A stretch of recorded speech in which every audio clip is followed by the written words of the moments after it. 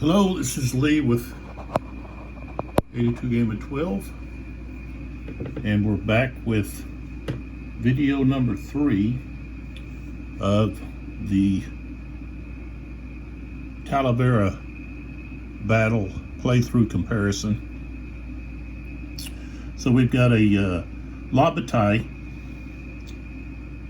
we have a Napoleonic battle series game from Multi-Man Publishing, and then we have the Libraries of Napoleonic Battles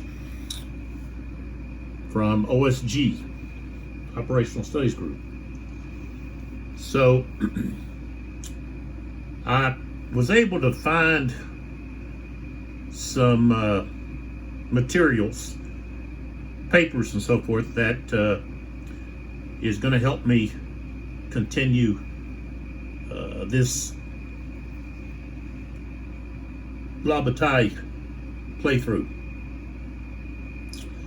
I was trying to use the Regulation 22 rules, but I think I'm gonna have to go over to the Regulation 30 rules, and I actually paid, I think, $6 to download it, and you can actually get it for free at the La Bataille website. And it has all of the charts and things that you need to play some of these older games with the up-to-date rules. So what I'm doing is I'm using the 5th edition of the primer rules, which I think is called like the Regula de la XXX 30. So at least that's the way I read it. And some of the things are different from that rule set than this Regulation 22, okay, that I've got here. And one of that has to do with the cavalry. Apparently the cavalry does not have to be extended. I guess you can just, stack them all in that 100 yard or meter, 100 meter hex, which is 300 feet. So, if you've got 900 cavalry, that's a lot in 300 feet. So, I don't know. The cavalry, I'm gonna continue to, have them in a column of companies, and that, or they're going to have to be in a line of companies. So I'm going to maintain that for the cavalry. Now some of the other things are going to change, and like I said, I'll put in the description where you can go to get all this information if you don't already know. But I'm sure if you're a La Bataille player, then you probably know where to get this stuff. So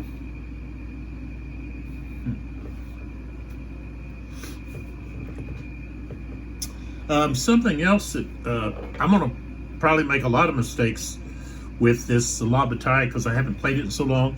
But when a unit gets a disrupted marker, puts it in disorder, they've got to retreat a half of their movement.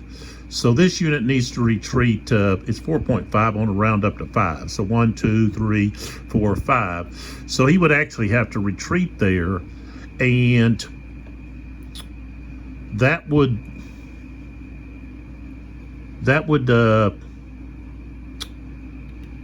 means that skirmisher would not have to retreat. So, and I'm trying to see here what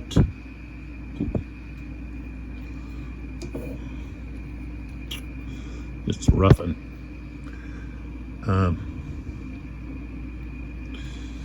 I shouldn't have used this. I shouldn't have used this plexiglass. It was issues in the last game And about the only thing that I could do is to tape it down, which I might do with some, see, this here's trash. I can find the tape that I'm gonna need.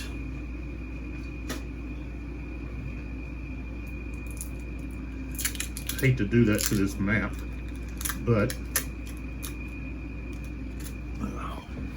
I'm not going to continue to. And then again,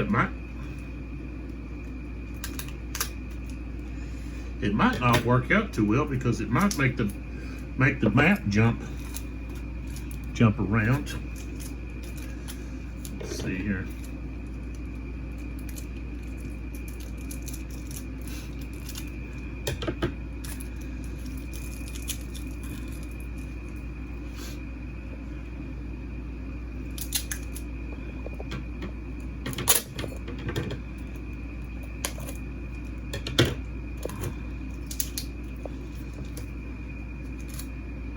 Just have to wait to see what it does. I want to try to do it here in this area right here. Move this over. All right, so positionist. Okay, 1, 2, 3, 4, 5.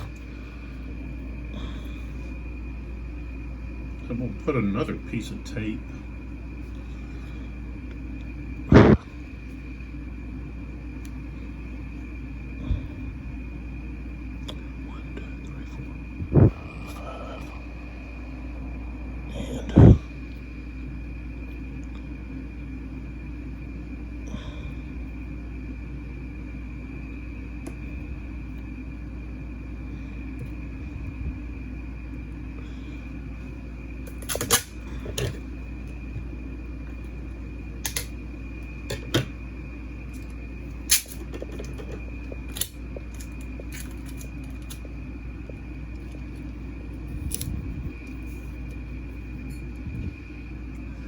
And I'm gonna have to put, I've already had to tape this map up, so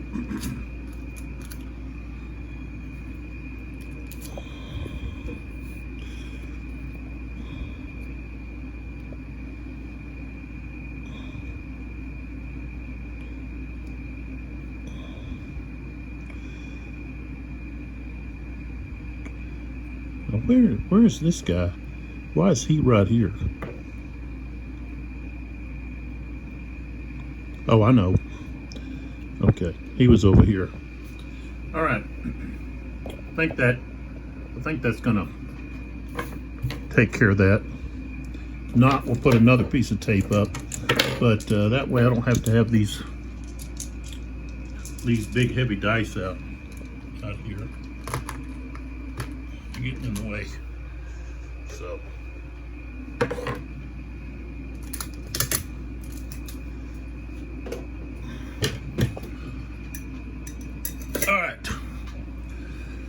So now I'm going to be doing the rolling to close and all of that, which I didn't do with this unit here. And they were disorganized. So, of course, they're going to have to move back half of their movement, which is 4. So 1, 2, 3, 4 is where they're going to end up. So that takes care of that, so I don't have to actually do that. And then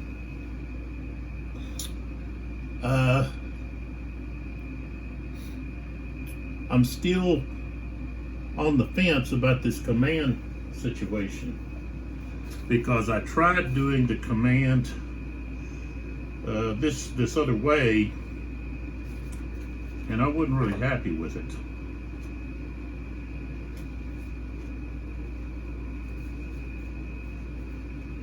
So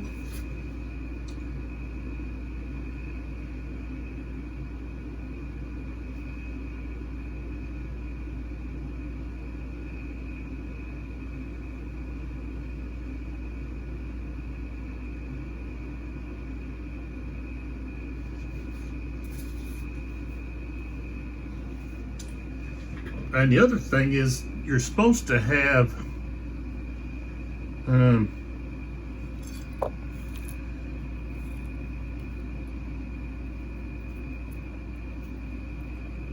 of course I can use these different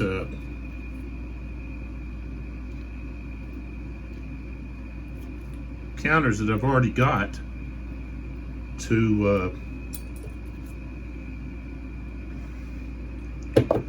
these counters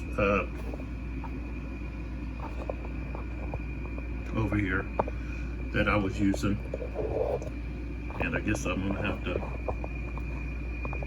like so, and wherever the CP the command point's used, then I can just put that in the cup. I don't have to actually put a marker out on the board. Now what that does is, if you're playing face to face, by doing that, your opponent doesn't know who you're moving until they're drawn. So, you know, you secretly put it in a cup, your command points. And I think that works better, you know, by doing it that way. So, now with the British, you just have Wellesley is going to ride around, and if he can, you know, ride to these different leaders, then they get to be added to the cup. So I guess I'm going to go back to the original command system instead of using this other made up deal that I was trying to do. Just kind of randomly. It wasn't really working with the leaders. They really have, most of them don't have a high enough value on any of their leadership values. So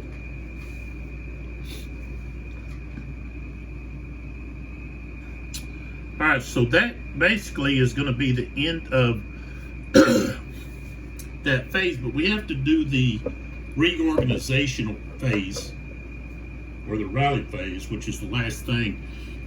But I'm going to go back to putting in the cup. So I've got the 2 end of turn chits.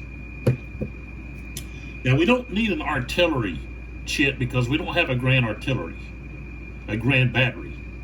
But we need to have a regroup, okay, which I have that.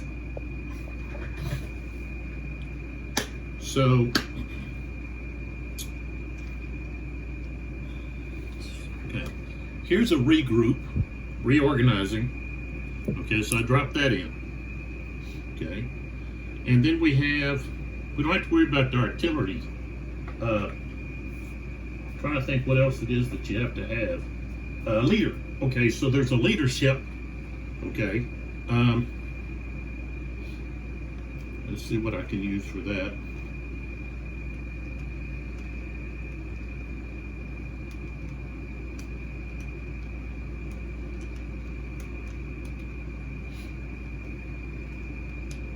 A lot of different things I could use that's in here.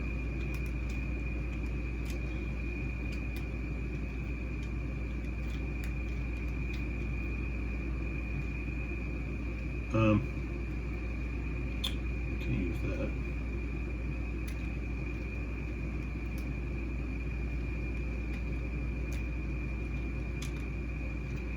Or that.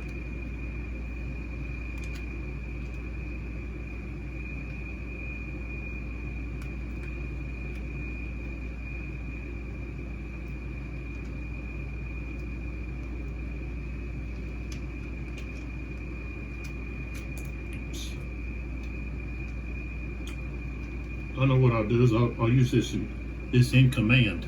That'll represent the leadership, and that's where you can move a leader that's not activated. So so that takes care of that.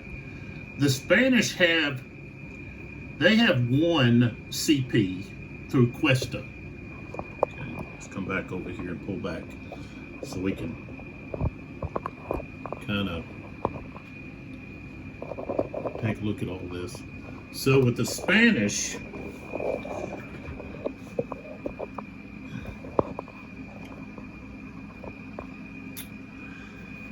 Cuesta here gets one CP, but that's only if they have units that are released, and we haven't had any units released yet.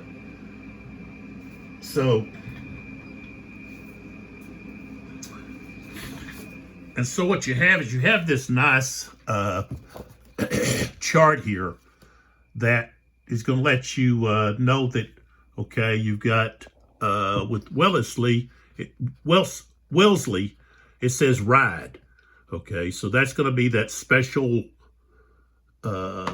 phase where Wellesley rides to his different subordinate commanders. All right, and then this signifies that you have light cavalry. Okay, so we've got Cotton and then Anson underneath Payne. That signifies light cavalry, which means we can roll for possibly generating a command point with them. And then, of course, you got the CP here. Now, with the French, okay, Jourdan creates a CP, okay, Victor and Sebastiani. And of course, you got Merlin and Beaumont are the two light cavalry that could also generate a command point. And we don't have a special cavalry leader.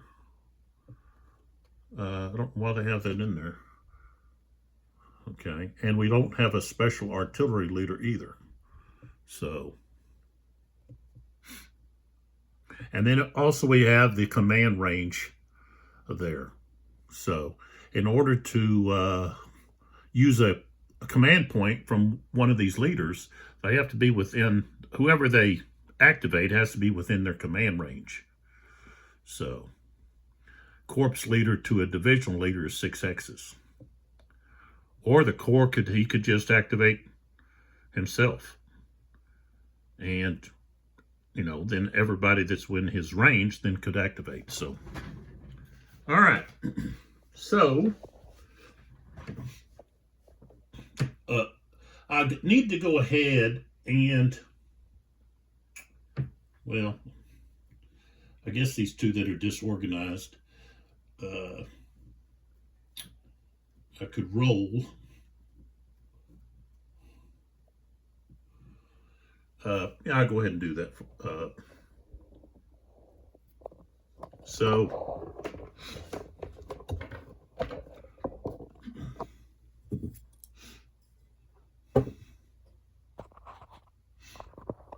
got 2 battalions that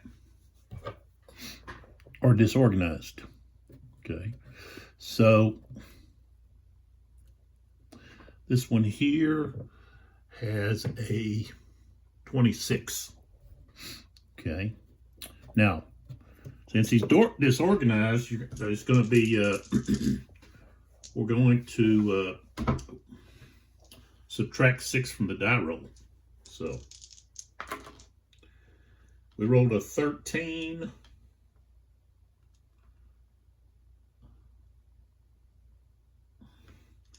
And that means he's going to fail. So when you rally, trying to rally, and you fail your rally, I'm trying to see. Let's see if you if it causes you to go ahead and route.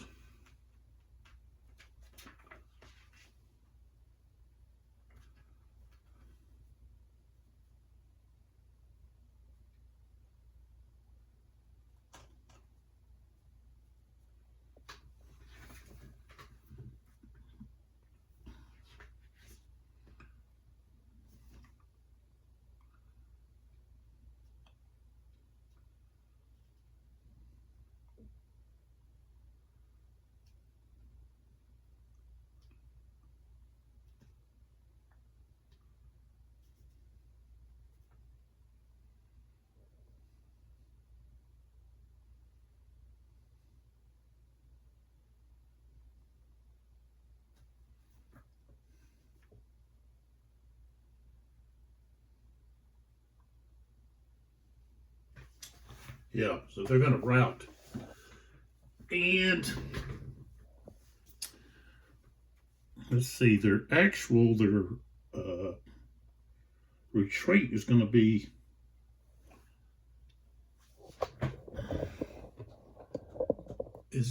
be not toward this edge, but down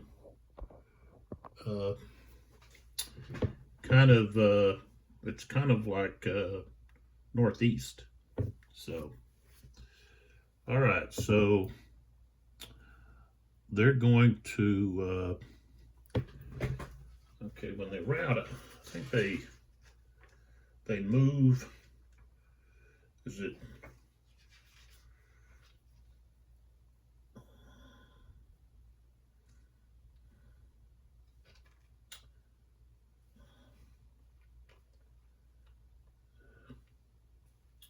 one and a half times the printed movement? It says round down. Okay, so that's 9. That would be 13. So 4.5 is going to round down. So they're going to, this should be, yeah, route. So 13. So 1, 2, 3, 4, 5, 6, 7, 8, 9, 10, 11, 12. Costs 2 to go up that slope. 12, 13. So they are on the run. You might not have seen that. There he is. So he went all the way to here. Okay. And then this other unit here, okay, they've got a morale of a 32. So, okay. Well, we rolled a 64, so they're going to pass. And so they're no longer disorganized. So, all right, so now we're ready to start the next turn, which is the 540 turn. Remember, this is 20 minutes per turn, and the hexes are 100 meters. The strength points are 100 men, 50 cavalry, and I think it's like 3 to 4 guns. Maybe it's 4 to 6, 3 to 4. So, all right, so the first thing we have to do is we've got to roll to see if there's any release of the Spanish forces.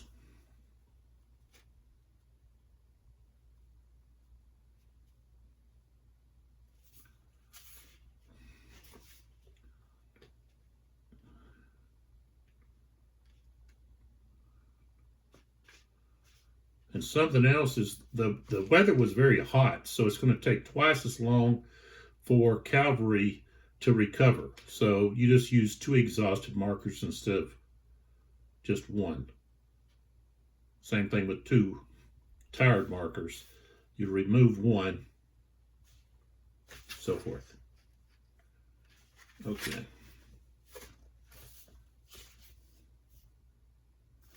We should talk about releasing. There it is. So, all right, so we roll 1 dice. Well, we rolled a 5. Okay, so the roll, division, and batter are released and free to move and fight as normal. So what we'll do is I'll just randomly put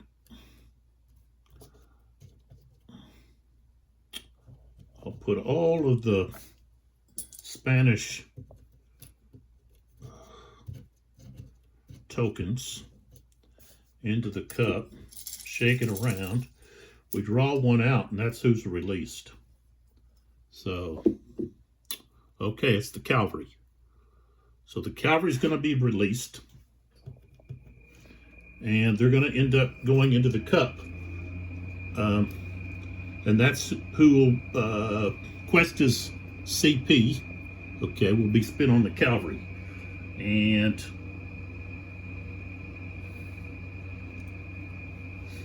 we've actually got, let's see here.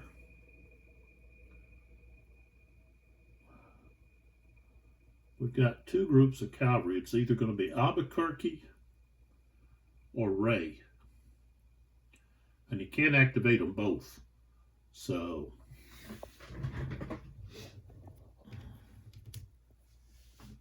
all right. Next thing we have to do is we have to give Wellington his opportunity to ride around and activate his subordinates. So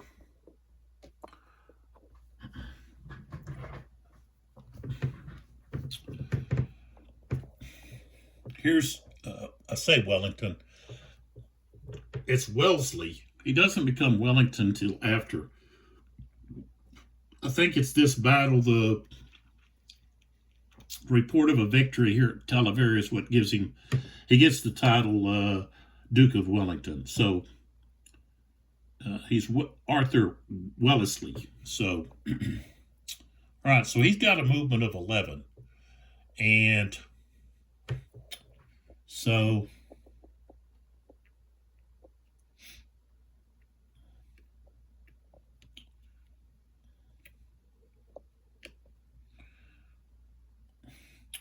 where he's at here, he's stacked with one of his aide-de-camps. So that means he can send that aide-de-camp to activate the cavalry over here. Okay. And so that's what he's going to do. So this aide-de-camp, and they can just fly, according to the rules, they can just fly to where they're going. So he's going there. So we don't have to worry about, they don't have to roll to activate them. They're going to be activated. So,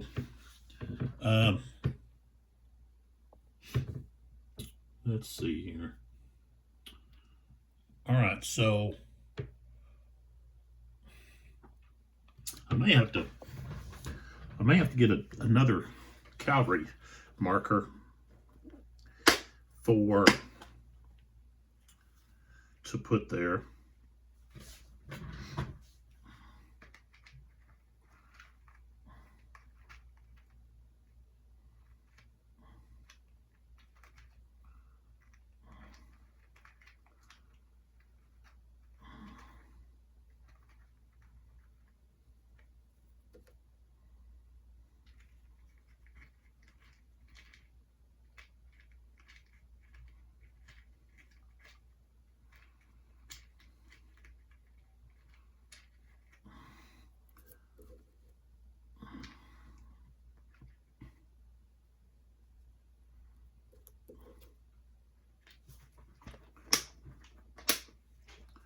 I'll use this one. Okay, so I put that in the cup for that aide-de-camp. Okay, and so now we see what Wellington can do here. He's got a leader here. Okay, so all right, so he's going to have to go. Of course, he's going to have to go up slope there too. So let's see what kind of movement. Up slope, yeah, it's +1. Down slope doesn't cost him anything. Now, artillery is not going to be able to move up slope or down slope or across the redoubt. Okay. So Olive Trees Town costs 2. All right, so Wellesley is going to go 1, 2, 3, 4, 5, 6, 7. He ain't gonna be able to go very far. 7. Okay. So that's his aide de camp. Okay, I don't need to go there. Go back here. So he can just go 1, 2, 3. Okay, so he activates Sherbrooke. Okay. And then, so that's 3. So the 1st Division, or Brigade, 3, 4,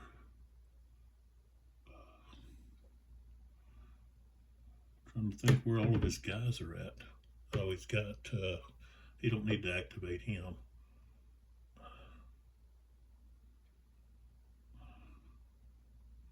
Oh, there's some 2s and 3s over here. No, there's, well, yeah, okay. Maybe he does. Yeah, you better activate him. So that was 3. Okay. And then 4, 5, 6, 7, 8, 9. Okay, 10, 11. Okay, so he's going to end up there. And this aide de camp,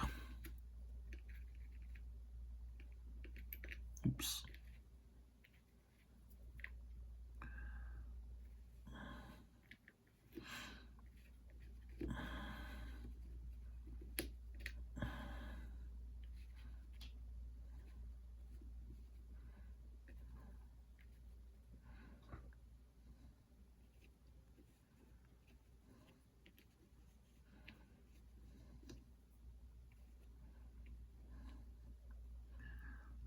Right here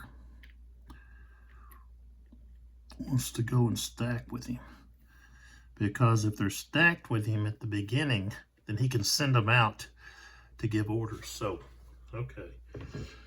So he wasn't able to reach anyone else, just those 2. And then the French, of course,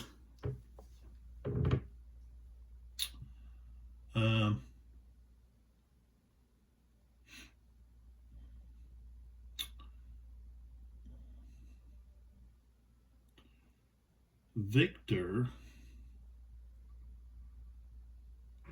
he's a corps.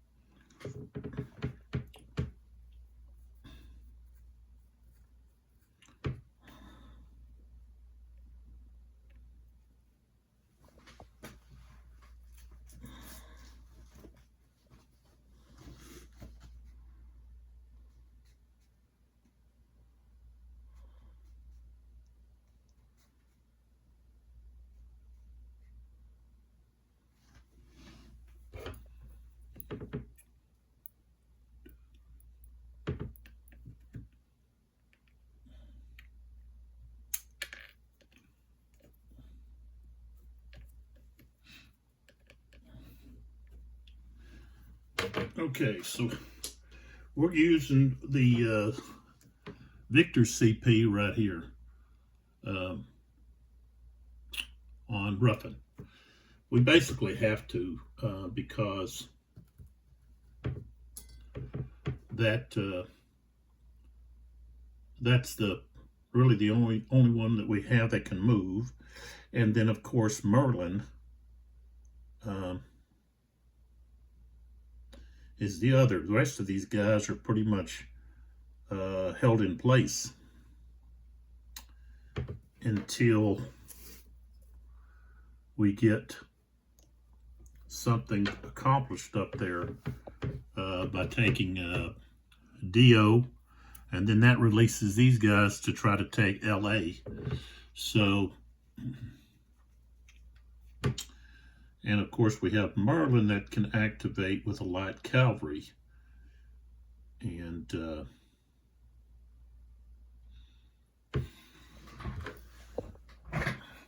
I guess what I have to do is I have to roll for his.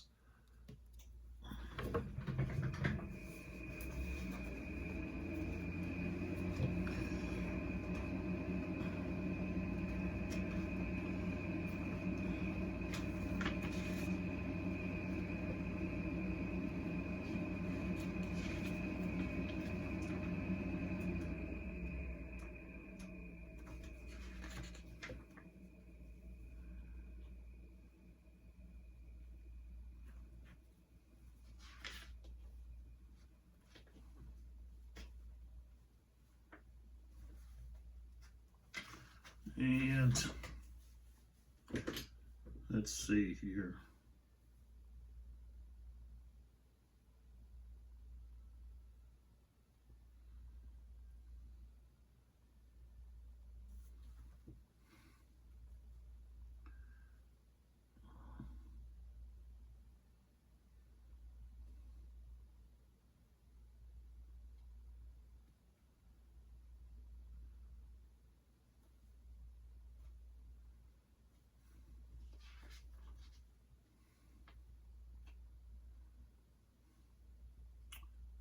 Where is that?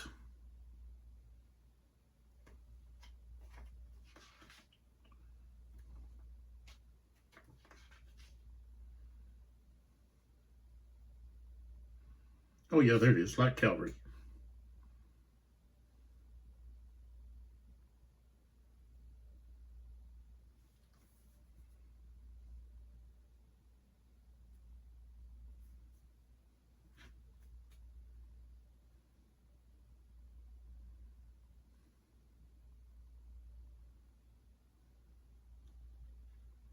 Well, of course, Sebastiani can just activate him because he's within range. So we'll put him in. He's the 4th.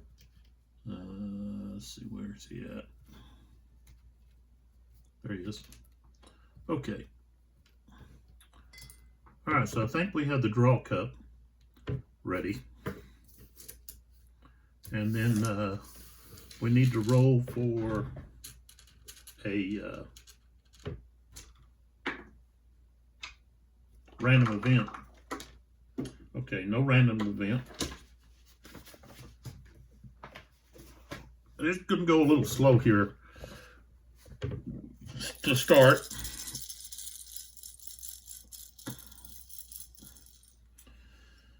Okay, so the first pull from the cup is going to be the 1st Brigade. So, 1st Brigade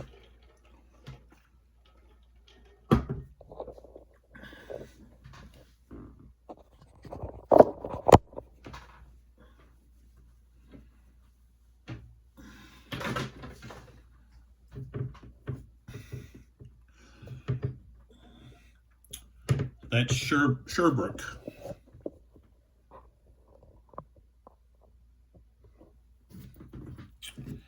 And that's the 2nd. That's artillery. Should be right in here. Yeah. Okay, so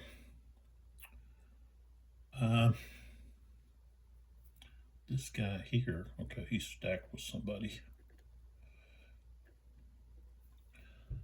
All right, so those guys are laying down. This guy here is laying down, so he's going to stand up right here, and he's going to move right there, and then lay back down. So that costs 3. And let's see what else we got here. These guys are just going to slide over. That costs 2. One to go down the slope, one for the hex. And then here, that guy.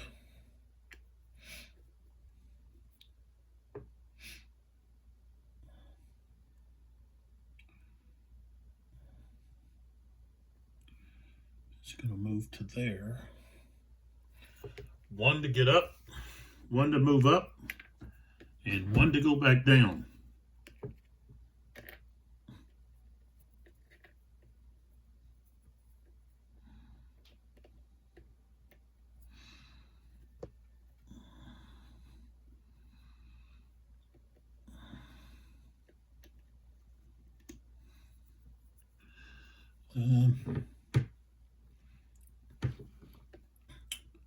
So this guy's going to move up. You're going to get up. That's one. Move to here. And then, of course, get back down.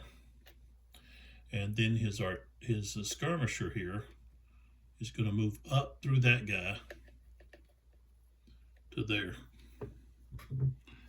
And I don't know what happened there. Something. And let's see here. So these two guys are going to get up. Well, there's more than two guys there. That battalion and company. So that's 1, 2. And then 3. And let's see, I think that guy's,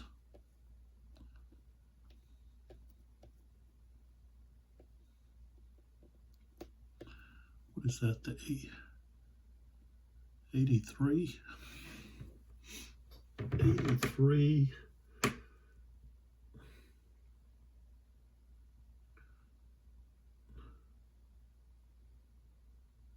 Oh yeah, that's still his.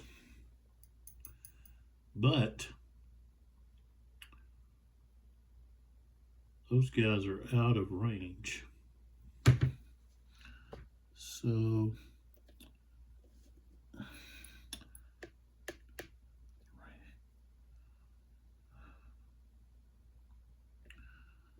this leader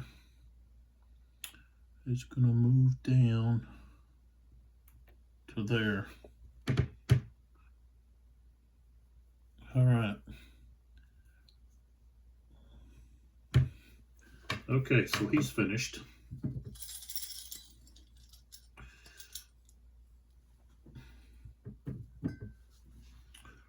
All right, so that's one of the end of turns.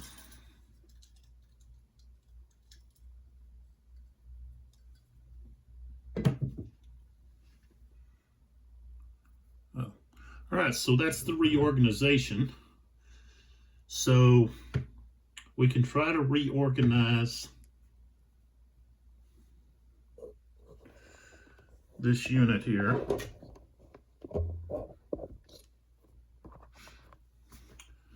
Let's see, I believe let's see if he's 15 away. 1, 2, 3, 4, 5, 6, 7, 8, 9, 10, 11, 12, 13, 14, 15. So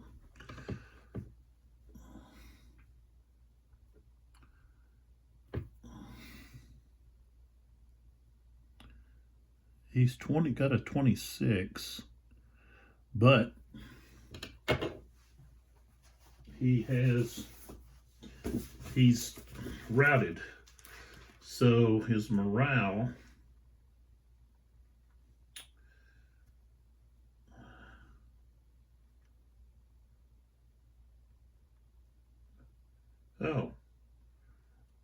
okay, I should have just been rolling. Should have been just subtracting 3 when they're disordered. It's 6 when they're plus disordered, routed. Okay. So rolled a 54. So he can reposition himself and he's just disorganized now. All right.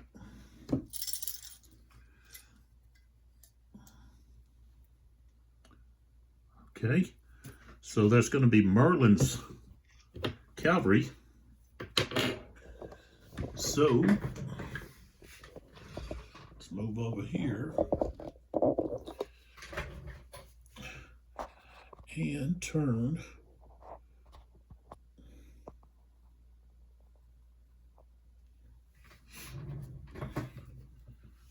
So that's here. And I already said he's wanting to get over here around on the British left flank. So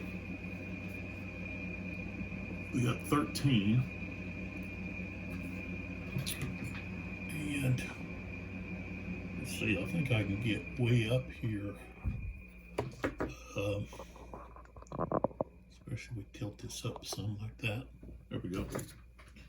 All right, so 13, which we're going to run off and leave our guns. 1, 2, 3, 4, 5, 6, 7, 8, 9, 10, 11, 12, 13.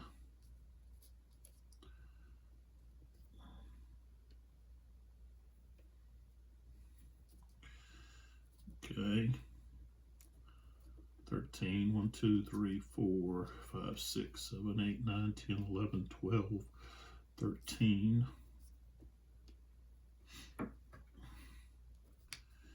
14,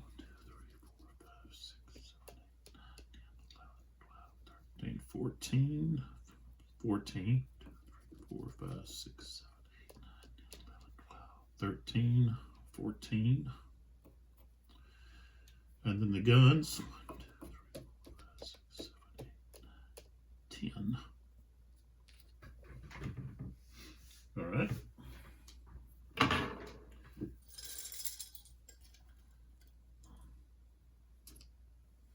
All right, so the leaders. So I've got Sebastione here. He's going to send his aide to camp here, up there. So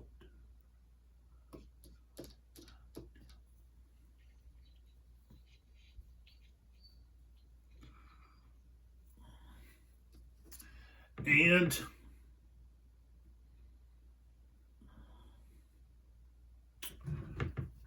Cuesta. Well, let's see who else we have here. I've got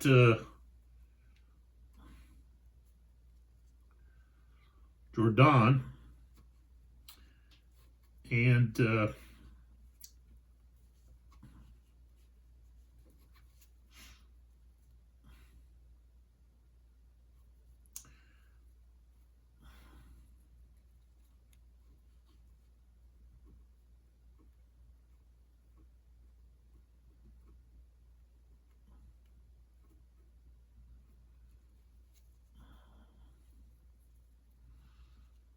I think he'll. Thing is, if I would move him up, I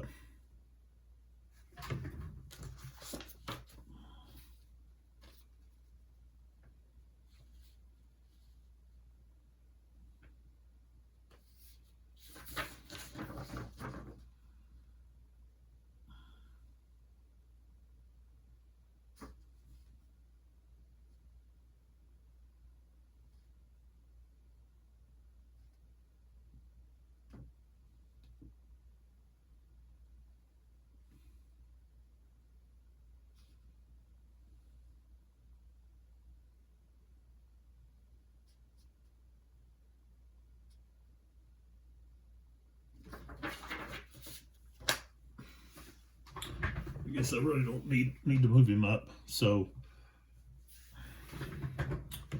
Victor, I want to move him.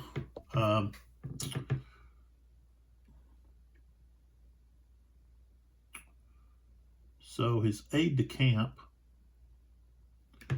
is going to stay here with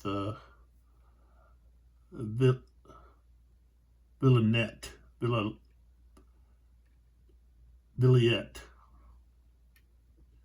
while he moves 2, 3, 4, 5, with his artillery right there.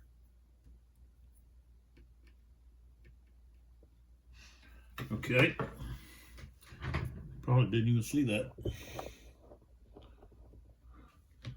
So I moved Victor's aide-de-camp to here with Villiet, and then Victor moved up here to this artillery. So now we're going to see what Cuesta is going to do. He doesn't have, of course, he doesn't have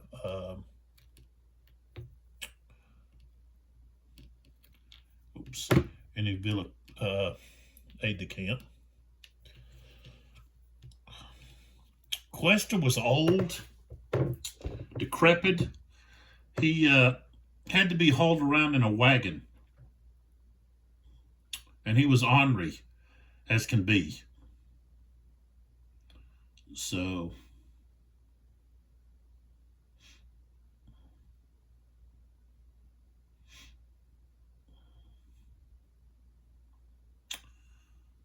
Cuesta wants to keep his heavy cavalry where it's at, and he's going to send his 2 regiments of light cavalry to help Wellington. And let's see here. I guess we can activate. That's the 1st Division. 4th Division. I don't think there's any artillery that goes with the cavalry, so we don't get to activate. I guess we can activate the rolled artillery here. That's at the Pajar de Vergara, the redoubt.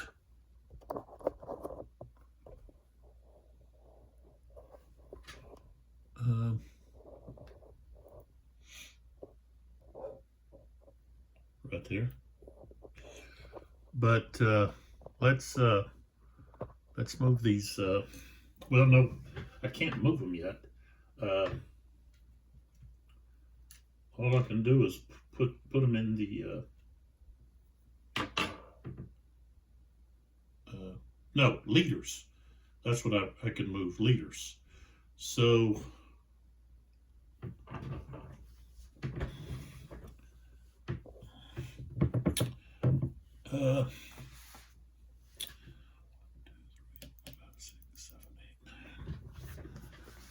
I don't know that Cuesta would have the same range as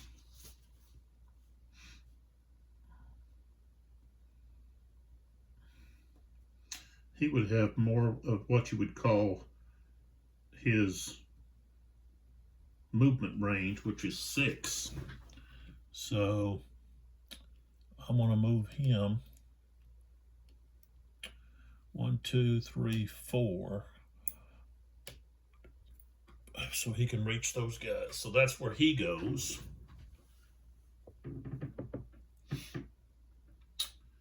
I don't know that I want to move anybody else at the present time. Trying to figure out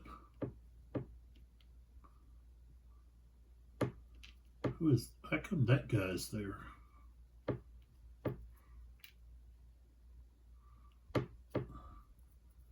Okay, so I want to move this aide-de-camp to join Wellington.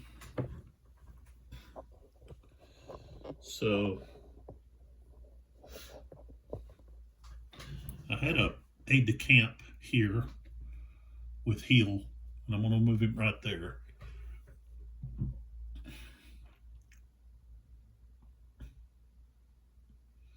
All right.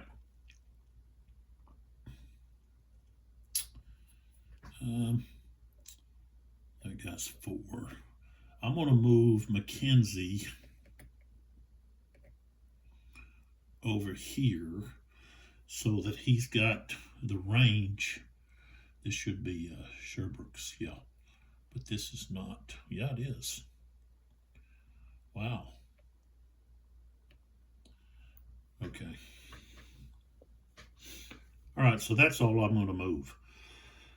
Okay, so now let's go to the next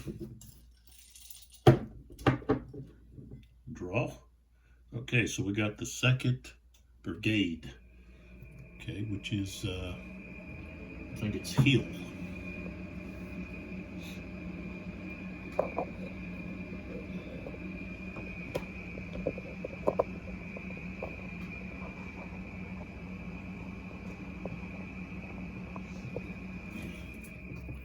All right, so heel right here can activate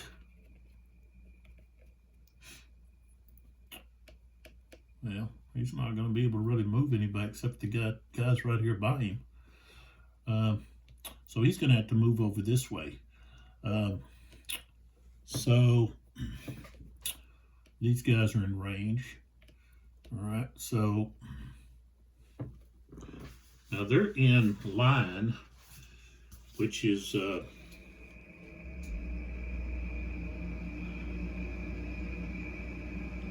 I think it removes 2, reduces their movement by 2 movement factors. So instead of being a 6, they have 4.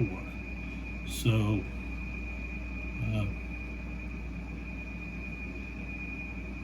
1, 2, 3, and of course these guys will move 3 as well. 1, 2, 3, and heel will actually move over here to be closer to the units he needs to activate. All right.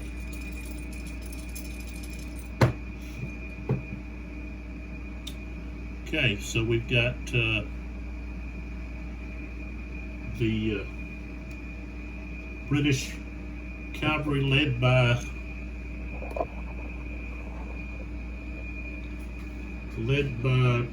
Wellesley's aide-de-camp here. So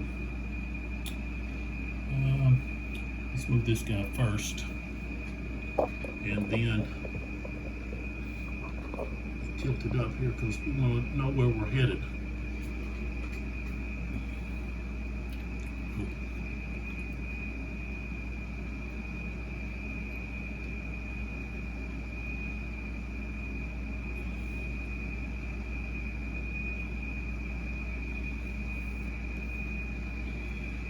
All right. So 1, 2, 3, 4, 5, 6, 7, 8, 9, 10. Okay.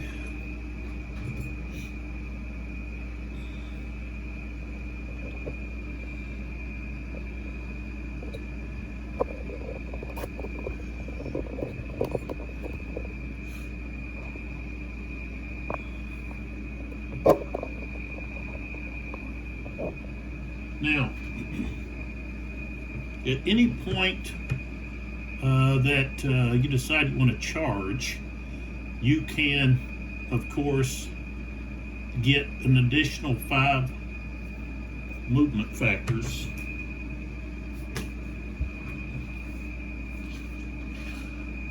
to charge. Now, light cavalry, they want to be in line and not in column.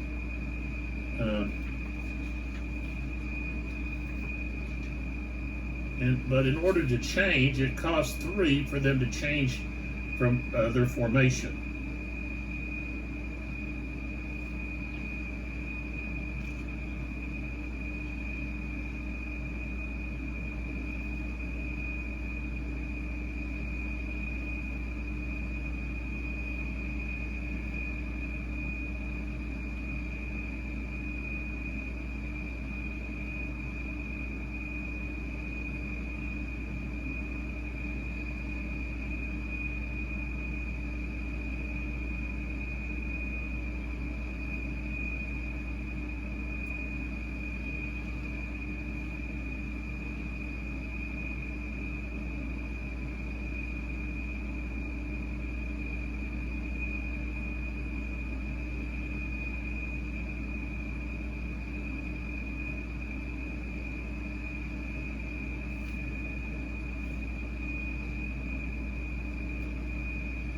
Trying to think where is that bonus of five movement?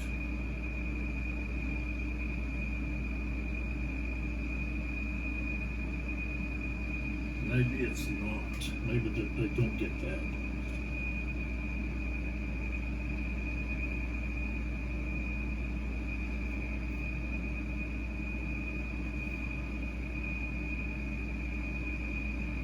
Oh yeah, has 5 movement points with which it may charge. Once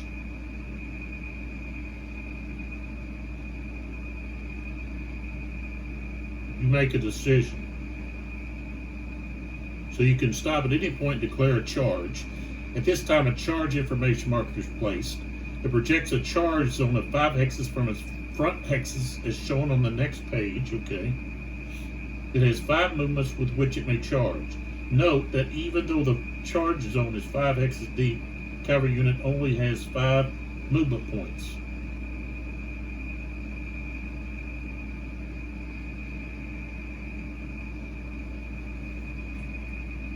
So,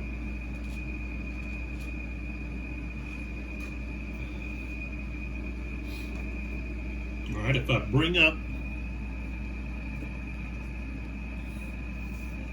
these guys here,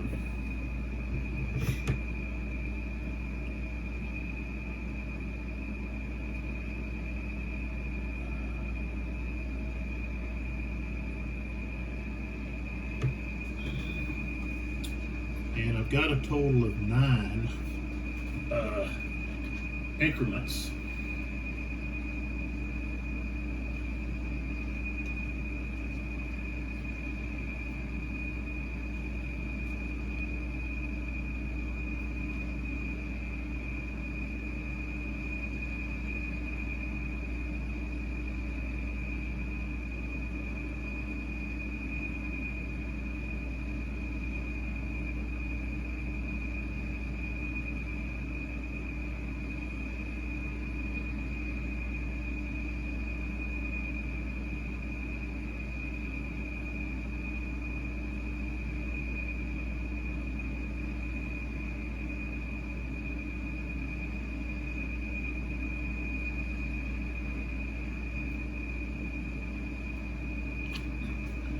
Okay, so basically,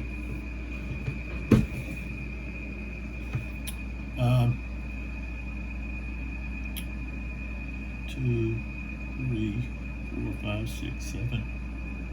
Let's see.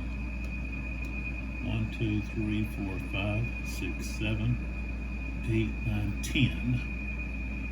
Okay. And then it's going to cost 3 to change into line.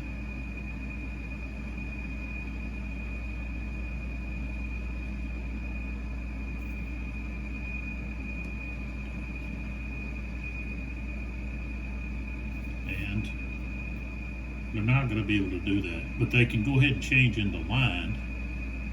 But I would have to stop. Let's see. I would have to stop back here because this unit here, 1, 2, 3, 4, 5, 6, 7, 8, 9, 10. They were there. So they've used 10 here. 11, 12, 13 is not. See, they would have to change. You got to be planning your change of formation back a ways. See, this unit would have to be probably back there, okay, because now that's, instead of 1, 2, let's see, 1, 2, 3, 4, 5, 6, 7, 8, I think. So 8, okay, 9, 10, okay, 9, 10, 11, and then of course they could go into line, possibly like this.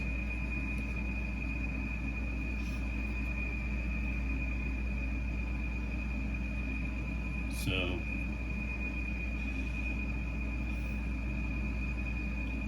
and that's where I need the line extension.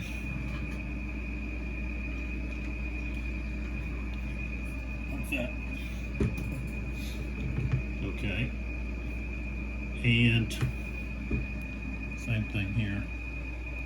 We've got 1, 2, 3, 4, 5, 6, 7, 8, 9. And then to change 11, 12, 13.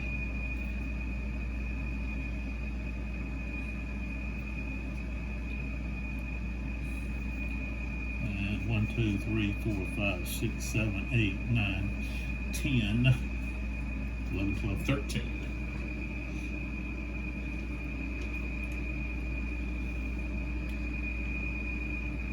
Okay. And then the last one here, 1, 2, 3, 4, 5, 6, 7, 8, 9,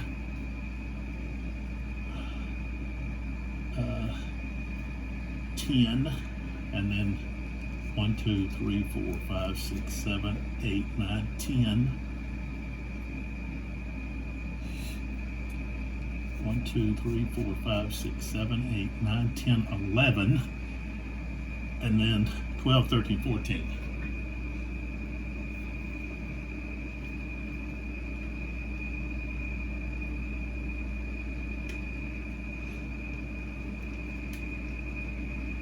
I just don't have enough line extensions in here.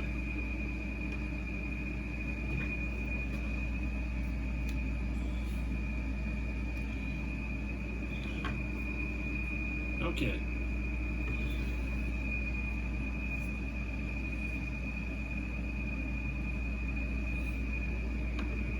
All right, so that's where the cavalry went.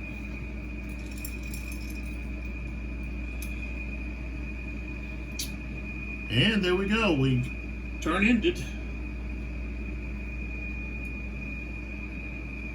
And the French didn't get to move, and the Spanish cavalry didn't get to move. Okay, so we're not going to have any melee. Well, yeah, we could actually. No, we can't. All we're going to do is have fire across. So we'll start up here.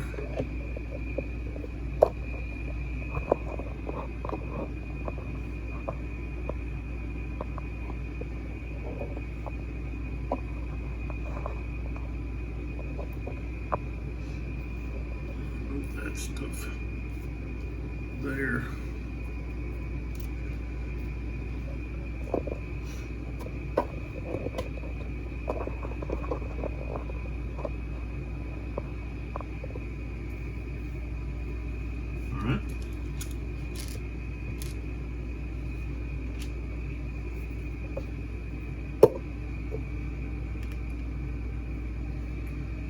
Alright, so we've got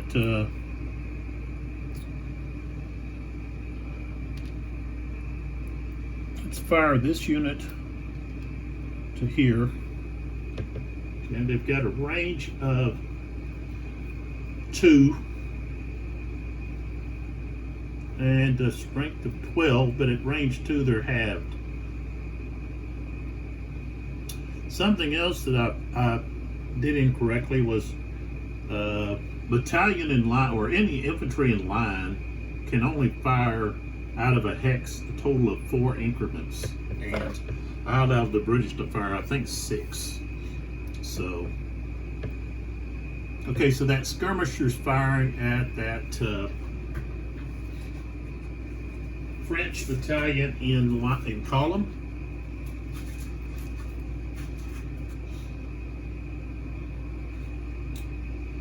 So we've got the skirmisher.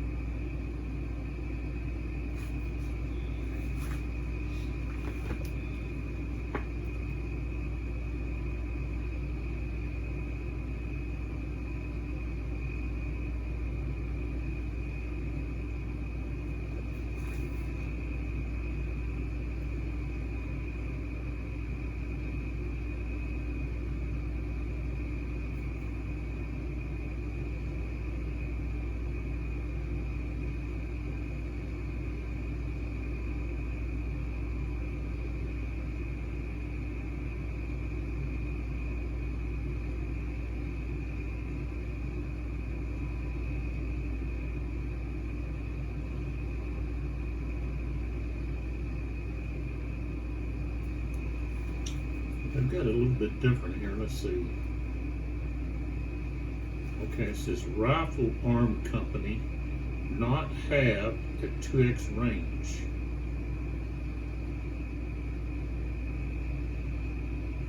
Rifle companies, cause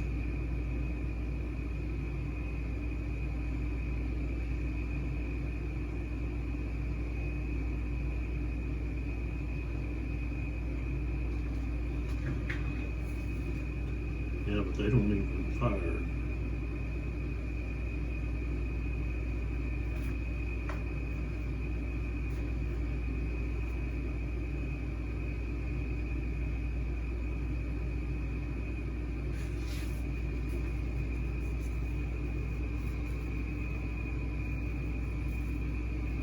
Well, he's got a strength of 12, so I'm using that. Half at range 2 is going to be half, so he's got a 6. So, and his target has a. His target is in column is a 6.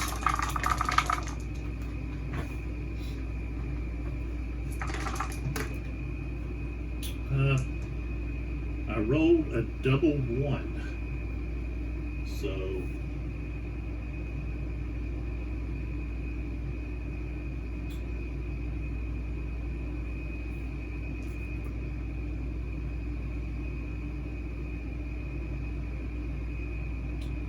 let's say it's 1 to 1. I didn't get anything. You got to have at least a 51. So. I don't have enough. Well, I'm just working from one side to the other. So this is all simultaneous. Okay, so here, this skirmisher is firing here. He's got a strength of 12, so that's going to be 2 to 1.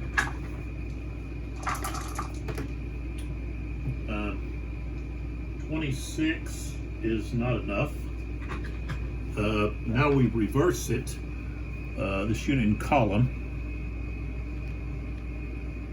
and they're going to have a strength of 7 against the skirmisher. It's 14, so that's 1 to 2. 15 is not enough.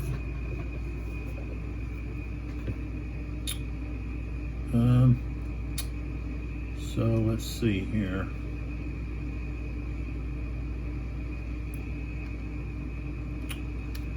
Some of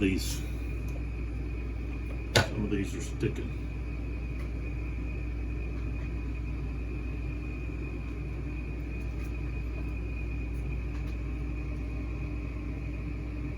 All right. Okay. We've got this artillery here. Firing at Ruffin. You can actually get, because these guys are stacked in there, you can actually get ricochet. So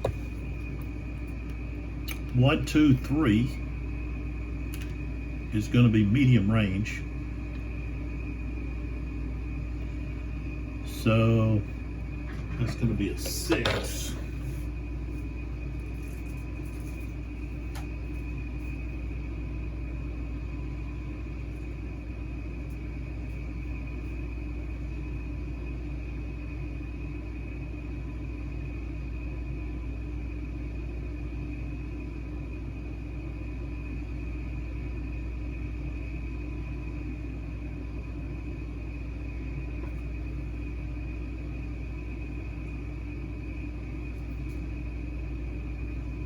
So it's 1 to 1. 52. Okay, that's a hit.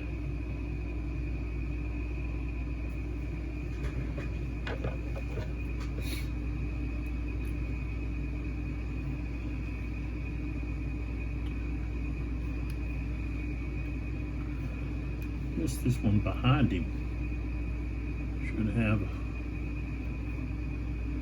So now that moves to 3, which means they got to take the morale, roll for morale.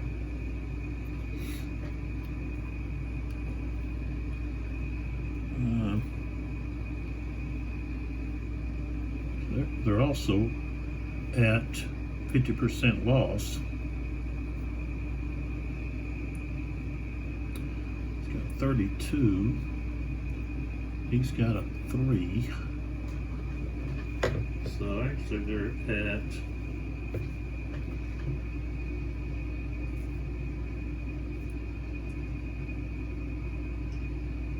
20.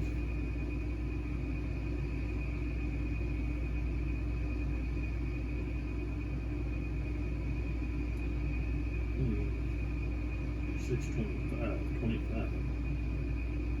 But okay, so let me check their morale.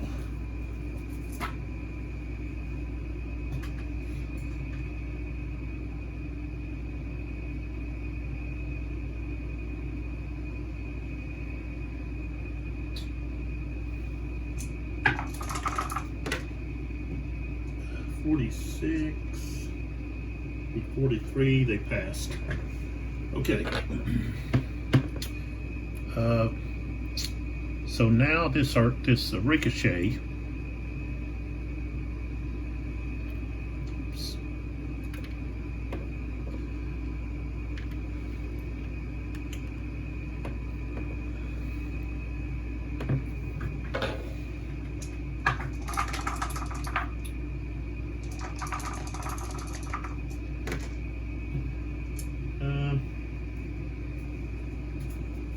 Rolled an 11. So of course that's a miss. Okay, went on by them. All right.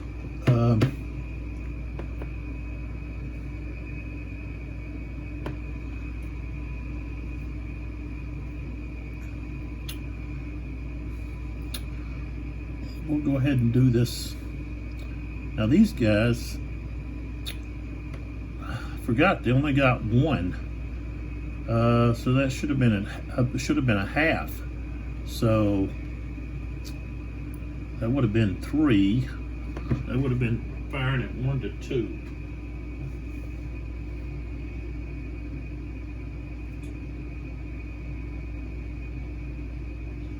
So that actually would have been a miss. So let's put these guys back where they were at. I forgot about that unit already having a loss.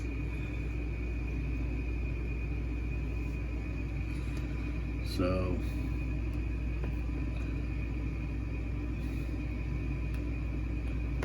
Okay, now this unit here doesn't have a loss. They're gonna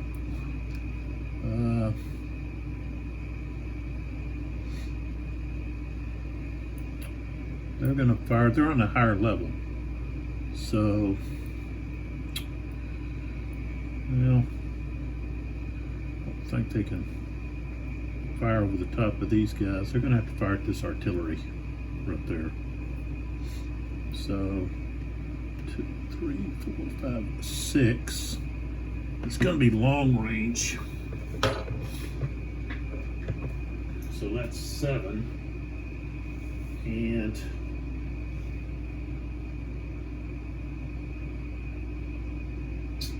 here they give a got these regulamental or regulations 30. Unlimbered artillery alone has a fire defense of 16. So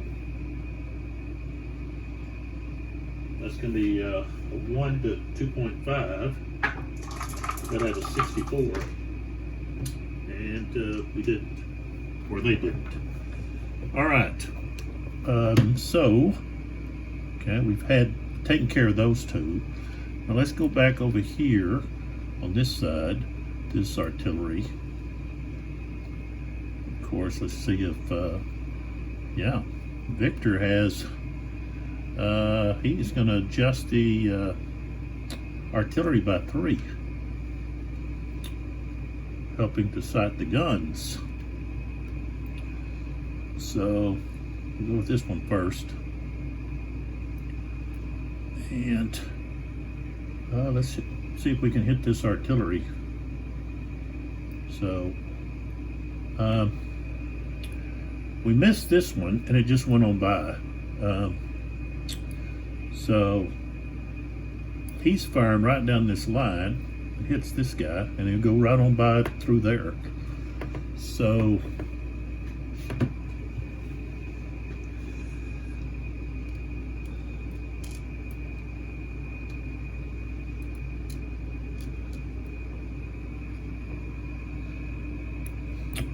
all right, so 1, 2, 3, 4, 5, 6, 7, 8, 9, 10. So we can actually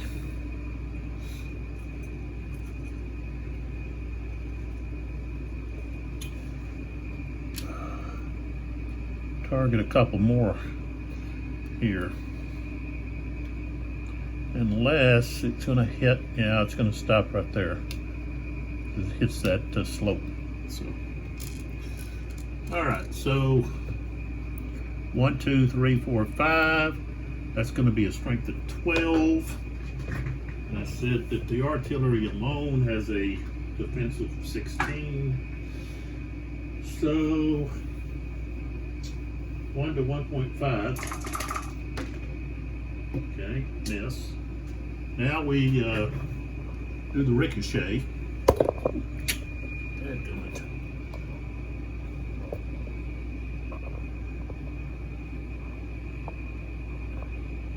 All right, so the ricochet, 6. Okay, 6, 7, 8. So that's going to be long range. So 9. 9 to that. What is that? A skirmisher? 9 to 14. 1 to 1.5. Yes. All right.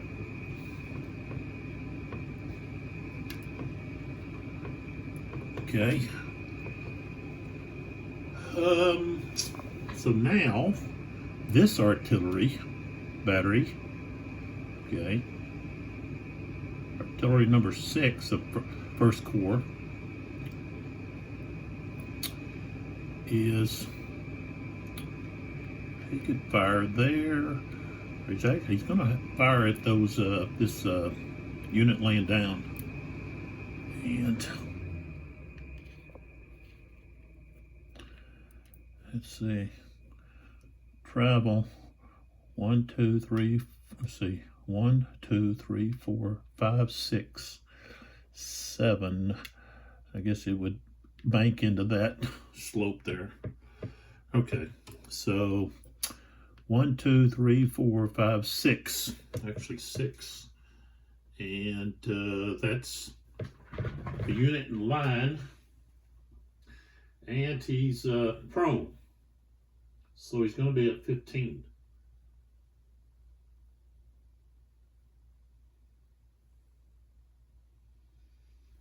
And 6 is going to be 12. 12 to 15 is going to be 1 to 1.5. Got to get a 55. Oh, got a 56. So that unit takes a hit right here.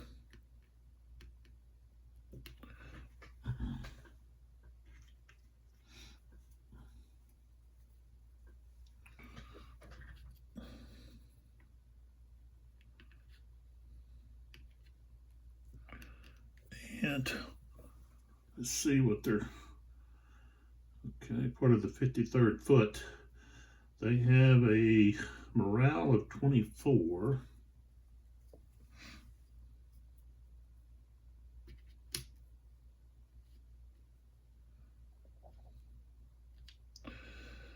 One, 2, 3, 4, 5, 6.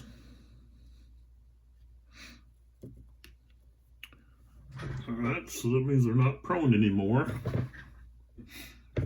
And 24, they passed. All right. Okay. So now let's look for other units that can fire. Okay.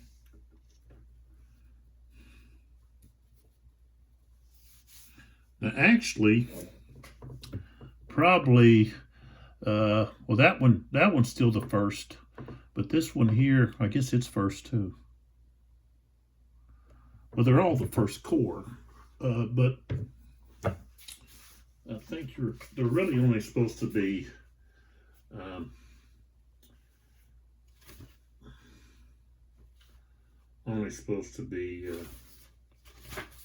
firing with the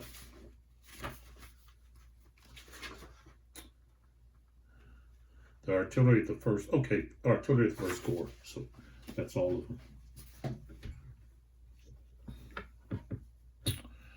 them. We'll just stay firing here with the French. So this unit here is going to fire at these guys here that are in line. 1, 2, 3, 4. So we've got 12. And they're in line. So that's 9. It's going to be 1 to 1. 34. No effect. Okay. This one here is now going to fire at these skirmishers there. So 1, 2, 3, 4, 12 to 14. That's 1 to 1.5. Ooh, got a 64.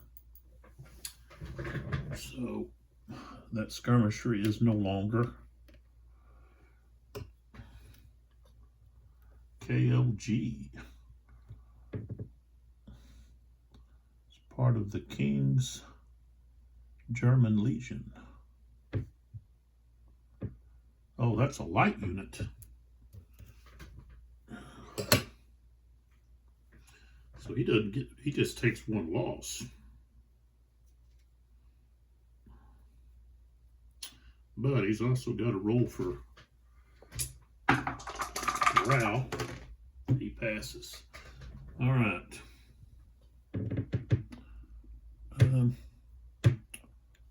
Where's he at? Oh, it's right here.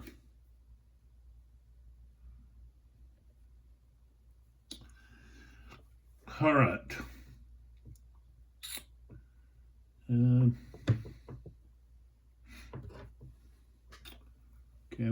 to this artillery piece.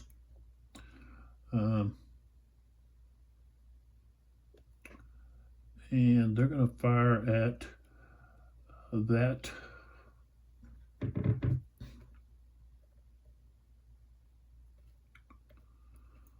those guns. So let's see, 1, 2, 3, 4, 5, 6, 7. It's going to be long range, so that's 9. 16. That's 7. So yeah, that's going to be 1 to 2. 52. No effect. This other artillery is going to fire on these guys that are prone there. 1, 2, 3, 4, 5, 6, 7. So that's 9 against 15. That's 1 to 2. No effect. Okay. And then we have the British guns right there.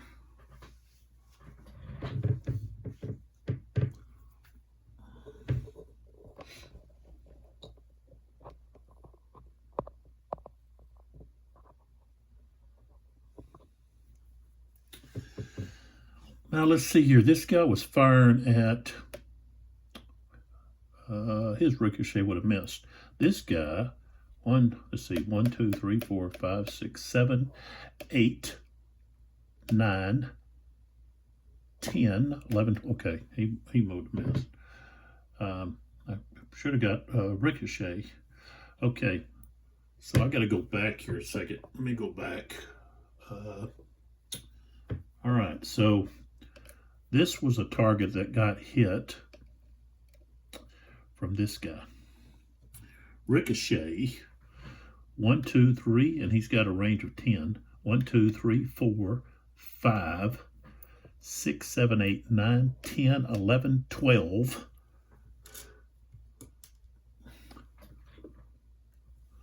13.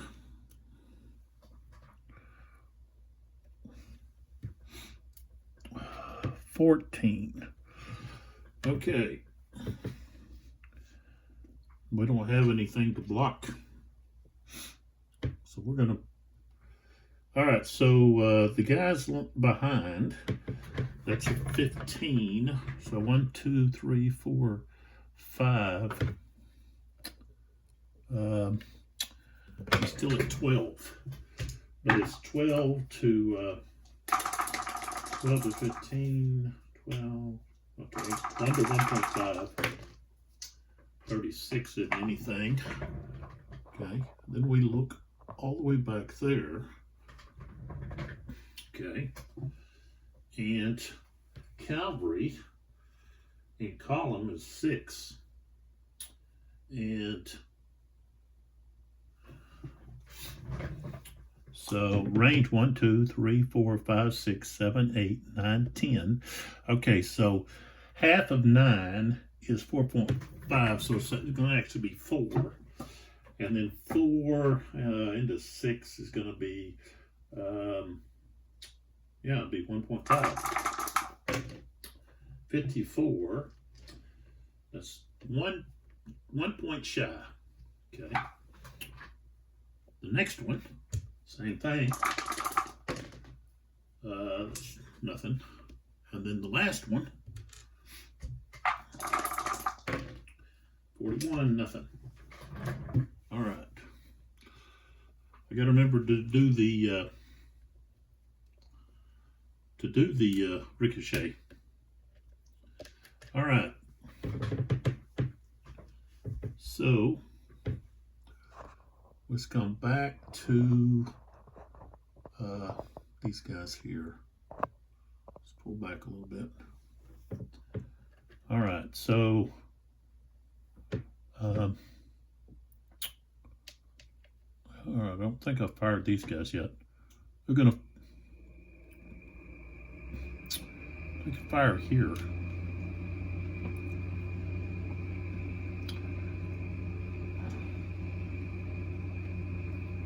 and then ricochet into that guy. Go back here.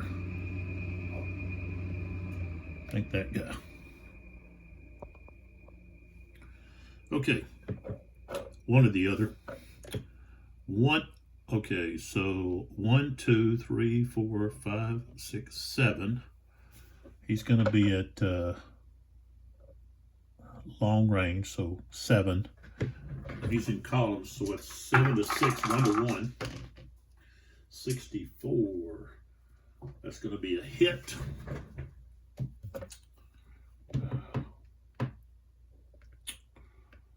Okay, so that's his third hit.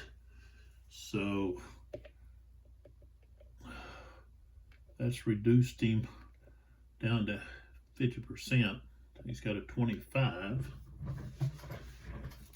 We look over here on our charts. All of these charts came off of that labataille.us website that I'll put a link. So -6. Ooh. So he becomes disordered, and he's got to retreat half of his movement. So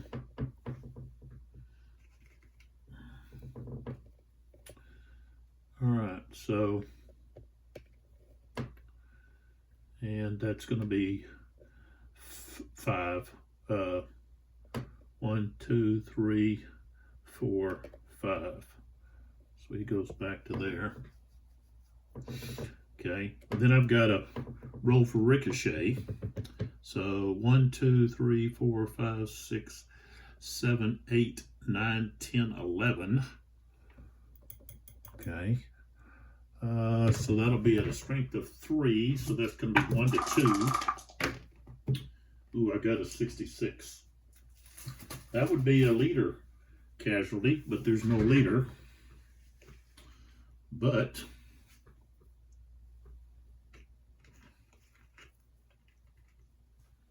it does give that unit a loss, plus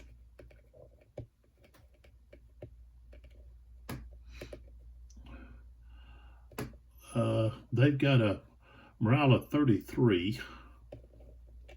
Okay. So, and they rolled a 65, so they're okay. All right, so now we come out to that unit there. Okay. And they're going to fire at that guy. It's not the right color. All right, so range 1, 2, 3, 4, 5, 6. Okay, which is going to be long range for that artillery unit. So the strength is 3. He's in column 6, so it's 1 to 2. No effect. And I think that's it. Yep. Okay, so we end this hour. So we'll be moving to the 6 o'clock turn, but we will be stopping here and moving over to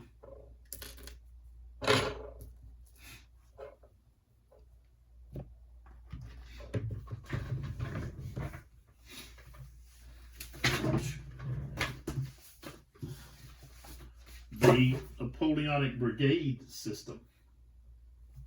So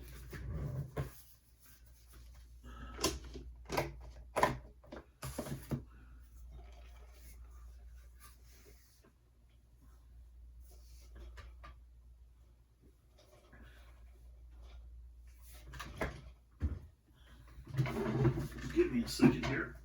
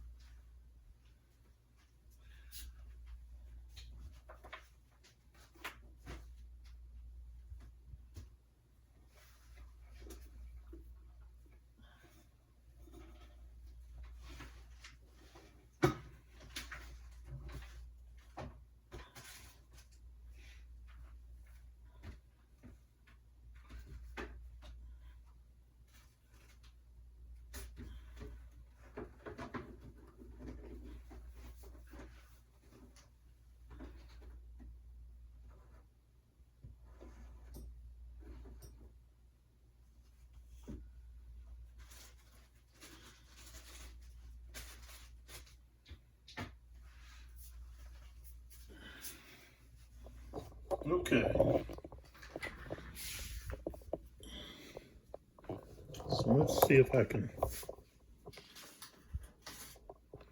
I have to get a.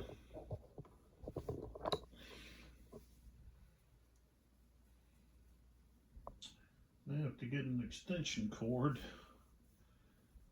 to reach, or I can move this.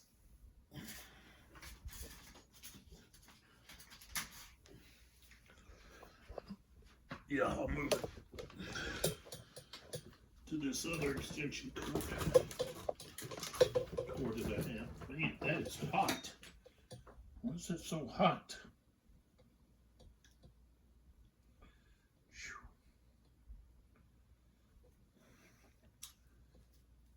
I think that thing's bad. Let me get. Well, I might not need. May not need the light. I think it helps. So let me get this other.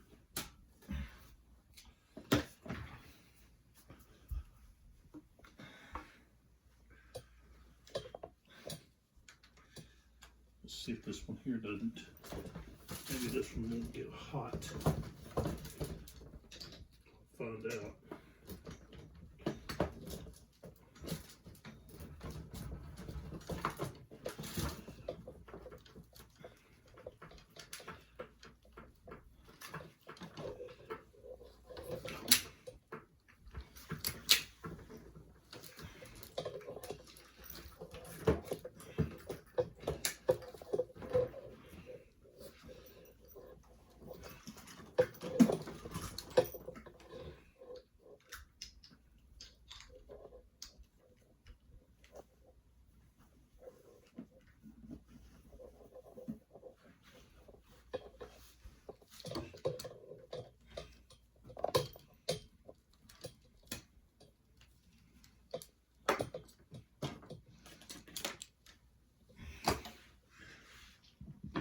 Okay, now we can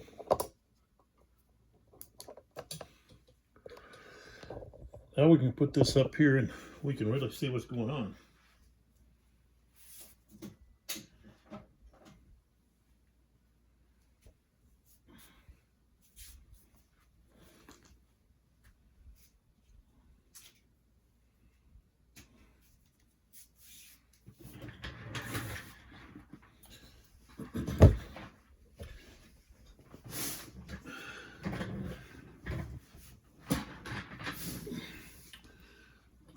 Let's get this over here.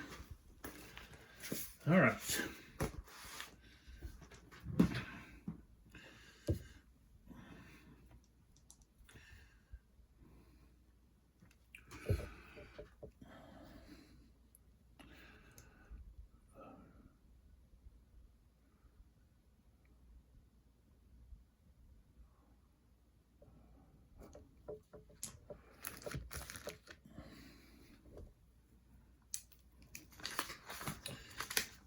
Okay, so this uses an order system. Okay, and so the Anglos and the Spanish have defended place. So Wellesley's forces defended place. Cuesta has his units defended place, except for the van has await orders, and Ray has orders to support the Anglos around Pajar de Vergara, the redoubt. Okay, and that all starts at the start of the game. They're accepted. Now the French, they're the ones that are going to have to be rolling for attack stoppage and so forth. So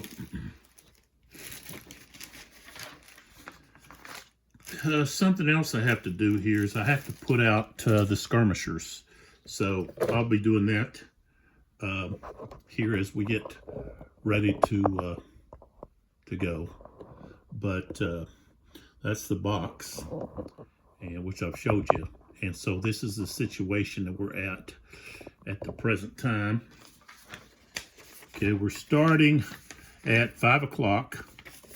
So I guess the range, okay, visibility is 8 hexes. Shouldn't be an issue here. All right, so we take a look here.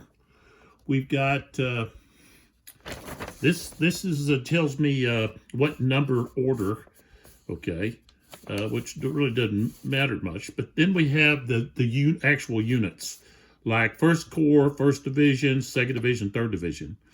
Okay, so Victor sent it. Ruffin received it. Order is to attack and hold the high ground of Cuero de Medellin. Yeah, that's pronounced Medellin. And it's an oral message, complex, and it's accepted. Now, the other 2 divisions, La Peace and Violette, they both have attack south slope, Cuero de Medellin, as soon as the 1st Division gains control of the high ground. So they're just going to sit and wait until Ruffin gains the high ground on Medellin. And then we have Sebastiani, okay, Corps 4, 1st Division, attack enemy in the orchards 30 minutes after the 2nd and 3rd Division of 1st Corps crossed the Portina Brook.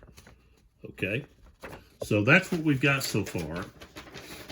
The HOD doesn't have any orders down here. And Merlin is part of Sebastiani's. So that's where his orders come. But that's the 3rd and 2nd Division. So they don't have any orders at the present time. And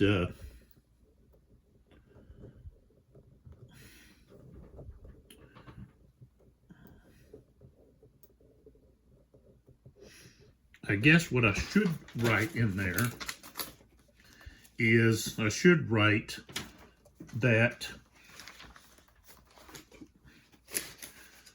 the thing is, if you put defend in place, it's harder to get them to change their order than if you have awaiting orders.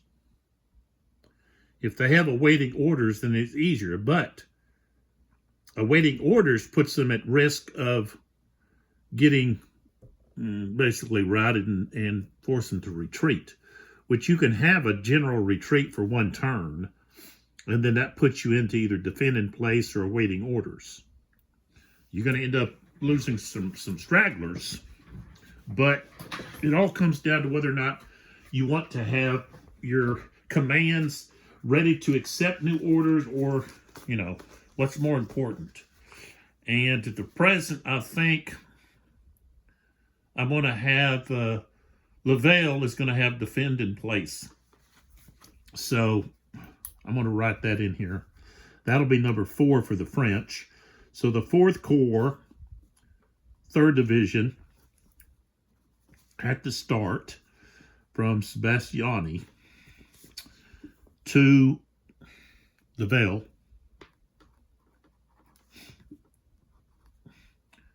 Defend in place. Okay, and then the 5th Order, which is 4th Corps, 2nd Division, which is Valence,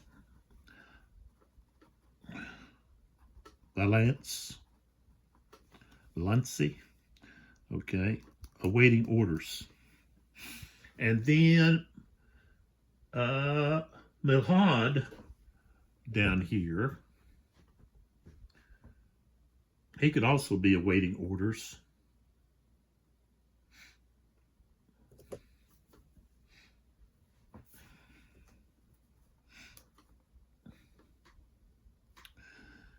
Second DR.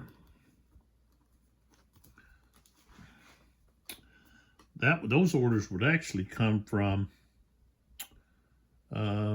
probably Jordan. So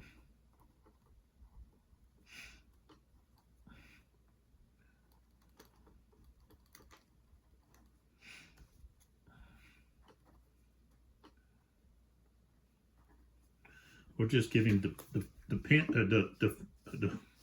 in place.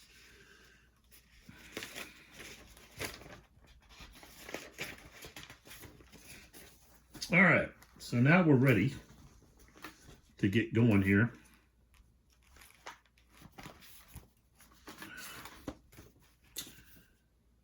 And let's see here. Should tell us who goes first.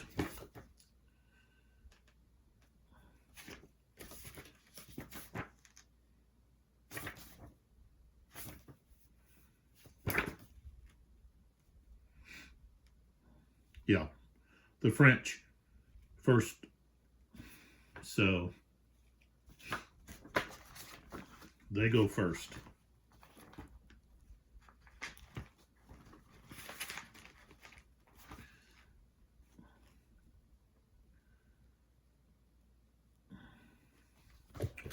All right, so the first thing we have to do is we have to roll for a random event. Each player will roll for a random event. And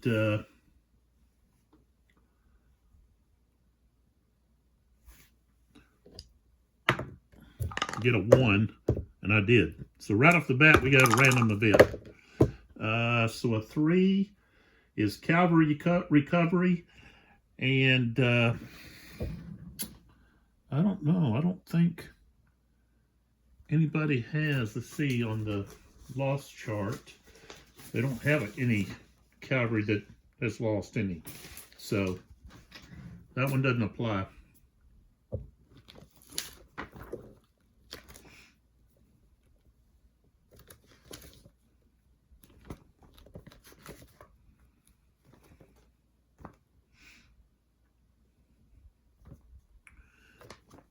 Okay, now command-wise, we don't have any orders to discover that are distorted. Okay, we don't have any orders to give, or local initiative, or attack stoppage checks, or delay, or new order acceptance. So we move to the phasing player's fire phase. So in this system, you have fire before you have movement.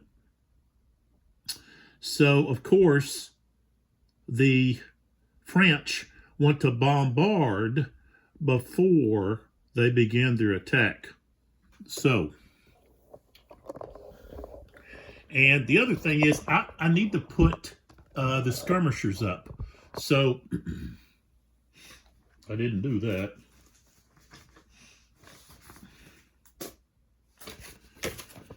Okay, so on this loss chart, over here, it shows us the skirmishers that are available, okay?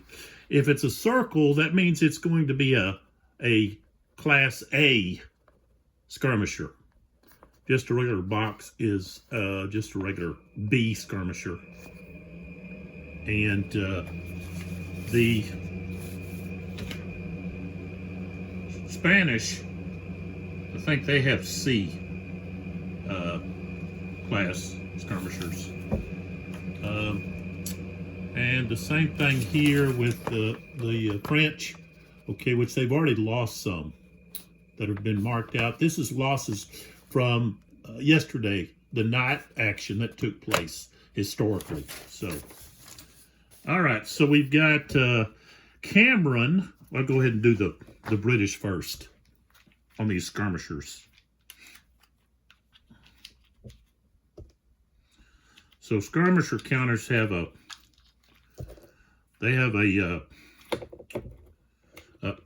full side and a reduced side. So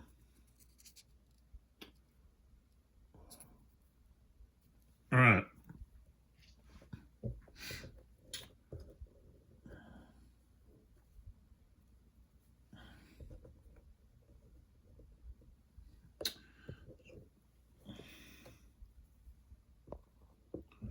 So I'm just going to place these out here where they have them.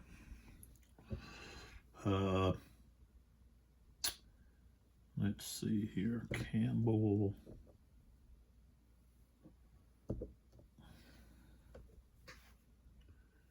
Chemist. Where is Chemist at? He must be. Oh, there he is.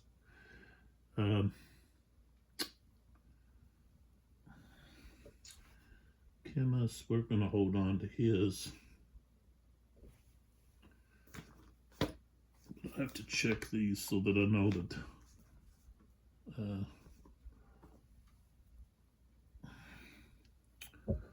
where's Longworth? He's actually got a Lowell. I think Longworth is right here underneath this. Yeah. So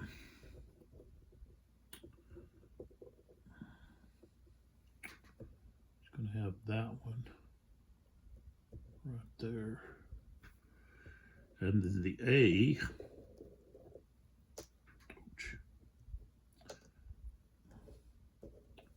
it's going to be stacked with him.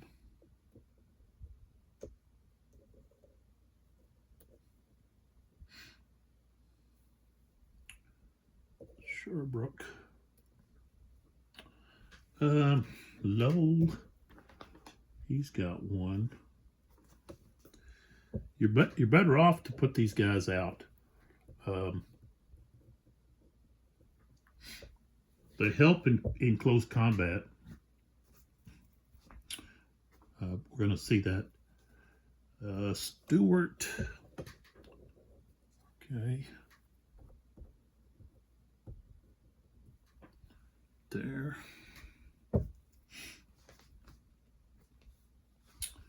Mackenzie. Donkin.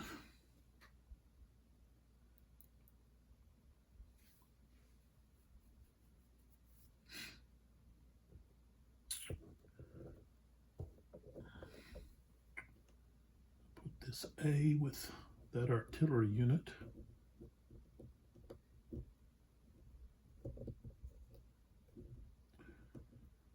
And then the other one I'll put right there.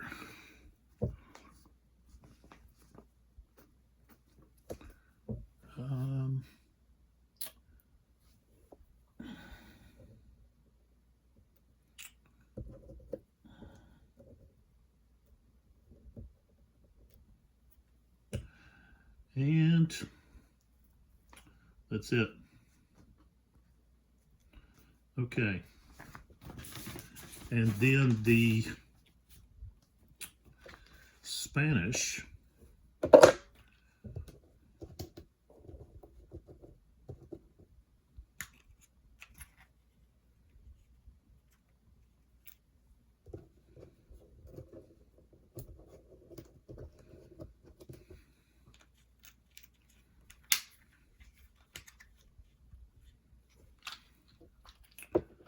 They only have like 2, and that's the van.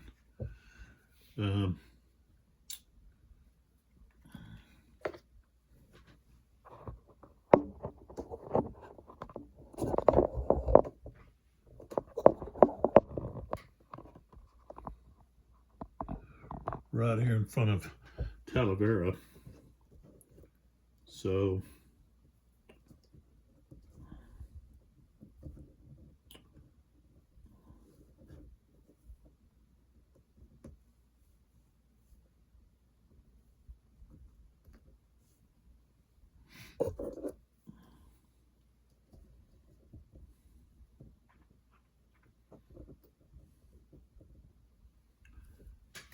Okay, and then we move to the French,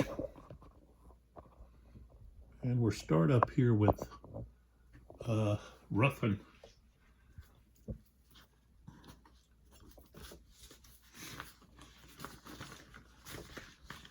So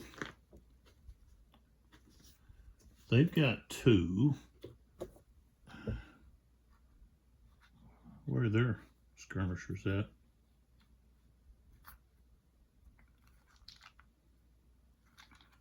Where are their skirmishers? What happened?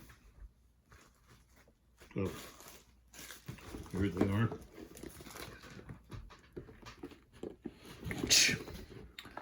Yeah, I'm gonna have to set that down. I don't want that to fall. Create such a catastrophe.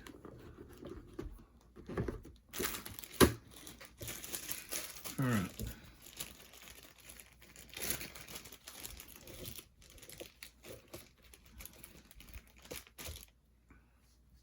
So,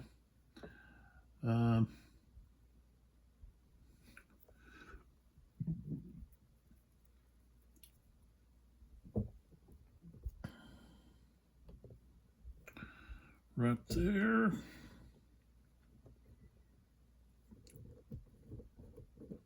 And there. Okay. Second division, I've got 4.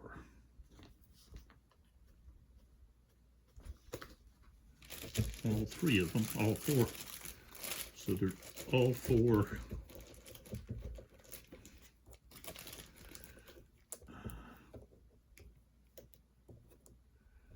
brigades.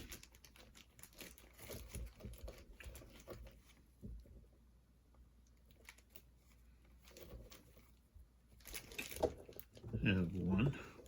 Like I said, it's if you're planning on attacking, you're better off going ahead and putting these suckers out, because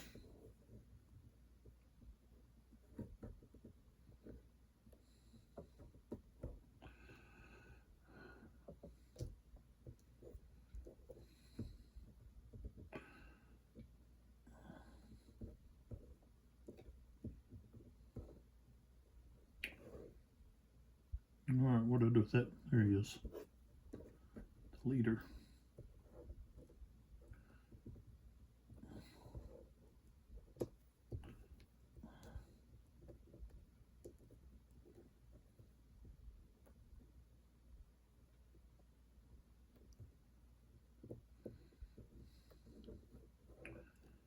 And then here where Victor's at.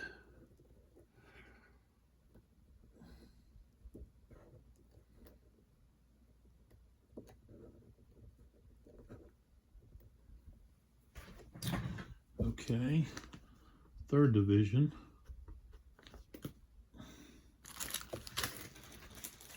There's 4.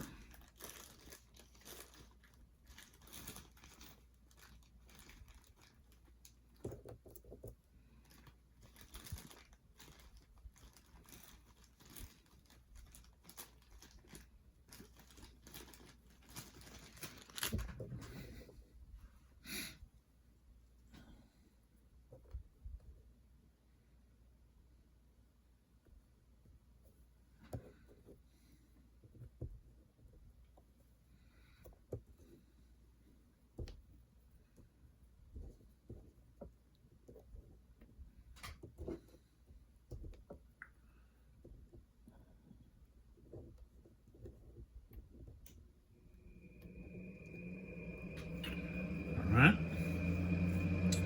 Now, 4th Corps, 1st Division.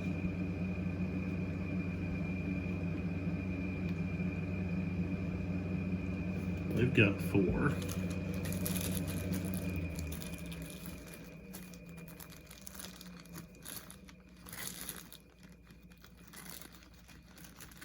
They only give you so many. I don't think it's enough to have all your skirmishers out.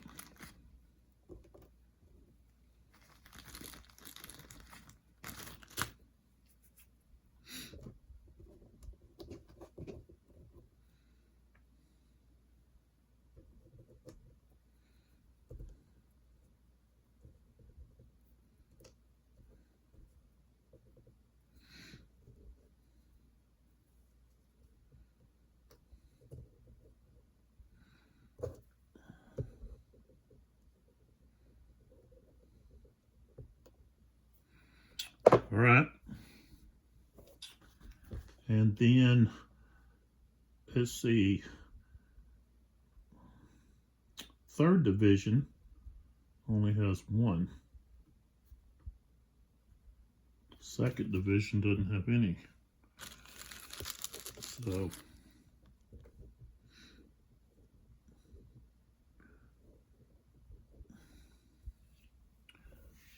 all right, so now we go to, like I said, the fire phase.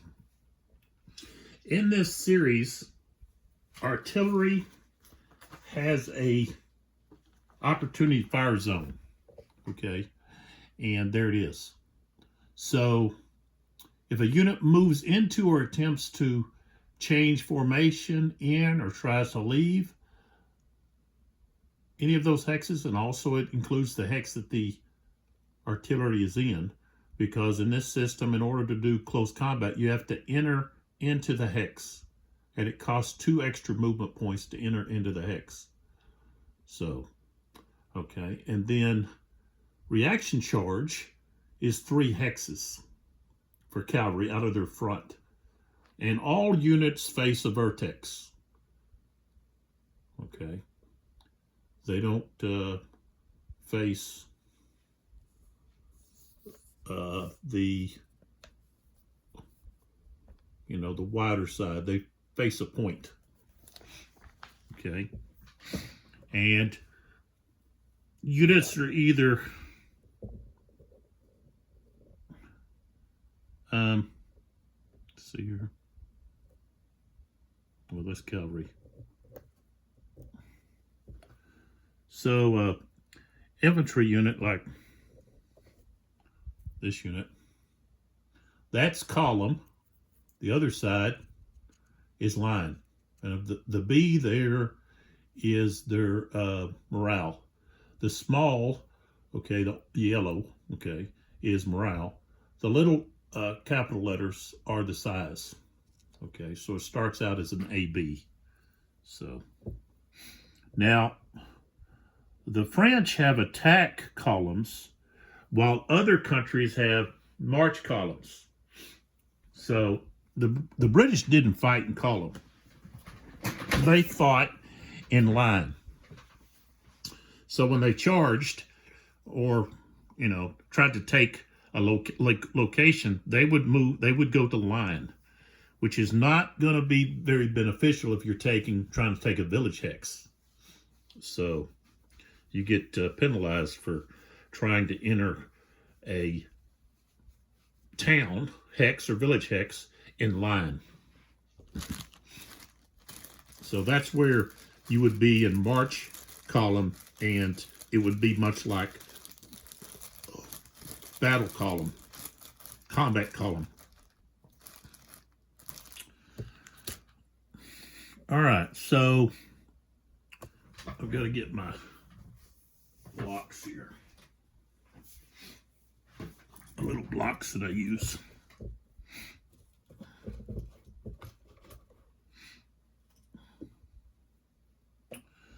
All right. And the skirmishers, they're just going to affect morale. They could kill a leader.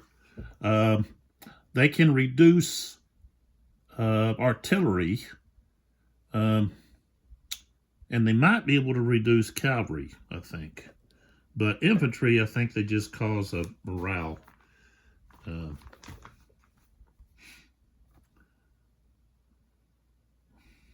Yeah. A hit on cavalry causes a morale loss. On infantry, a morale loss and a straggler loss. Artillery can lose a gun point. So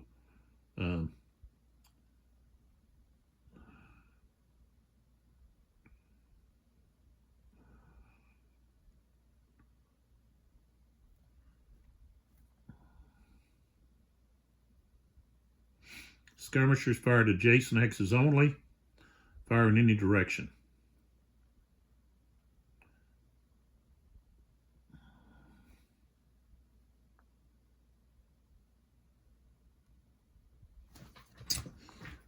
Okay.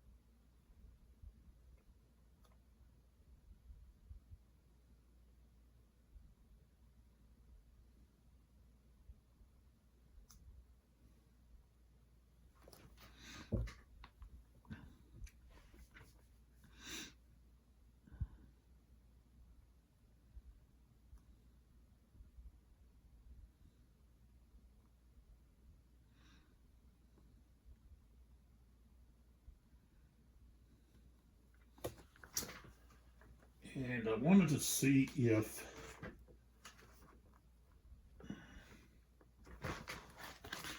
let's see, I think I need to check to see if artillery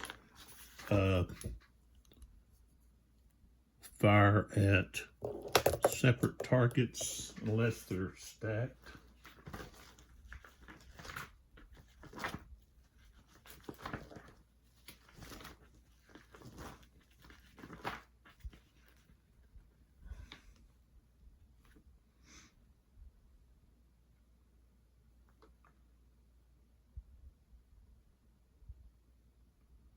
Okay, so unless stated otherwise, an artillery unit may not fire at the same target hex as another artillery unit, even if the artillery units are stacked together, unless all of them are adjacent to the target. Okay. Now it says for the French, scenarios prior to 1805, okay. From 1805 and on, French artillery may fire without any of the above limits. All right. So they can fire using grand battery tactics, and the British cannot.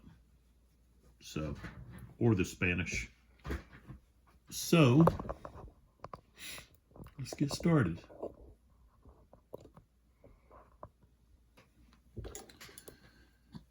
All right, so we've got a strength of 2 here. Okay. And we are going to fire at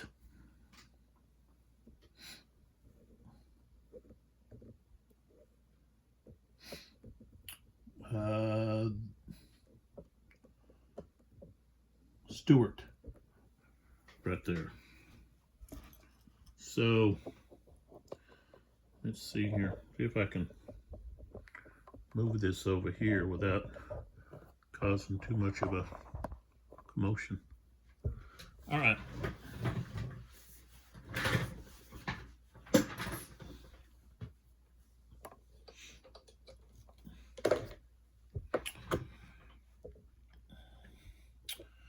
So range, 1, 2, 3, 4. Range is 4.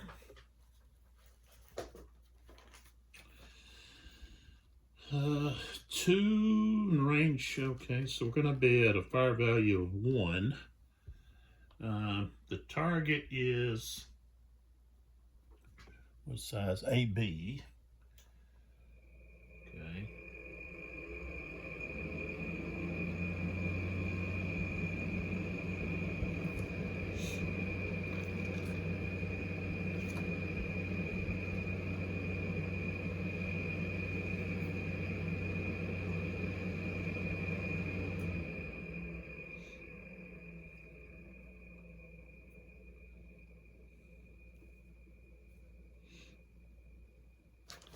Okay, so let's roll.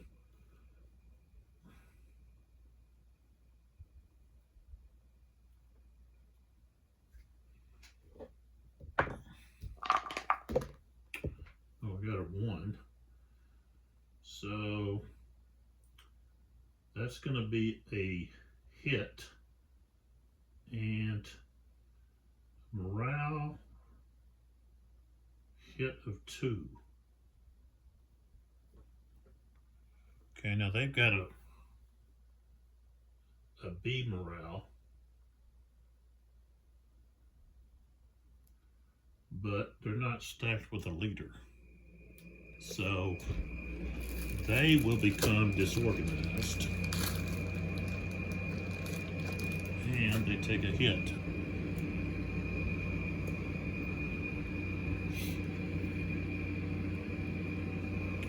So Stewart, and I record that on the loss chart.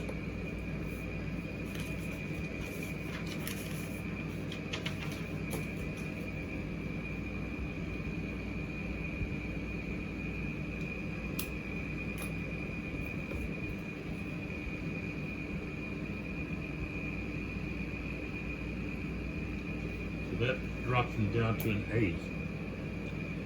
Okay. So put that on the bottom. All right, and then this where Lapis is at here. Again, we have a strength of 2. Okay. And fire at this artillery. Try to do something against it.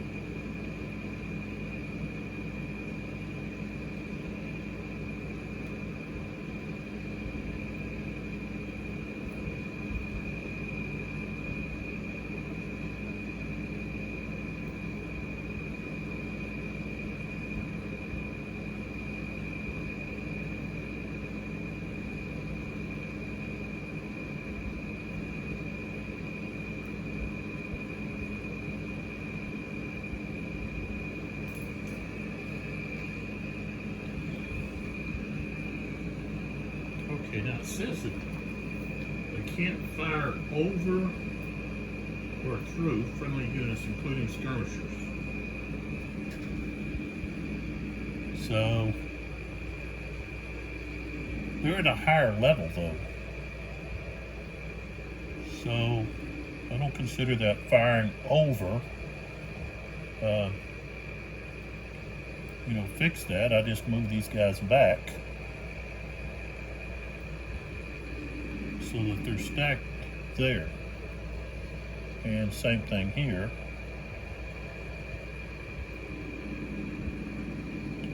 This guy can leave.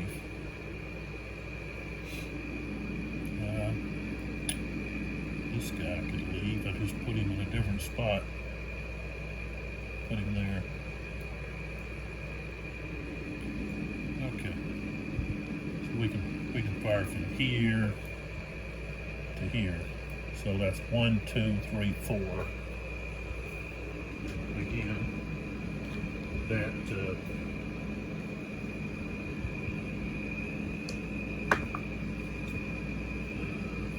4 is going to be 1. Fire value. I rolled a 5. So that's a morale hit. So that artillery is now shaken.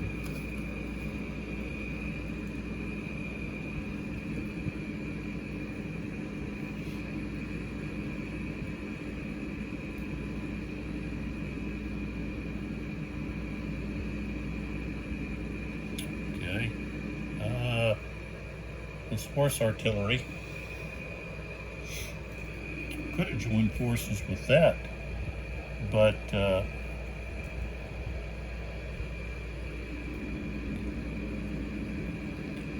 I can fire at the skirmisher down here.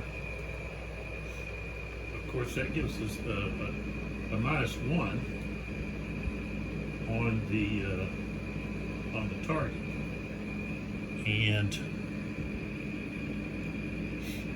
but I could fire both of these together to make 5. But this is heavy. The star represents heavy, so I can fire here at these guns. 1, 2, 3, 4. And that's going to give me fire value of 1.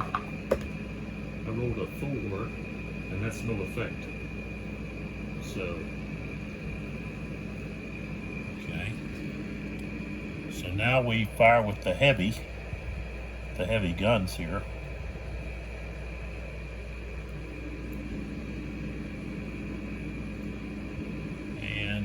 Let's fire.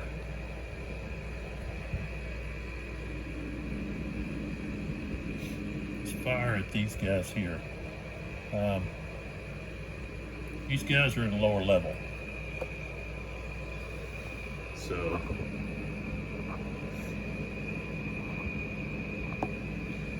okay, so we've got 3, and the range is 1, 2, 3, 4. So we're going to have a fire strength of 2. And let me see here. He's an A. So I rolled a 2.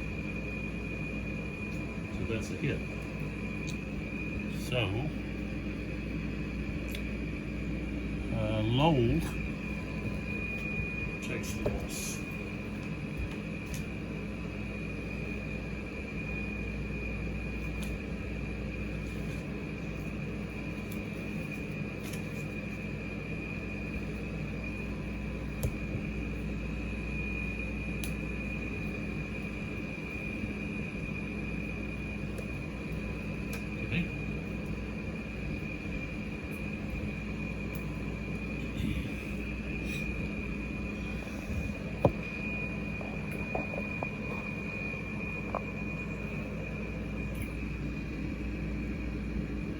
We've got this artillery unit here.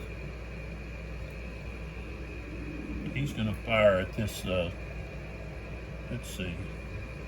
Yeah, I'll fire at that skirmisher. I don't know, the range of 3.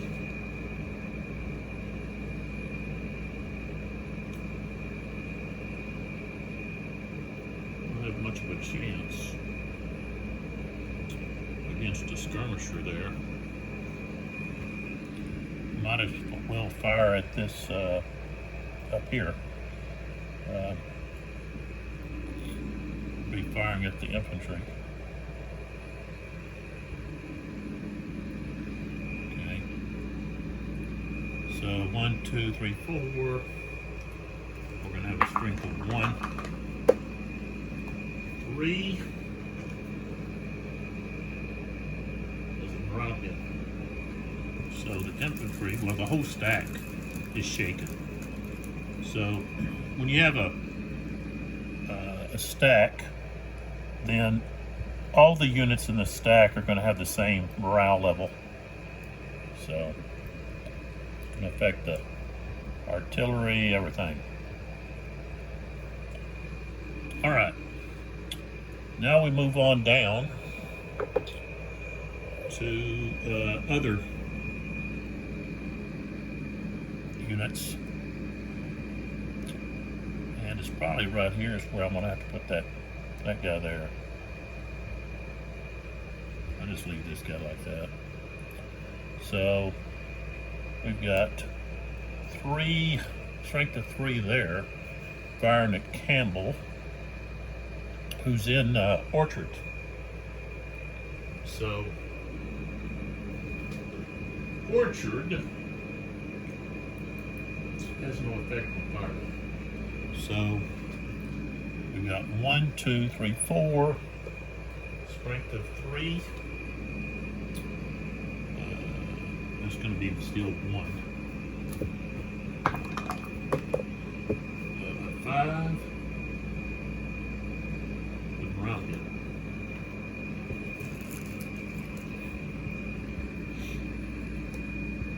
Your camera's shaking. And then the last one.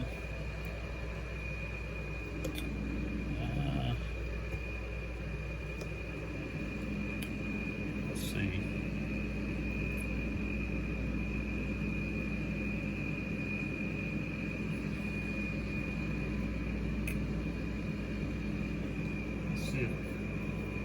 Gotta check to see if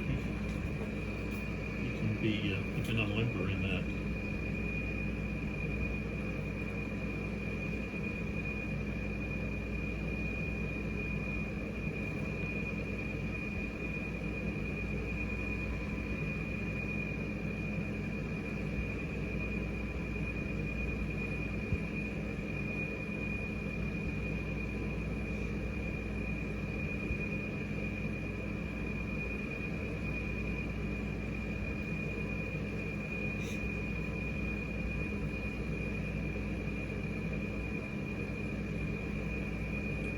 Yes, they can.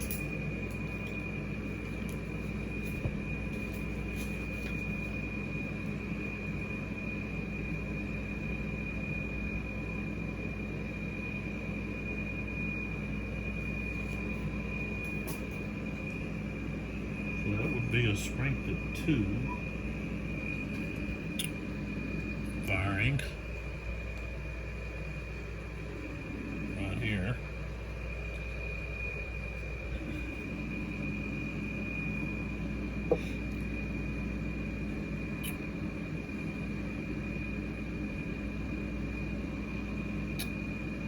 And I think line of sight. That's why I had that unit as such, for it to be able to move, because it doesn't have line of sight, because this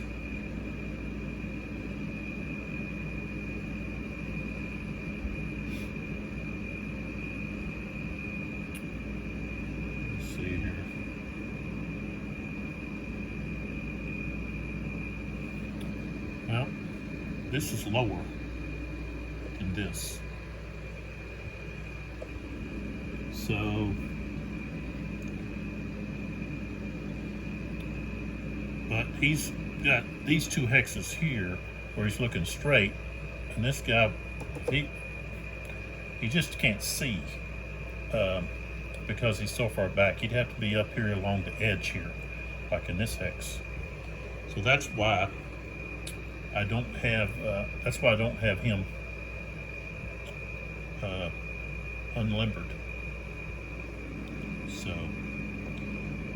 all right. So now we've fired everyone. So now we want to advance. We want to move. So infantry in column have a movement of 8. Now cost 2.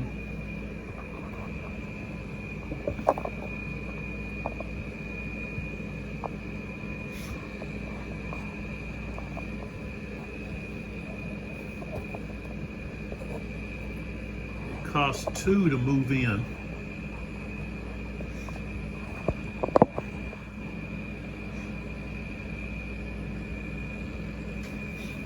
So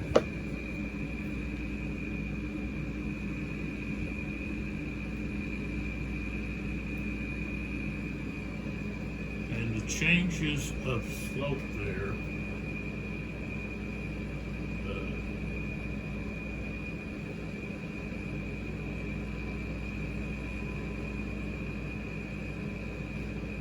if you change, let's see, second level hex, doesn't affect column. Third level hex is a +1. Fourth level hex is +3. So where is our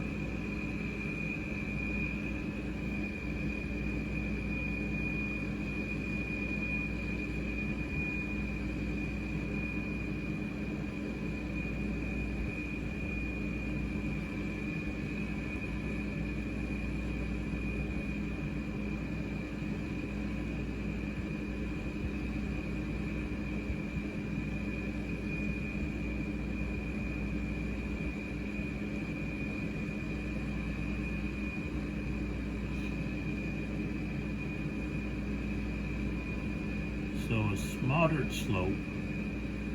Okay. So if you only have, okay, so one, you know, just up one slope change is not going to cost anything.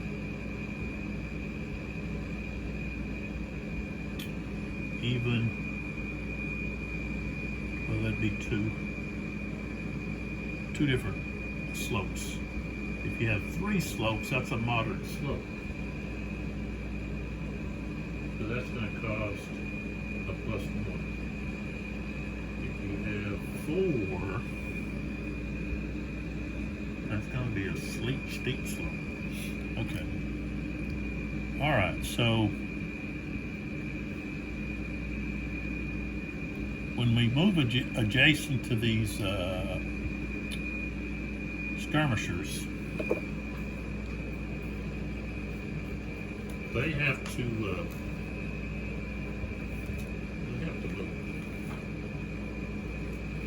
But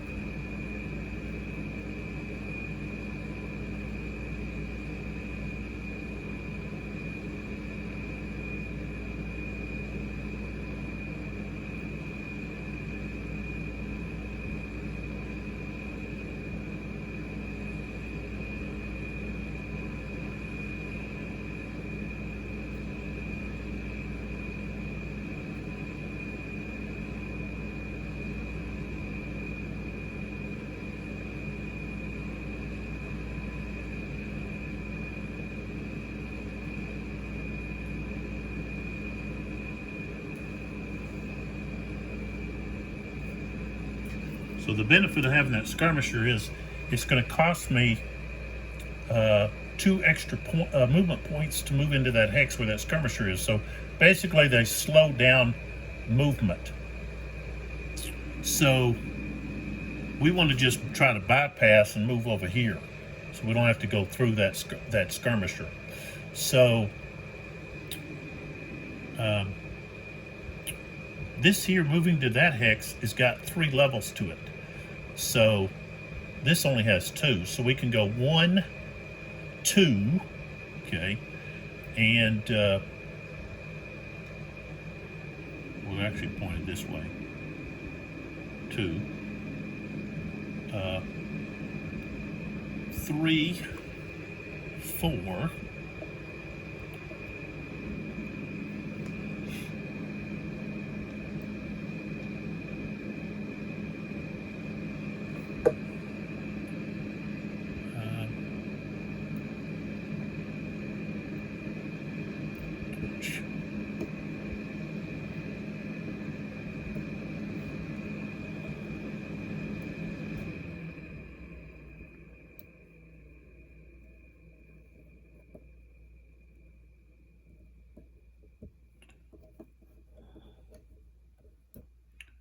So we were, what, 1, 2, 3, 4. I got a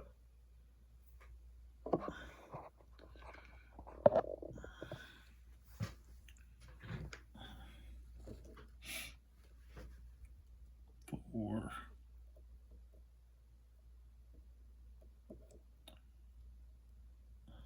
5, 6, and then to go through that, that's a steep slope. That's +3. I can't get up there. So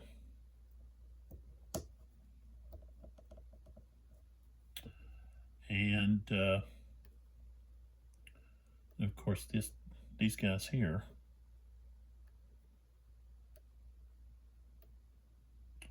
Who is that? Oh, yeah.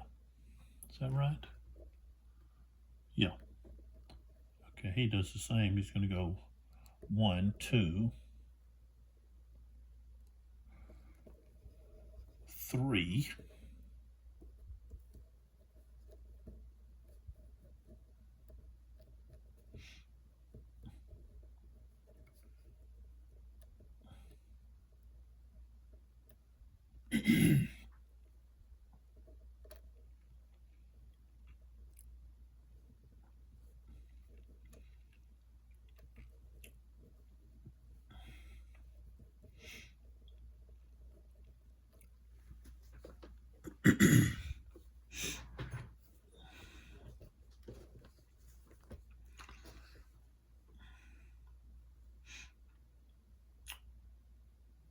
I don't think skirmishers can do opportunity fire.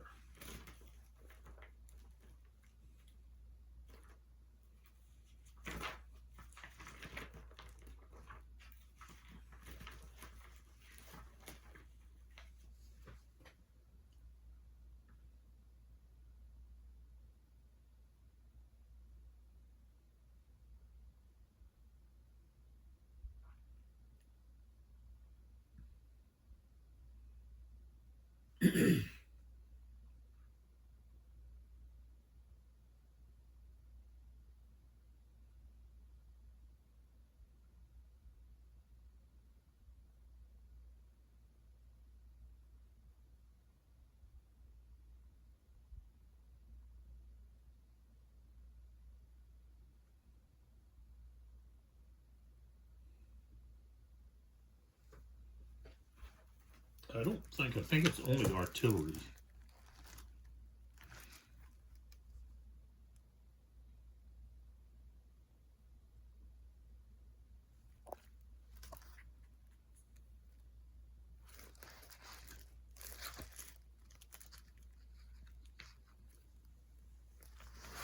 Let's see what it says here.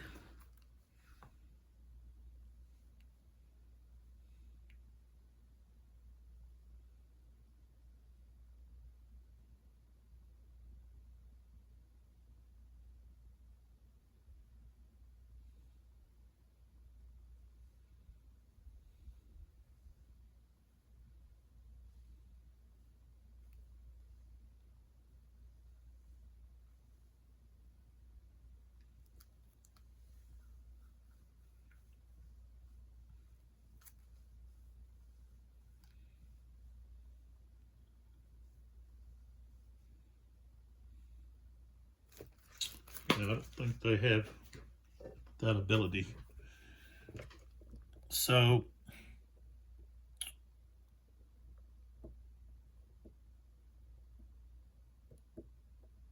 one, 2, 3,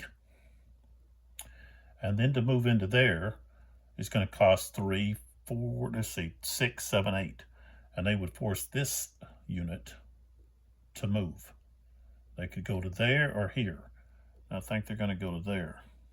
So those guys are going to end up right there. And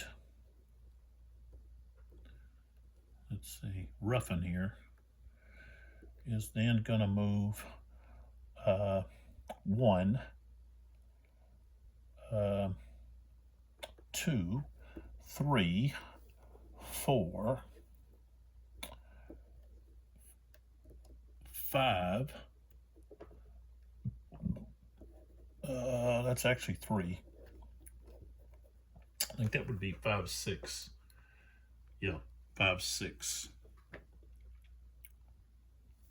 And of course, then he couldn't move anymore.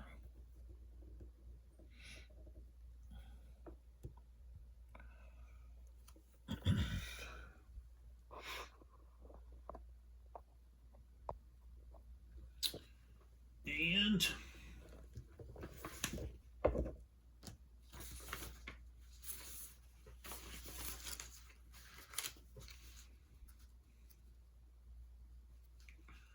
okay, so the other 2 guys are all waiting until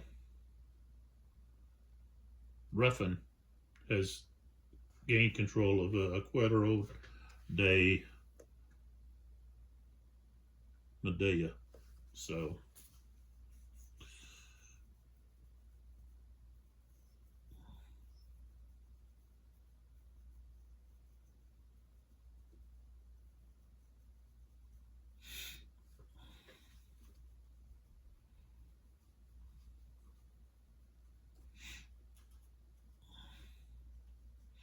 we don't have any reaction charge or any of that. Okay, but one thing that's happening here is Wellesley's headquarters. I don't think that headquarters is supposed to be there. Let me look. Maybe it is. Well, I don't understand why it would be right there.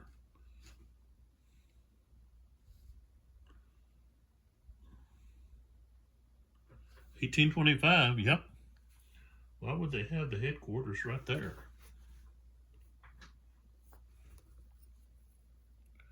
$1825. There's nobody there with him.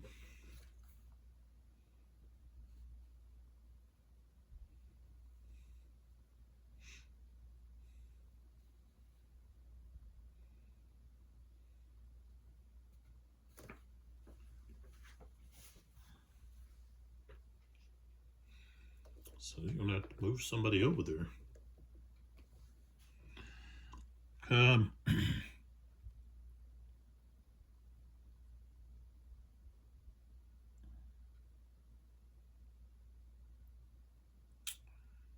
Defend in place. Yeah.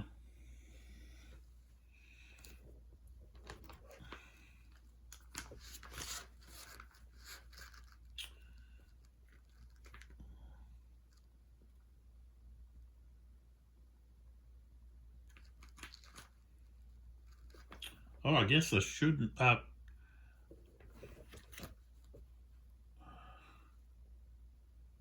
Let's see.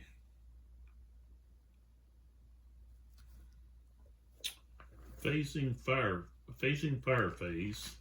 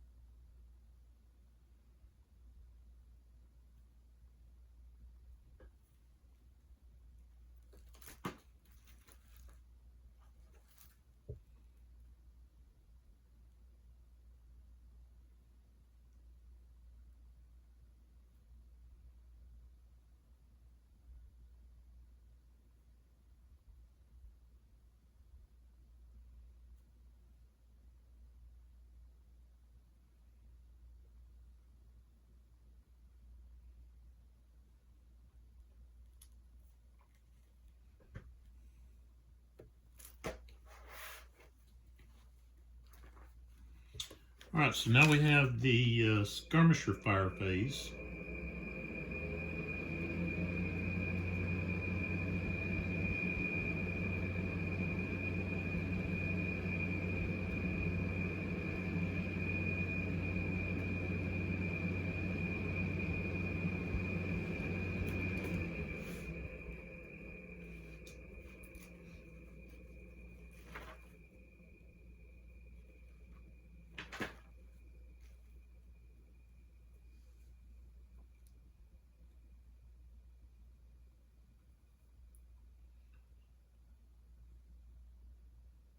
now. We have the non-fire face. So the non-facing player fires with his artillery units and skirmishers. So, it's been a while since I played this too.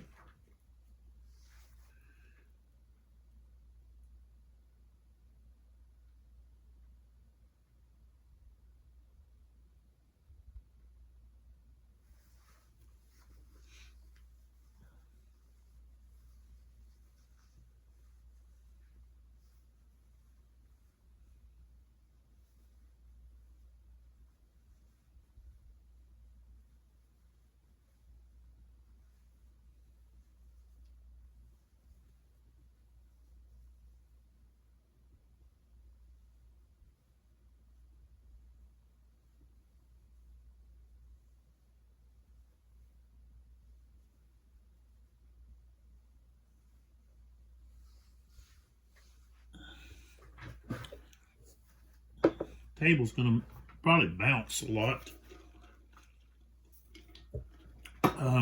because I've got this stand on top of the table with the table. It's just a card table, so I've actually got to put my arm on it. So, all right, let's go here.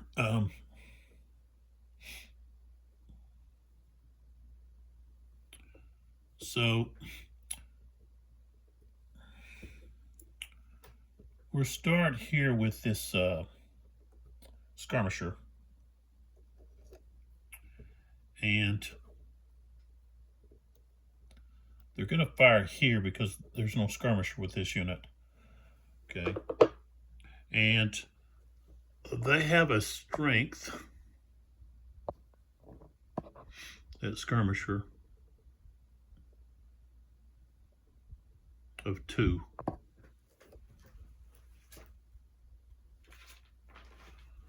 So they're regarded as elite. The ones that that are A's. See if I can find one here.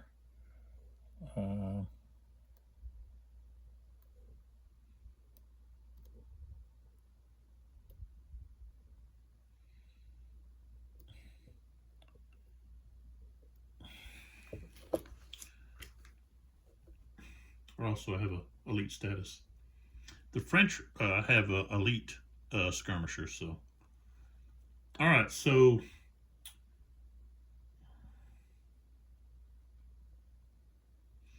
plus they get they're considered the rifles. So those are going to be the green jackets.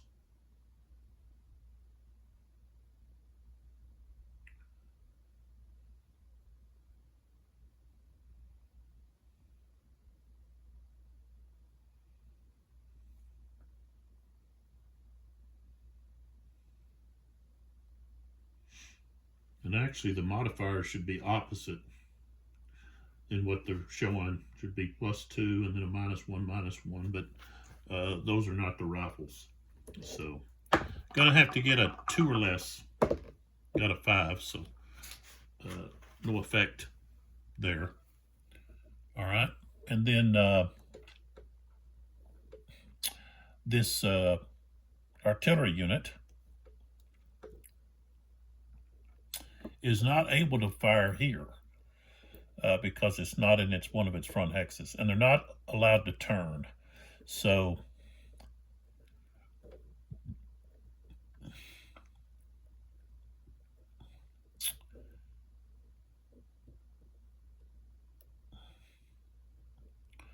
they're going to fire here. 1, 2, 3, 4. We're going to be at a strength of 1. So 3 is a morale hit.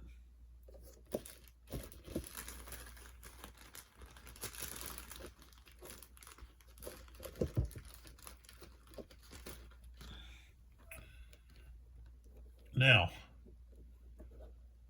they have a leader stacked with them, and that guy has an A, so they can ignore 1 morale level, so they don't take a hit. All right, and then here is going to fire here. Same thing, strength of 1. Okay, no effect. Okay, down here where Sherbrooke is at,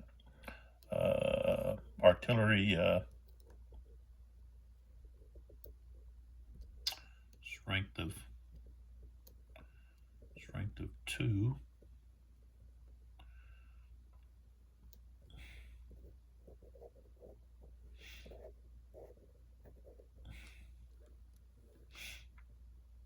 He's going to fire there. Let's see here. This guy would have to be over here.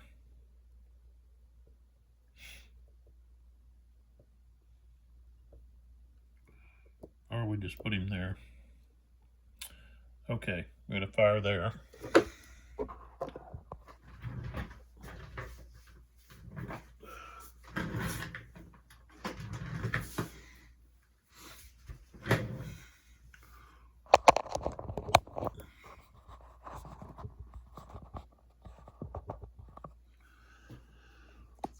Okay.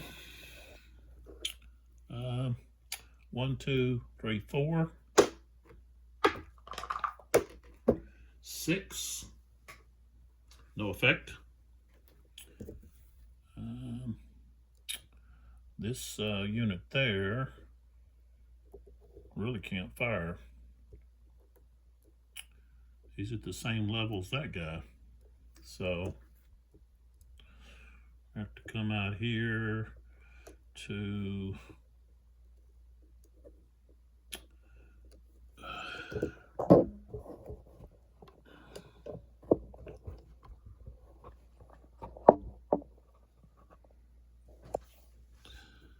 so this unit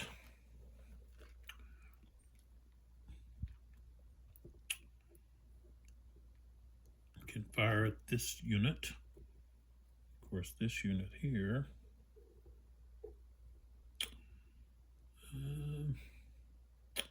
really can't see this guy. Well, yeah, I think that hinders, but okay, this guy here can see this skirmisher. He can target the skirmisher. Guess he could also see this guy in the vineyards.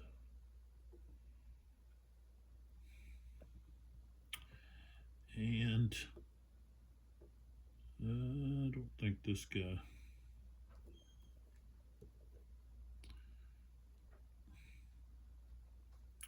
Well, no, this is a lower. So he should be able to see. This should be lower. This is higher. This is the lower. So this guy can see this guy. He can see this guy.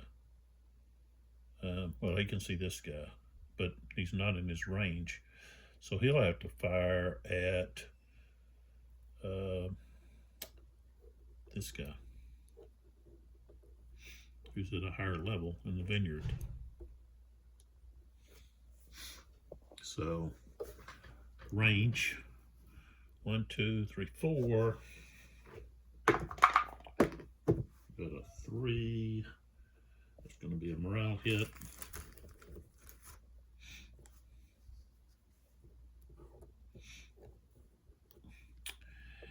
And this artillery there, the Spanish artillery, will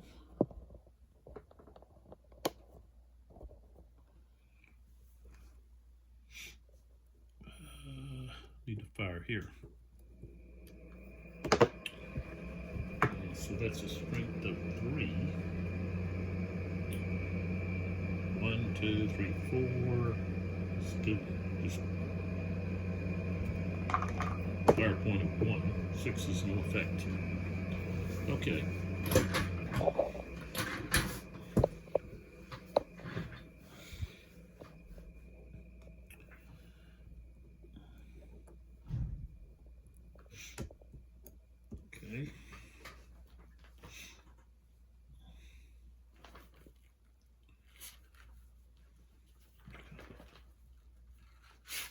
So now we go to the rally phase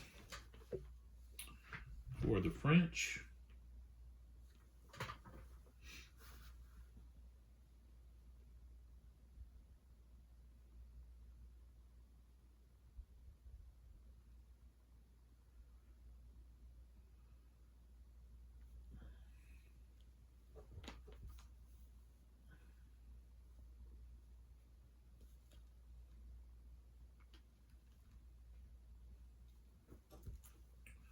And here you don't actually have to roll during the rally phase.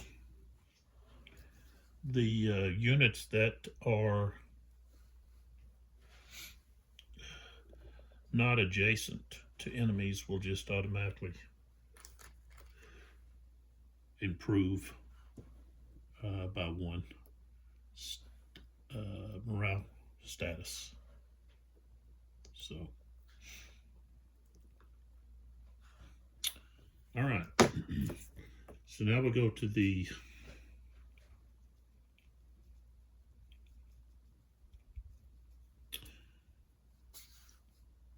Allied activation.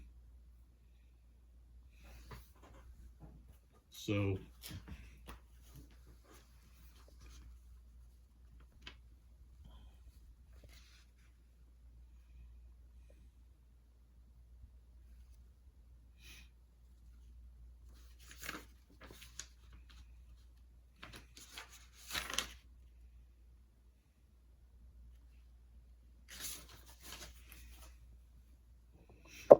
we've got to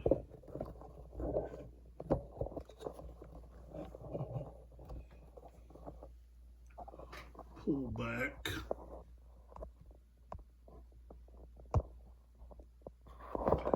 And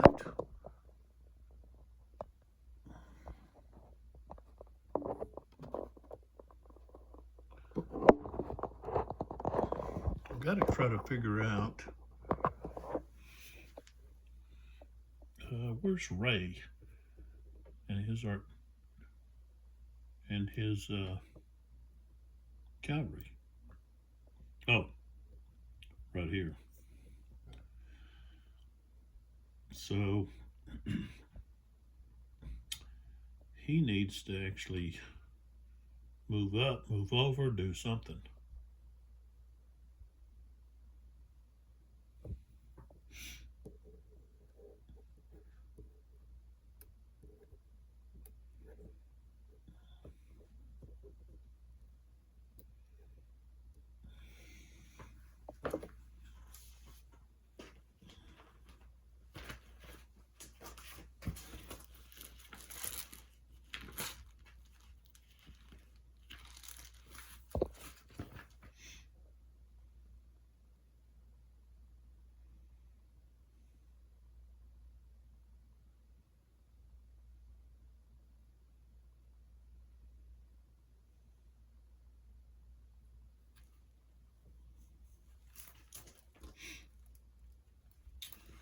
Okay, random events. You got to roll for that each time. Ooh, got random event. 6.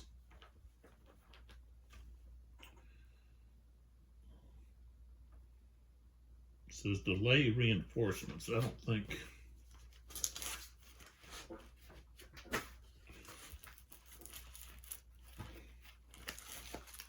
This should actually be over here.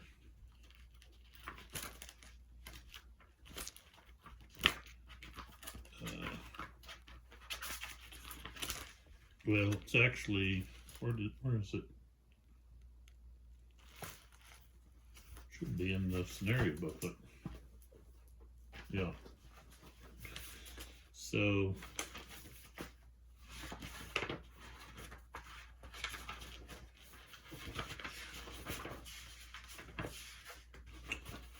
what I do, roll a, oh, you just roll one die. 2. For the Allied, Crawford arrives. Let's see. Breaking every speed marching record there is, Crawford's brigade arrives on the field, provided this event was rolled on the 28th. So, I now have to pull out Crawford's units. Okay. It's just going to be one unit, but they've got 4 skirmishers. So, let's see where he's at. There he is.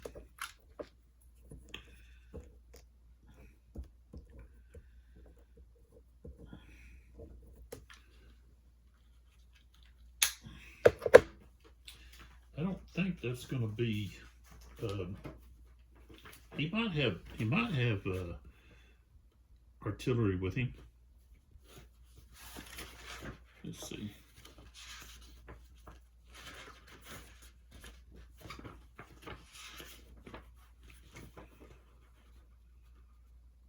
No, it just says brigade arrives.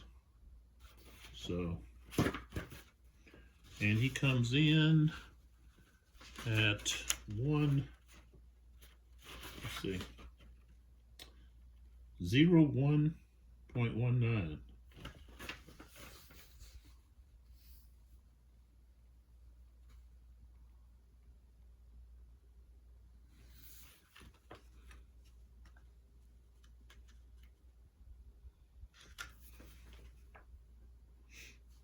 Okay,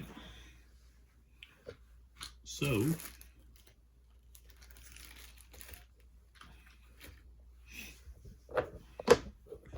where's that at?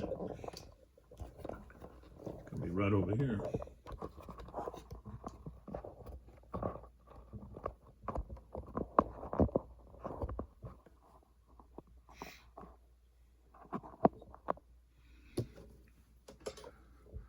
Right here. He'll be coming in on March column right there. So, all right.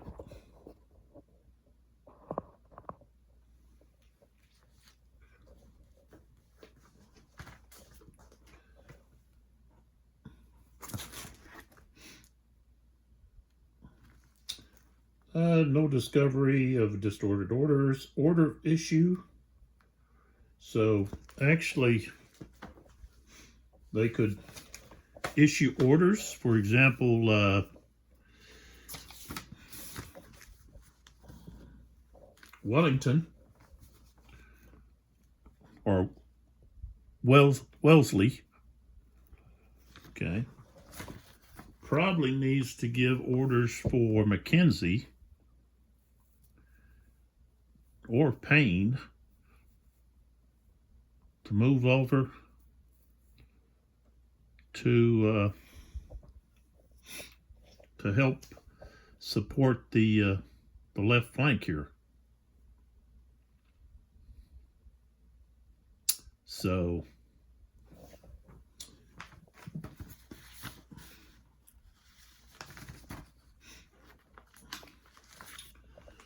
now we're going to take a look at how you go about doing that. So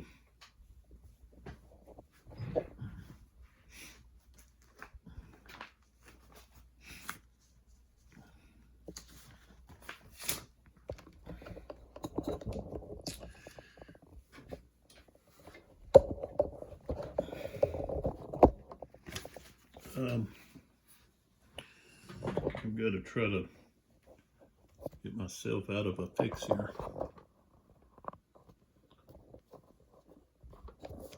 This is, what's that? Okay, let's see what happened here.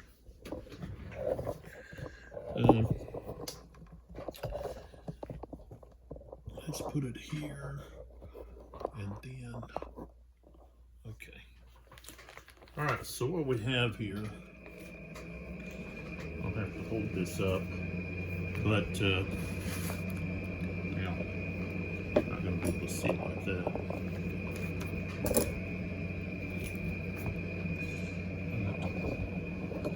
Come back over here like this.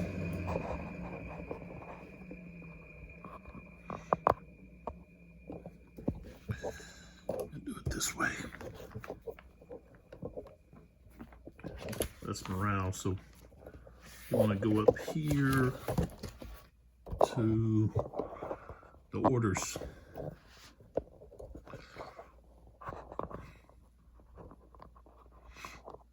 All right, so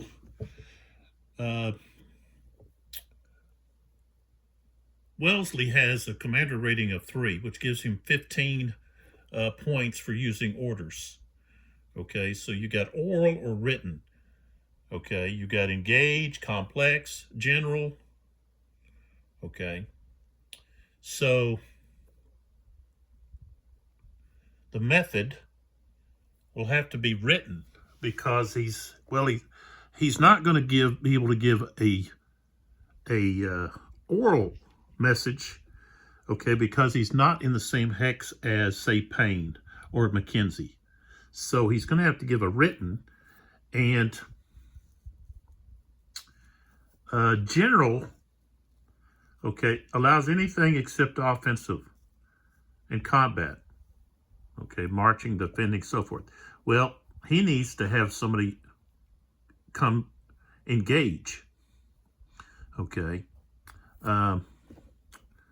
So engage permits offensive movement and combat. Okay, complex is going to be both engage and general orders. So he just needs, like Payne, to move offensively to the British left flank, okay, and attack the British over there. So it's gonna cost 10. 5 and 5, okay, for a total of 10.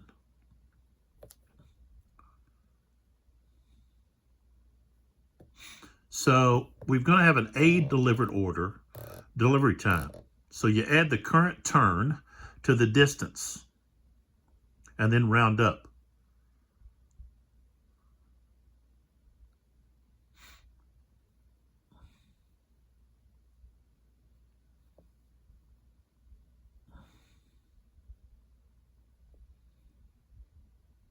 In-person orders are received the same turn that they are sent.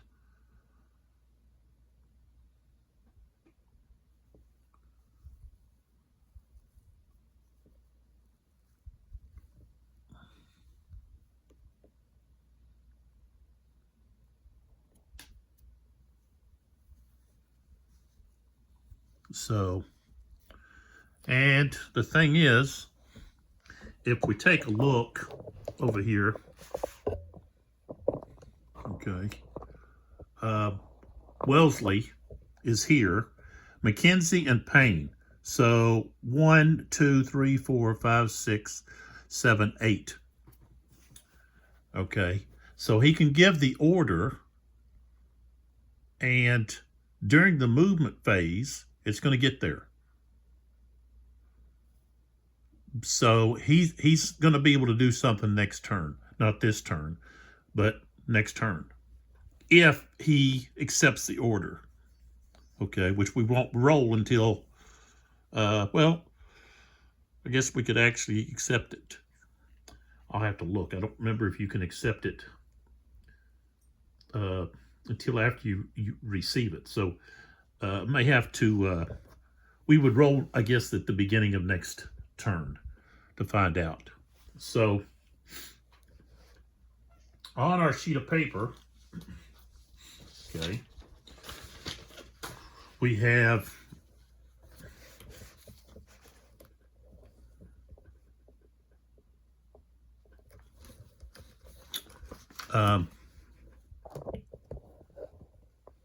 over here. Let me just turn this so you can see this as I do it. Okay, so this is the second order. Okay, the unit is the British Cavalry. All right. Time sent, 5 o'clock. Arrival will be 5:30. Sender Wellesley. Receiver is Payne. Okay, and then what I have to do is I have to write in here what it is that he wants them to do, which is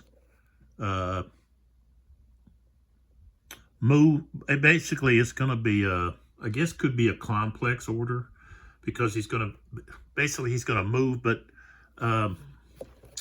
according to this,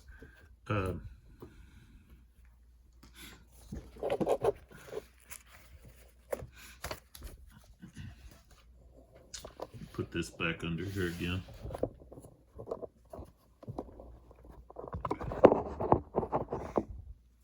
Okay.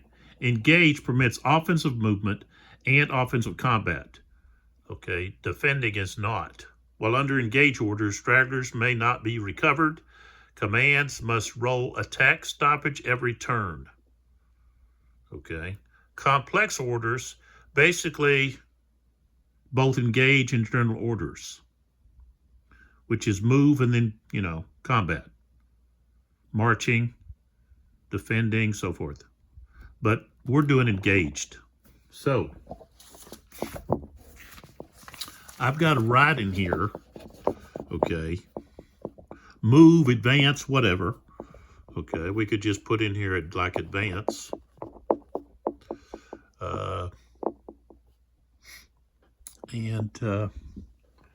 Let's see, where is the, trying to think. I don't think they get, where's our, okay. Top of the map is north, it says. Okay. So advance north of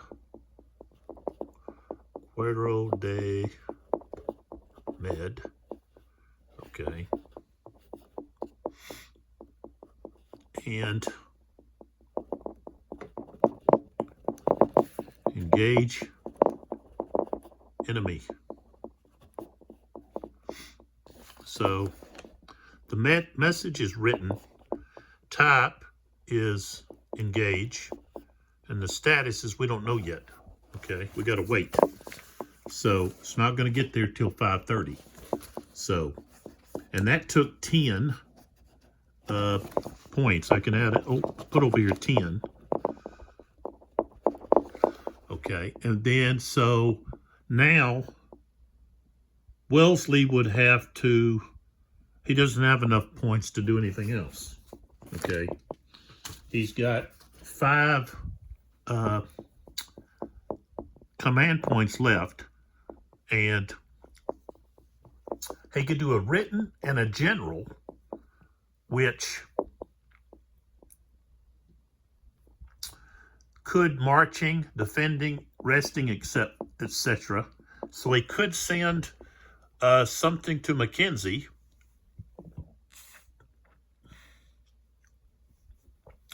to instruct him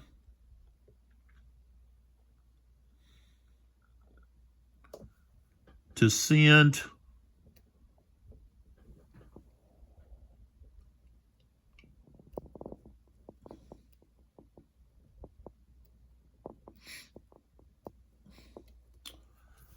a brigade to defend the heights.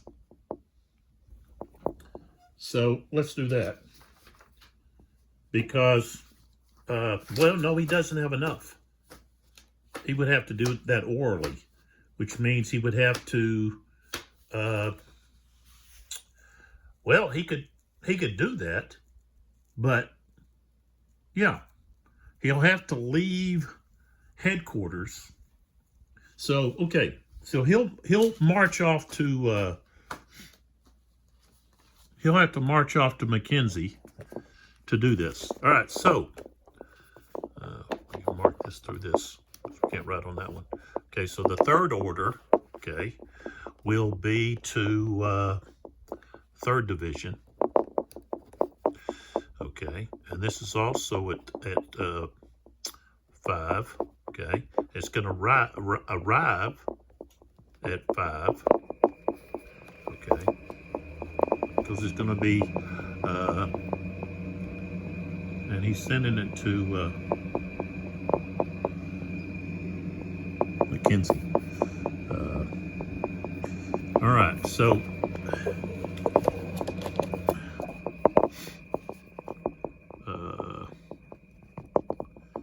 send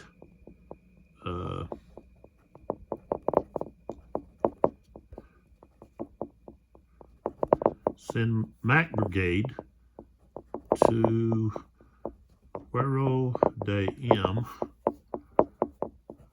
to defend. Sorry, this is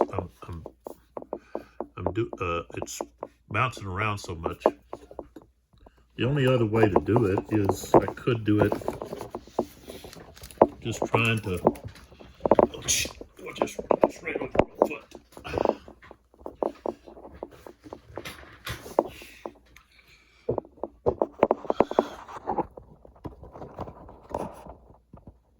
Okay. So here, so I put send Mac Brigade to Quero de Medellin to defend the heights. Okay, it's oral. Okay, and it is general. Okay, and we don't know what the status is yet. Okay, and so that took okay, this took 10 points. And then this one here took 2 and 3, so 13. So he actually would have one more that he could actually give to someone, but he's not going to. Okay, so neither one of those we're going to even have to worry about rolling for now. So we can actually come back over here and focus on the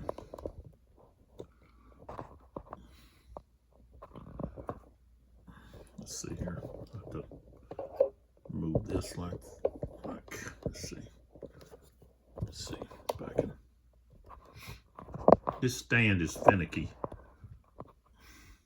I haven't quite figured out how it all works, so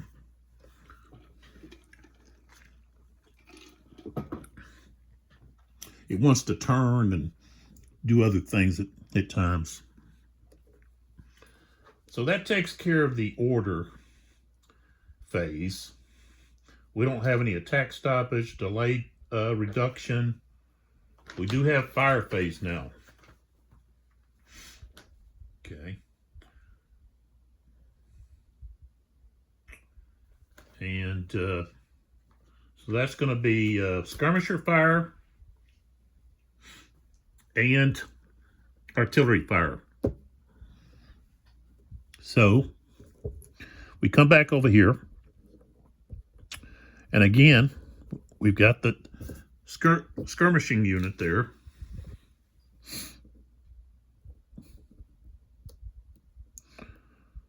Okay, but because he's stacked there, shouldn't have done that. I should have stacked him with that artillery. Oh well. They can't fire because they are disorganized. So that's going to be an issue.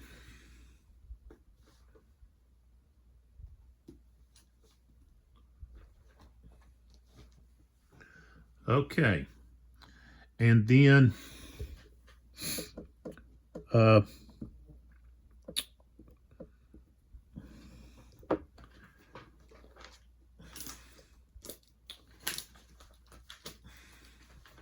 artillery unit, they're not going to be able to fire right there next to them because they're facing the wrong way. And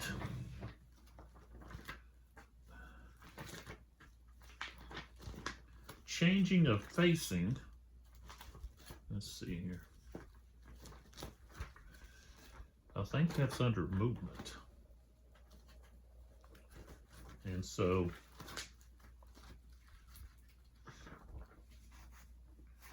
let's see. Okay, facing. All units must face, okay.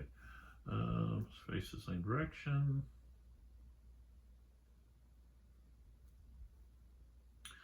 Okay, so during movement, units must pay one movement to change facing from one corner to an adjacent corner.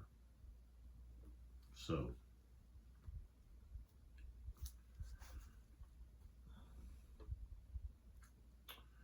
an infantry unit exert a zone of influence into hexes adjacent to their frontal hex sides. And these hexes, they have a limited ability to affect enemy operations beyond the level represented by close combat. So,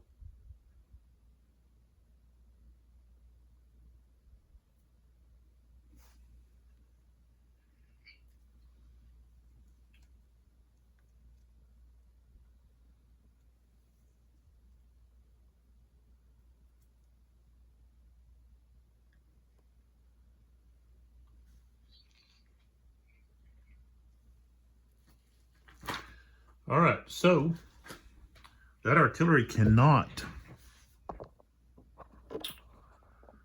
change its facing because its movement isn't until later. So they're just going to have to fire. Why not we try to hit this, well, let's fire here. So 1, 2, 3, 4. So 6 is not going to be effective. Okay. And the British are not able to combine artillery units firing together. Okay, so this unit here, this artillery unit here is shaken. And I don't think shaken has any kind of effect on its ability to fire.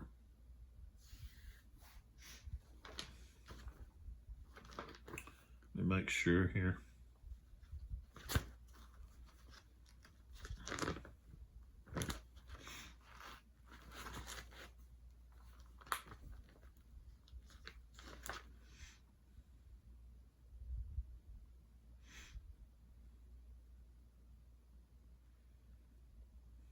No. Okay. So, they of course can't fire at the same target, so they're going to fire here. Okay.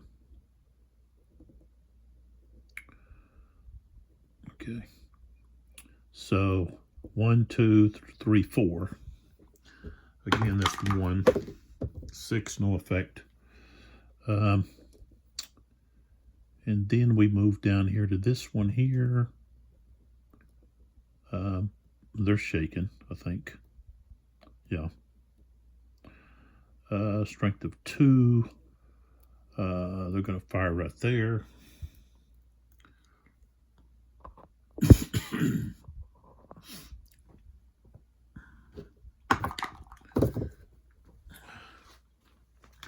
Here's what I'm looking at here. So they got a strength of 2. Okay, range is 4. In the brackets, that's if they were heavy. Okay, you can see that right there, heavy. Okay, British don't have any, Anglos don't have any heavies. So 4 hexes is a fire value of 1. Okay, so a fire value of 1, that we roll the die and it gives us a result. The only way you're going to get under just 1 strength, fire strength, you're going to have to roll a 1 to get casualties. Otherwise, it's going to be a morale hit. So 3, that's a morale hit. So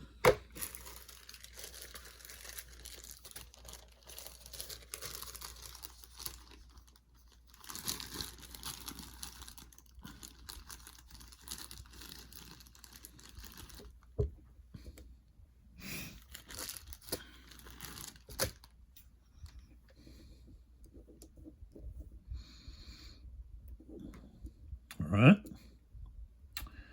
And then here, I think I've already stated this guy really doesn't have anybody to fire at because these guys are in his way.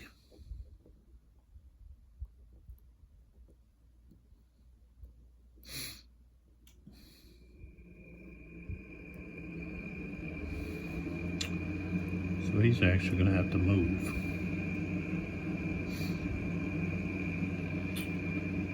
And so then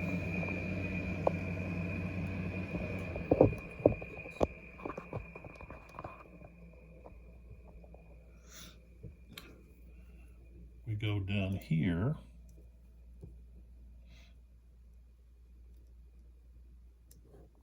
To this British unit. And he can fire here. 1, 2, 3, 4. So again, it's the same situation. 6 is no effect. And then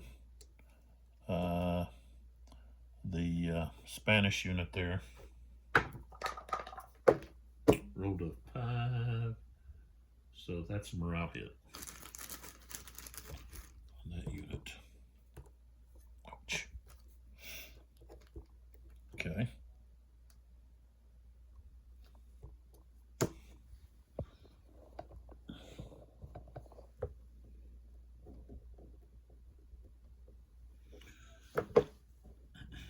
All right, so now we have the movement.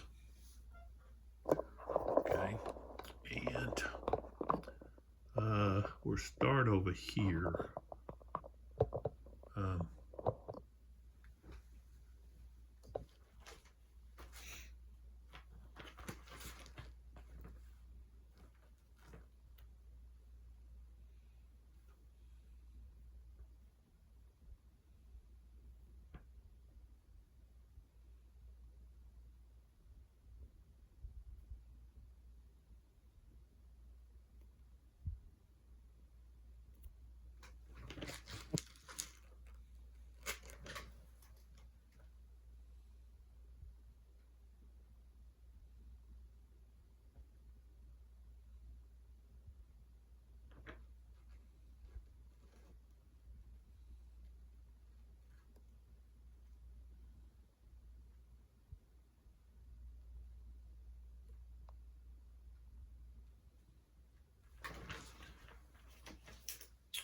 All right, so if they are, say, defended place,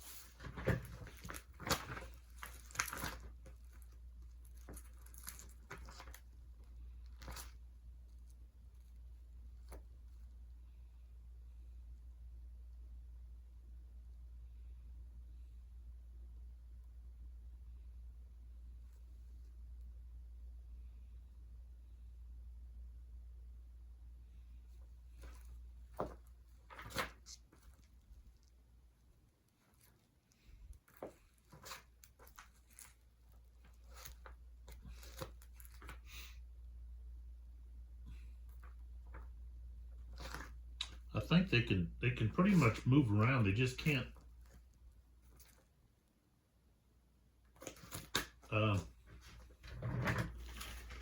They can move around. They just can't be involved in close combat.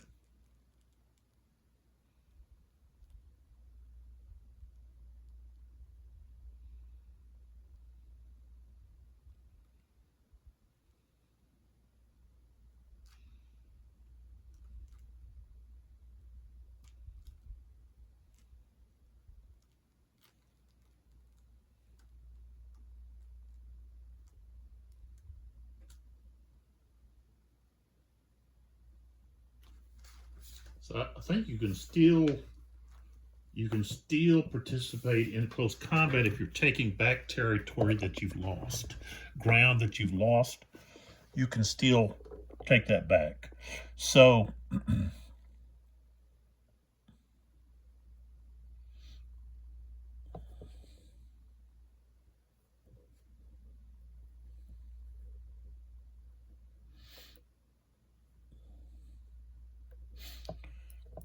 now, when this unit makes this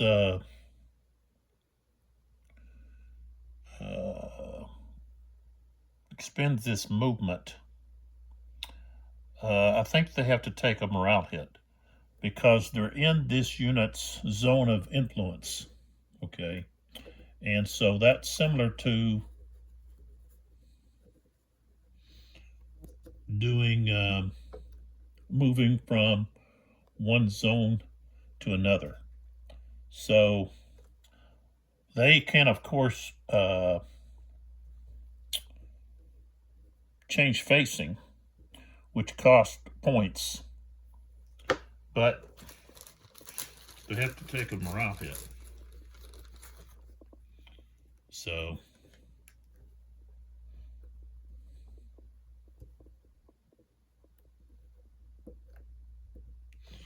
okay, and heal here has this unit here that he can move over there. If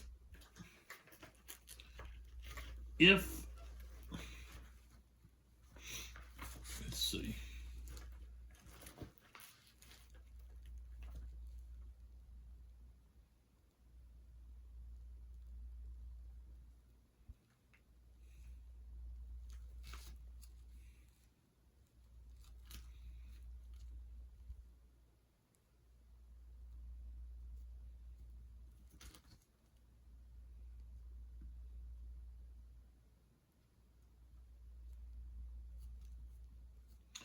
I'm trying to see if the headquarters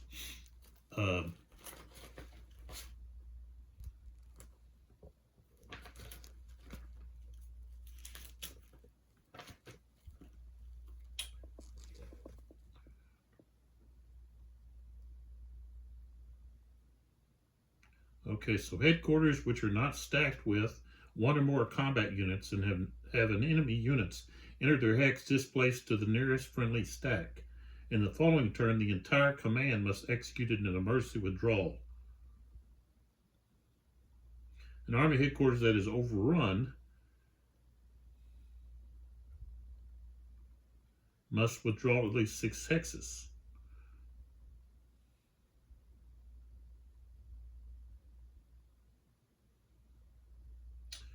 Okay.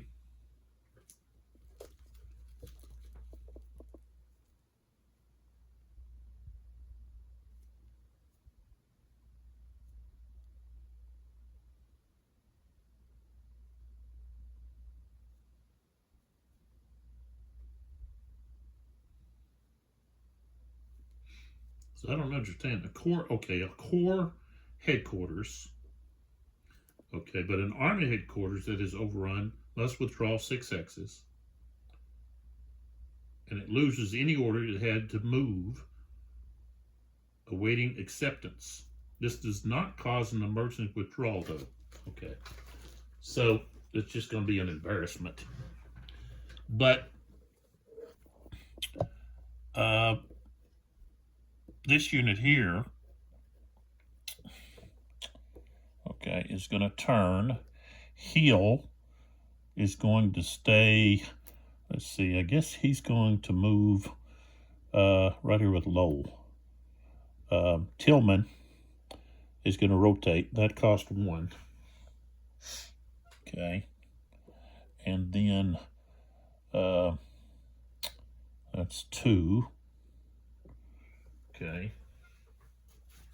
And then now to get our movement over here. That steep slope is going to cost, that is steep slope, isn't it? That's going to cost 5. So he's better off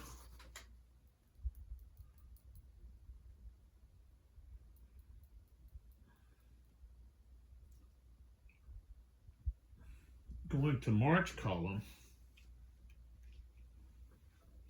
So changing the march column. Okay. And then shifting, okay, so that's 1, 2, and then 3. Okay. And then moving to here, okay, which is that steep slope, right? Yeah.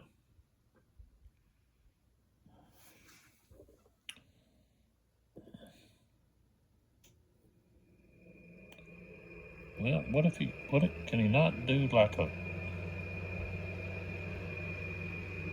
360?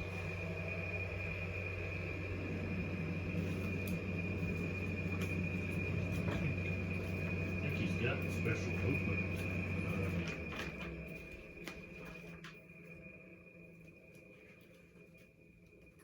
After he gets to the line, we can backstep into an adjacent hex, but it requires your entire movement.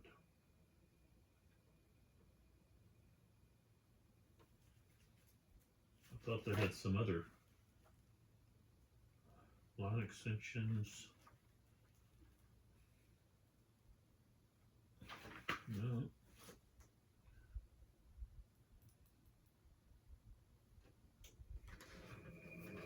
Let's see, maybe the facing.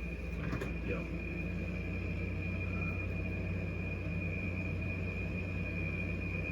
So they can rotate 180 degrees at the cost of one movement. Okay, so that's what he'll do. So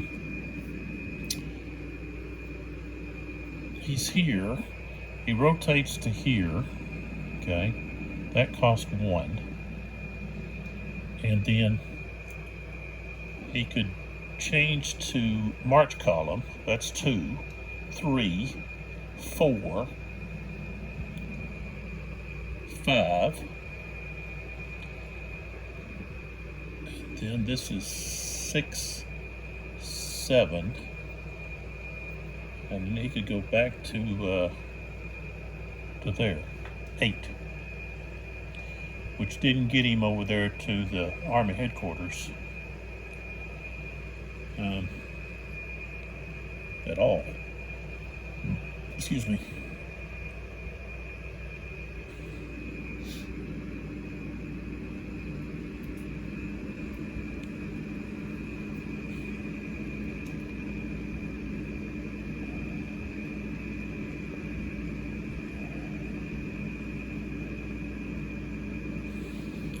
Wellesley is gonna go 1,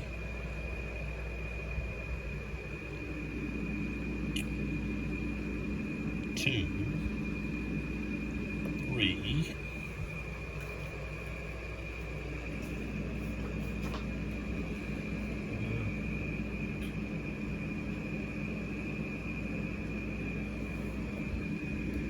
4, 5. So he goes there with Mackenzie.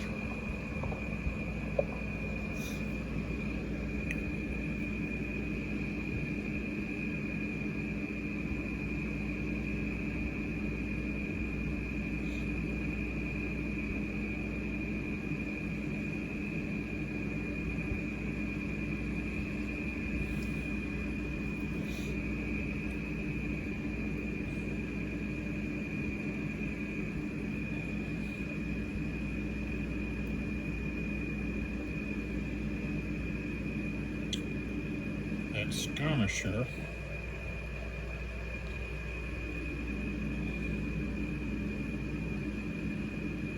they've got a movement of 6, so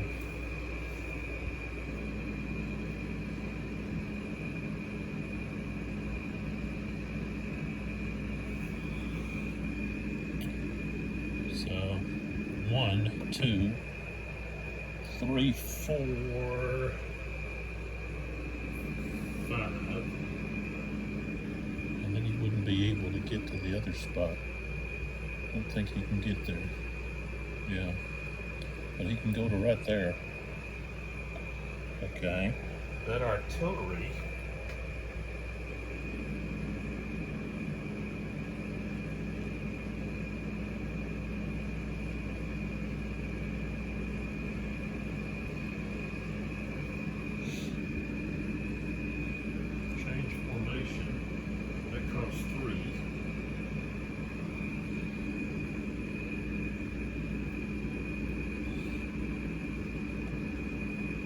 4,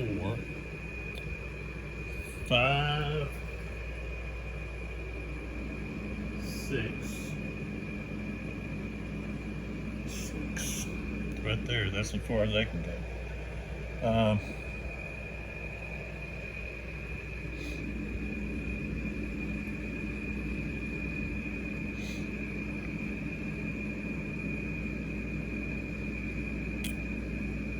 What's Cotton's cavalry doing there?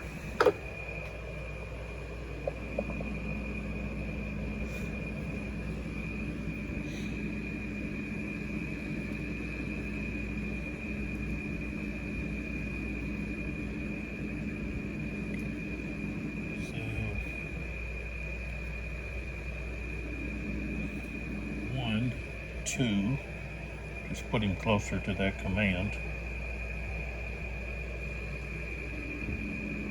Should have had Quest to do something.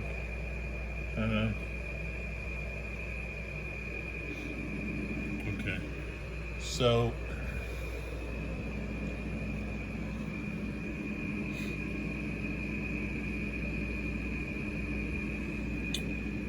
all right. So this skirmisher can come and join this artillery, so that's going to be that's a steep slope, so steep slope is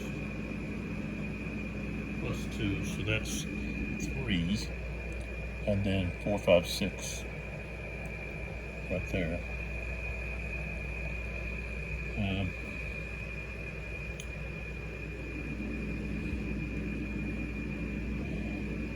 This one's going to join that artillery. 1, 2, 3, 4, 5, 6.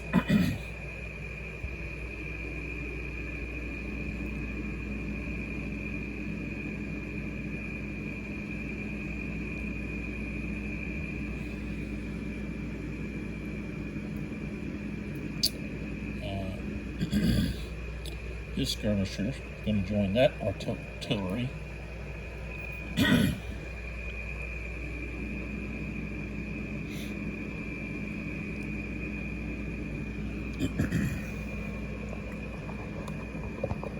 Down here, Chemus.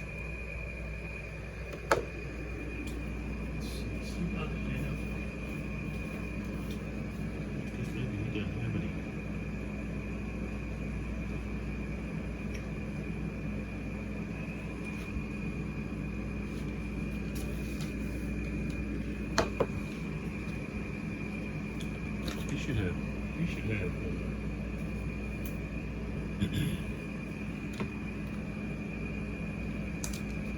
should have a skirmisher.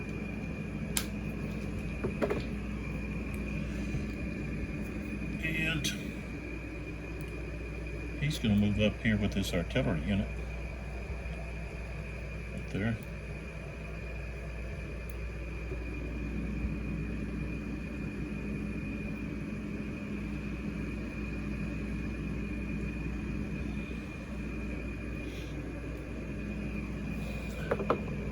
Then we have Crawford.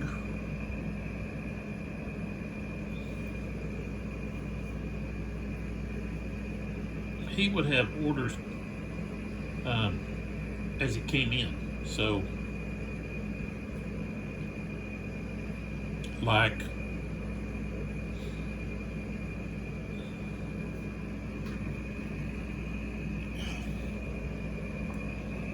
something as simple as,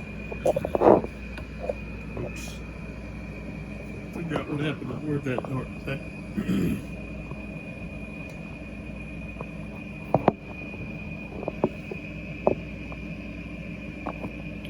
Where this guy came from.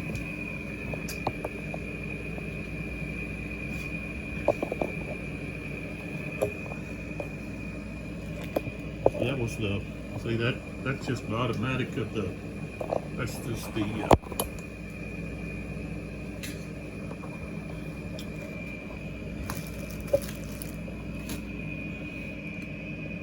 my stand there just deciding to turn. Okay, so yeah, this guy came from down here.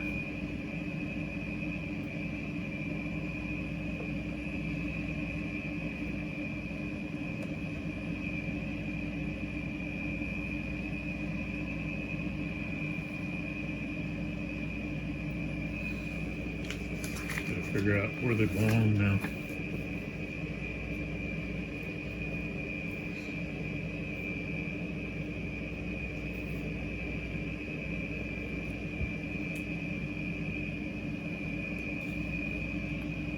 That's the second cavalry. This should go, it's gotta be over here.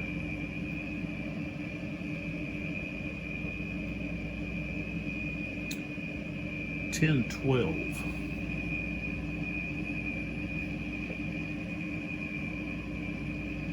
There we go.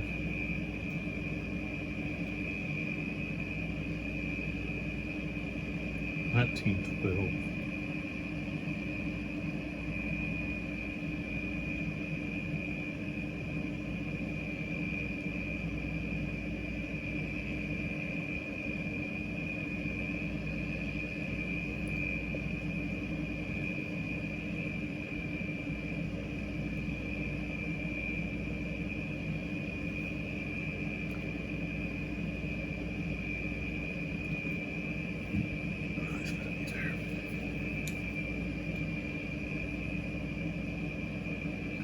Okay, so like I said, Crawford coming in would have orders. I've got to give him orders. For example, he would come to like here and then await further orders. So that's 820. So, and this doesn't cost Wellington anything. It would just be orders, reinforcement orders.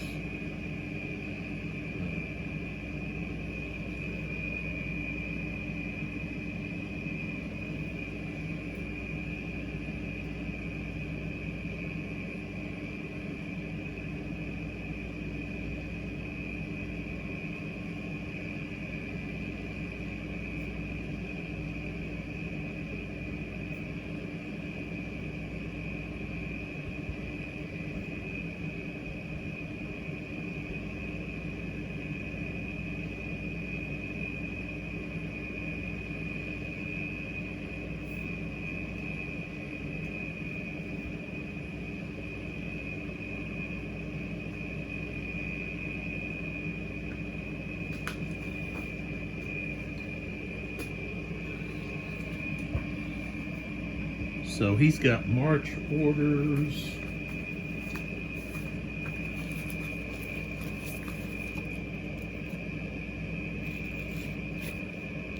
So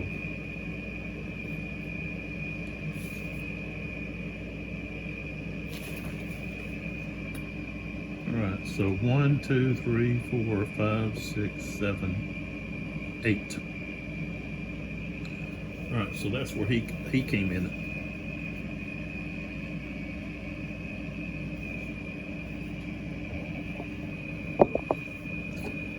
Coming up.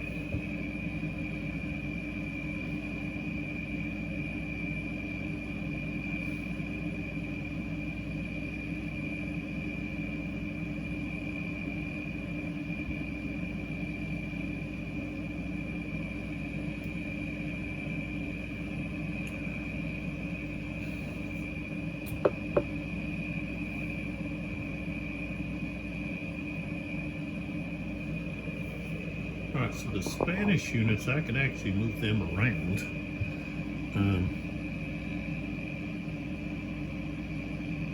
This cavalry unit down here wants to get along the Royal Road here. Put him to position somewhere in here.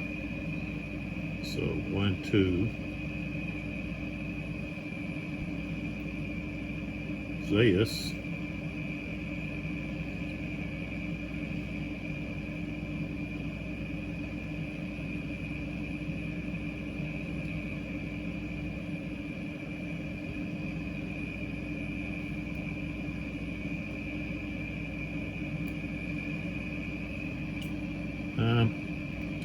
I'm going to move this skirmisher there. And move this one back here.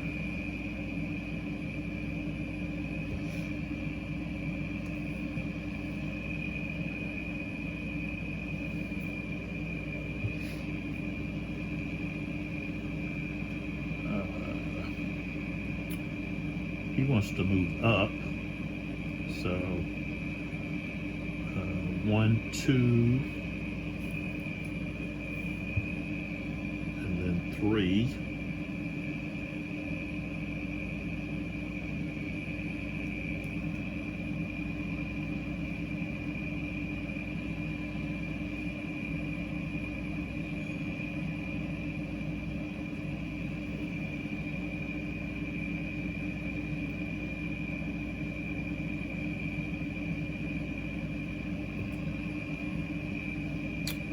He's going to move to there.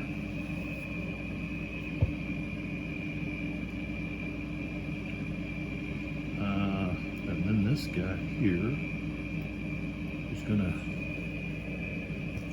extend.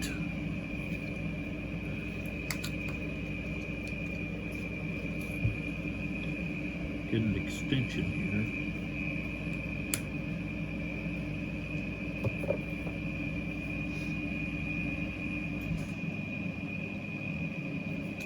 Tell you what, I'd rather have the extension than this guy. Put it like that.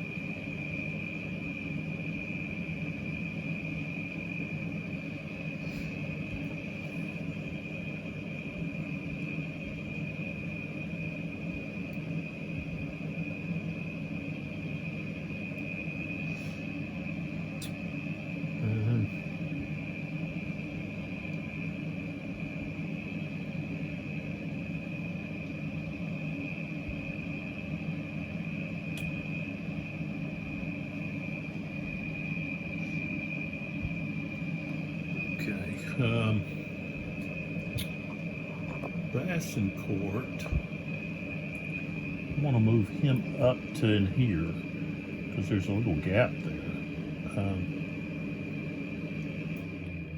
So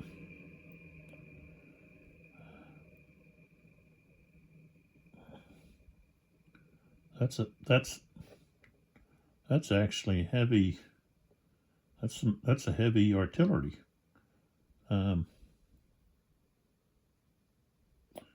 All right, so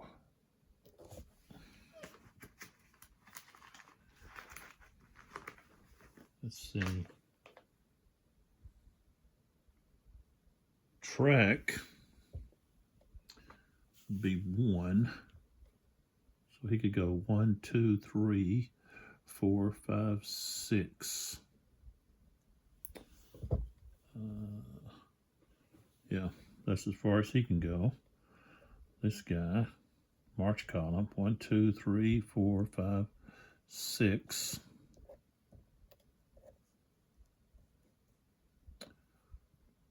One, 2, 3, 4, 5, 6.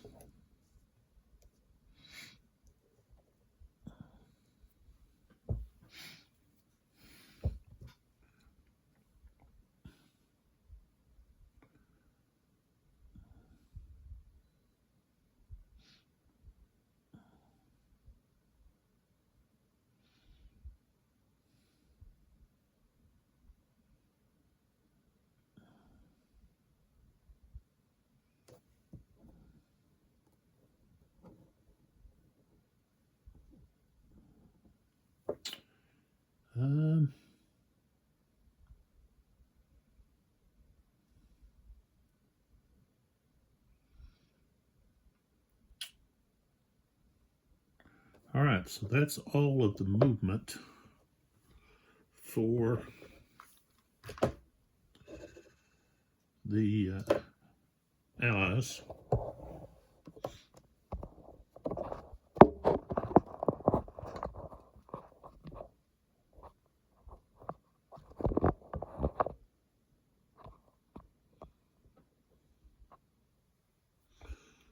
So now we have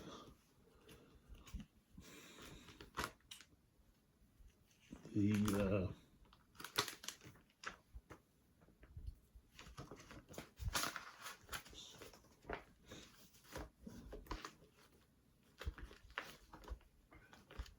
non-phasing fire face. So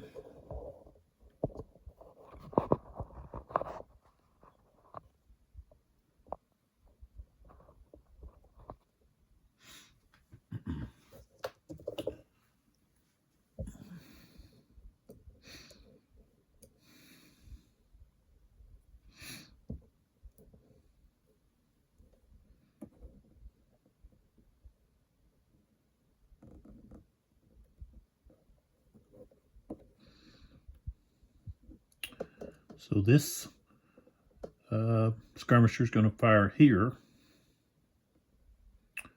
Well, they're not going to be able to. He's not going to be effective. Well, yeah, he can, because that skirmisher can't fire. He's disorganized, so he can. I was going to say, I don't think he can be effective there.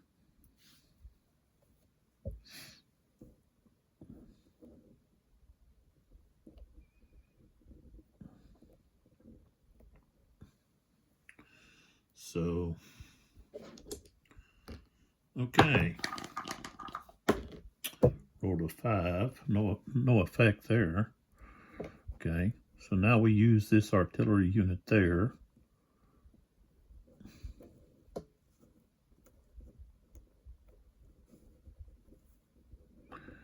And the one there.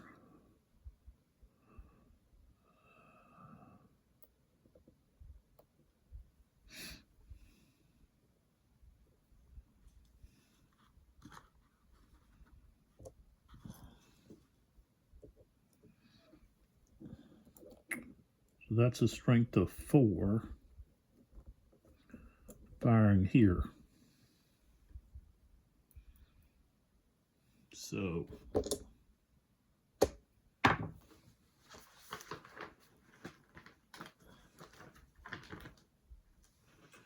okay, so 4. And the range is going to be 1, 2, 3, 4. We're better off firing separate. Yeah, we're better off firing separate. So this one will fire there. This is he's at a much lower level.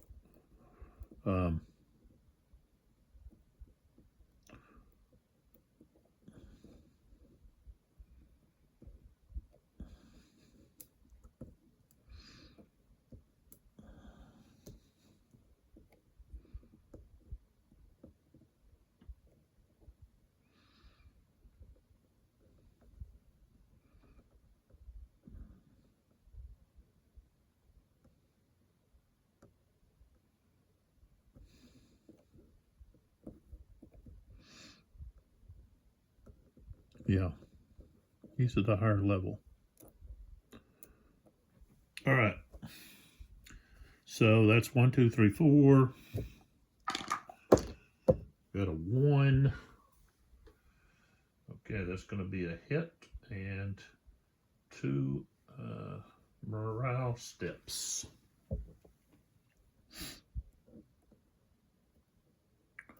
They're already shaken.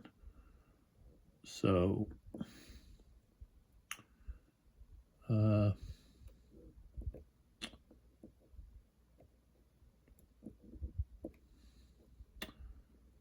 I'm going to take the hit's going to come on the gun.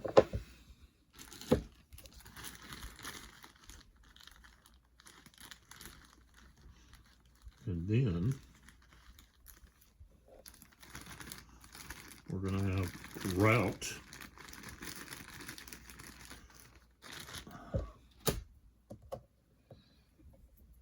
And we have to roll for gun loss. Where's that at? Where's the gun loss? Oh, there it is.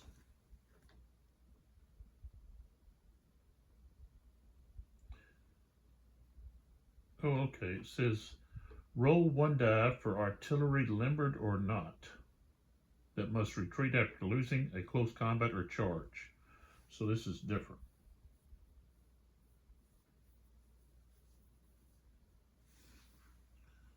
So, so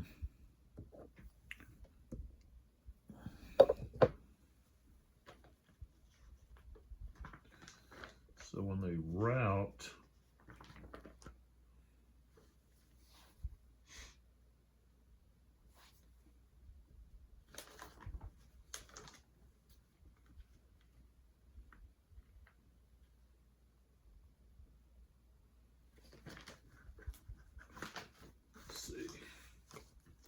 what happens, you got 3 different rules floating around in your head.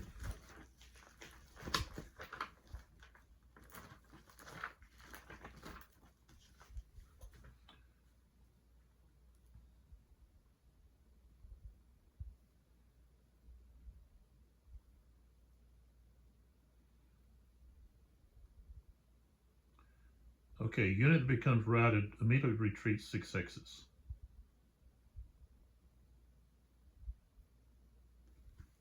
Okay, skirmishers, 16-3.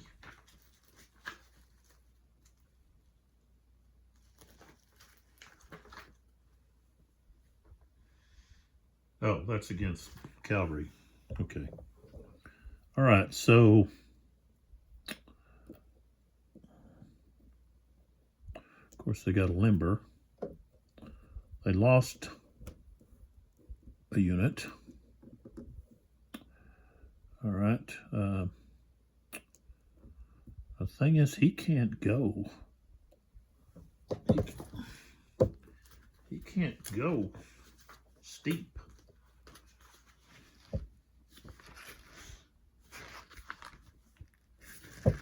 He's prohibited. Well, no. He can. It just, it's +4. But we're moving.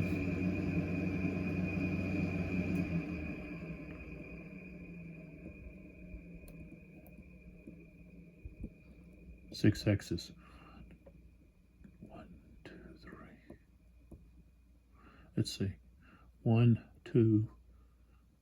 1, 2, 3. Let's see. 1, 2, 3, 4, 5, 6. And I guess with him. And this is not. All right. That's where they ended up.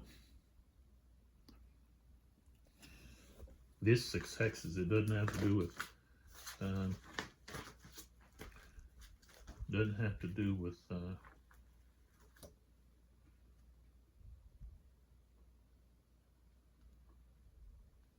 yeah, 6 hexes.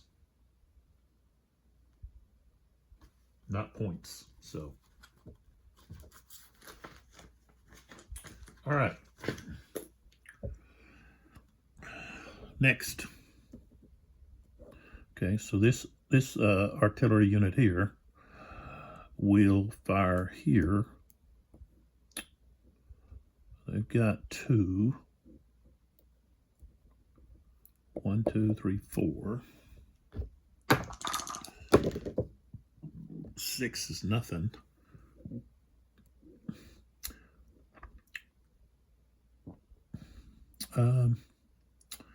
These 2 guys could combine to fire here. That would be 2. 1, 2, 3, 4. Okay, and then the heavy So 3 4 hexes is going to be 2. Okay. I better do separate. Yeah. So we're fire here.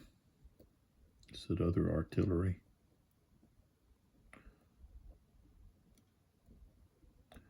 So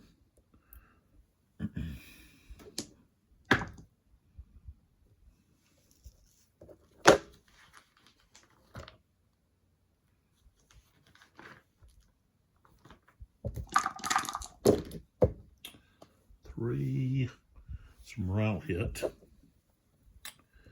So they are all disorganized.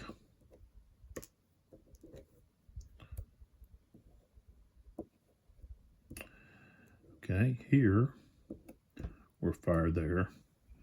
That's going to be a strength of 2. 3. It's going to be 1 morale hit. But because heal is rated 2, they don't have to take that morale hit. That is an example of a leader that is able to maybe he was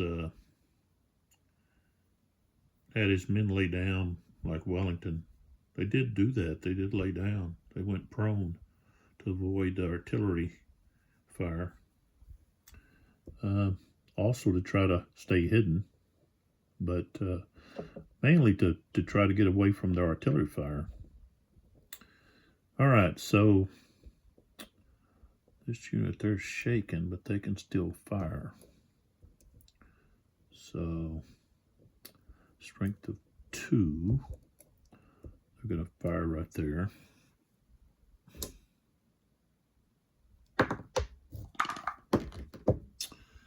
Okay, a 2 is nothing. All right. So let's come on down a little further here. We've got this artillery piece here, strength of 3. We'll fire here.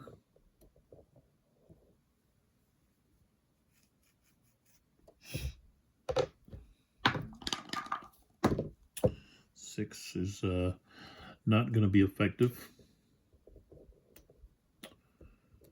Okay. All right. This strength of 2 here is going to fire right there. Campbell.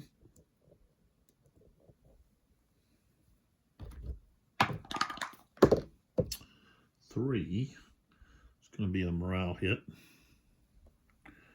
I'd already have a morale hit. No. Well, he's got Campbell with him, the leader, so he can ignore that morale hit.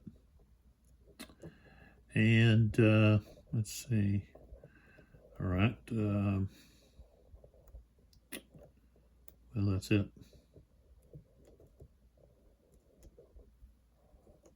All right. So that is all of the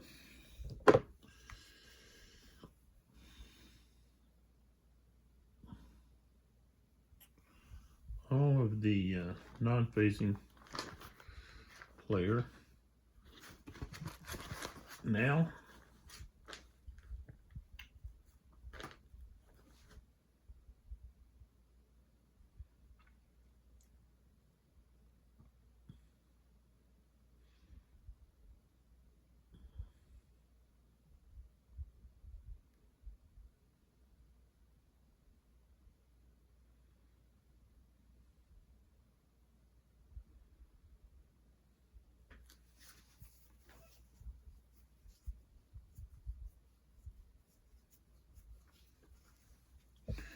so let's try to see if we can gain some morale back.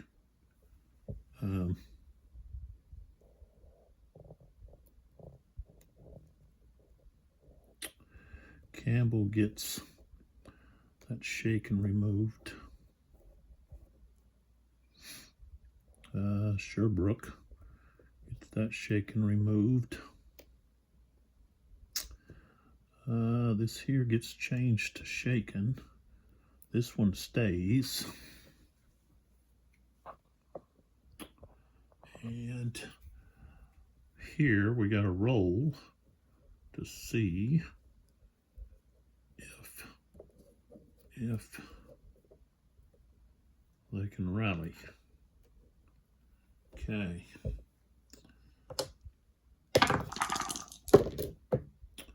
Skirmisher rallies, but the artillery doesn't, so we just move the skirmisher there, but they're disorganized.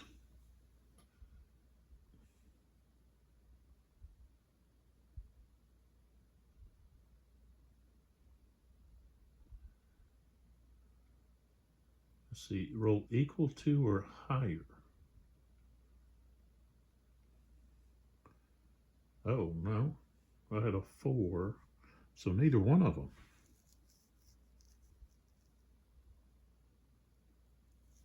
Yeah, neither one of them rallied. Okay.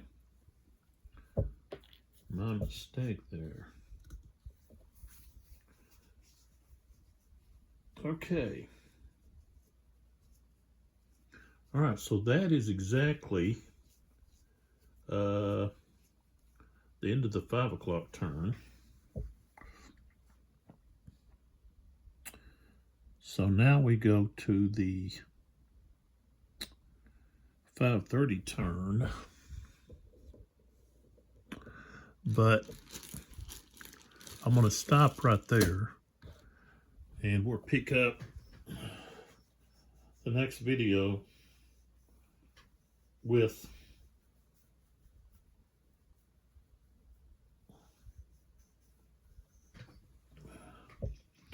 that activation, or the start of the 5:30 turn with the French, which of course I've got to roll on the attack stoppage.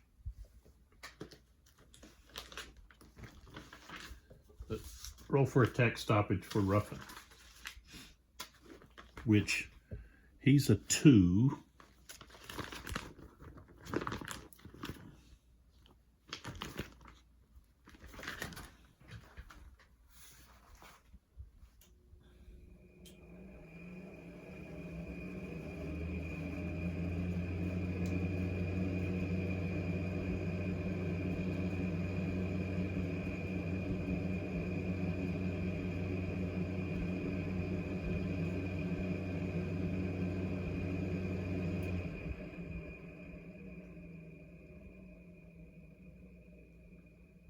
So as long as he rolls a 3 or higher, he's not going to have an attack stoppage.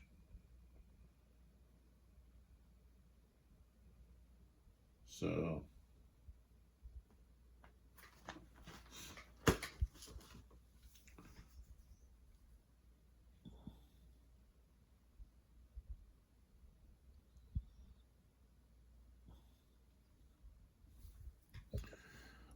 the artillery is a lot more powerful, I think, in this series than in the La Bataille. I don't seem to get very many results out of the artillery. Now you do have the ricochet. So I have had some losses, but morale-wise, get a lot of units, but this is going to fall over here. Ruffin's going to be able to enter that hex, and with them being disorganized, that hex is going to fall. It's not anything the British can do. Of course, the headquarters here is going to, Army headquarters is going to have to retreat. Um, and so once that happens, then once this falls and some control of this has happened, then we're going to have La Peace and Villiers are going to be attacking Hill and Sherbrooke. So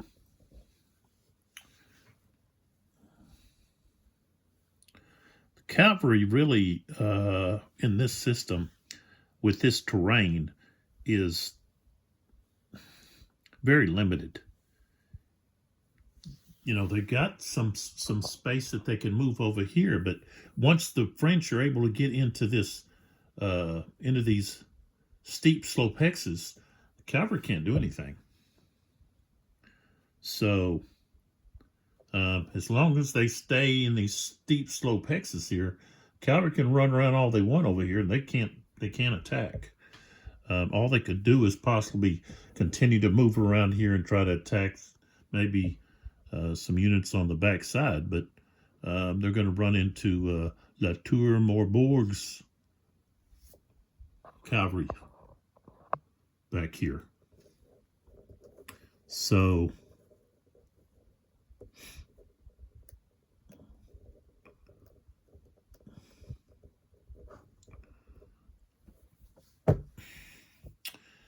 and the other thing is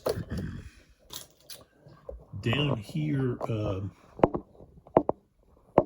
Malone's cavalry really isn't very effective. Besides maybe keeping the Spanish from advancing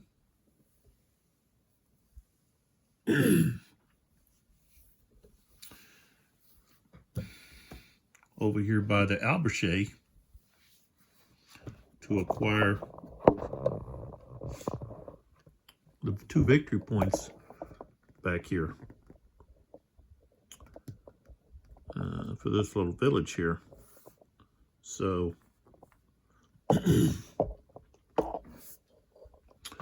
now, I don't know if you can see that, but right there, it says that 3 victory points for inside the city wall. So if the French could possibly get inside the city wall, they could get 3 victory points. Up here, this is worth 5.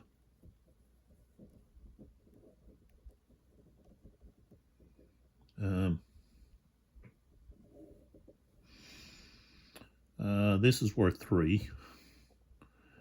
And of course over here, somewhere, yeah, 2 here.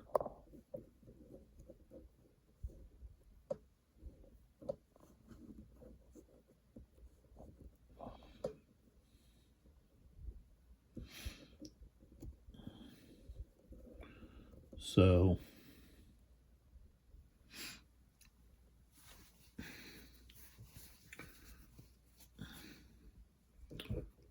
there's 1 there, and then over here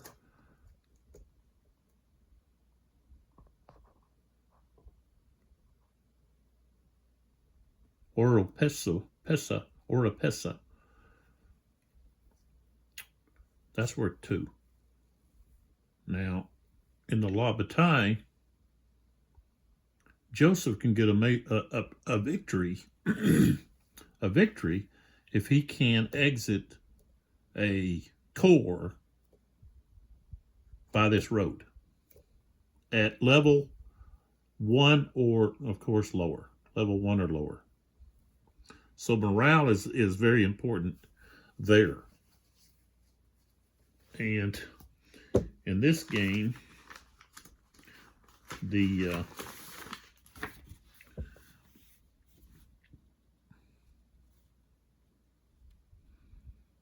victory conditions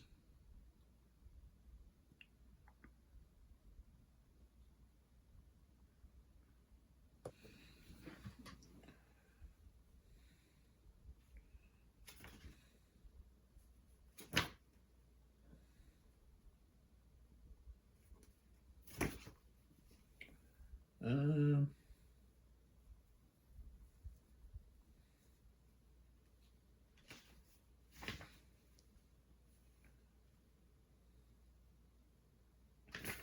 .2. Let's see what that is.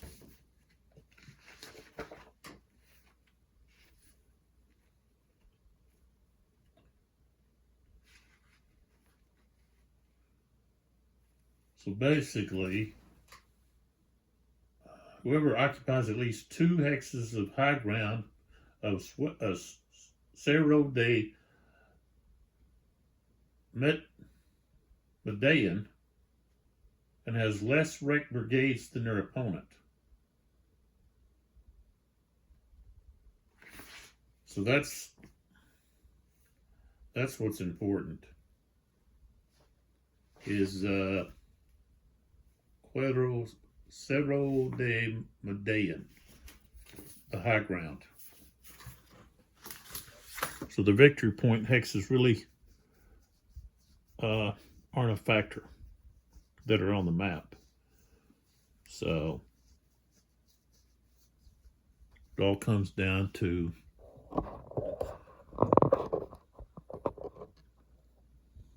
controlling these hexes up here that are outlined in gold or yellow. There's 3 of them. 1, 2, 3. So whoever controls 2 out of the 3, at least 2 out of the 3, would be the winner. So Ruffin's close to probably getting 2, maybe 2 out of the 3. He's going to be easily able to get here and here, because I think he'll take that. No problem. I mean, they're going to, one thing is the skirmisher will be able to fire there before anything, and artillery, I'll be able to, well, I don't know that I can fire the artillery. No, I don't think so, because they're back off of there. So yeah, not be able to fire.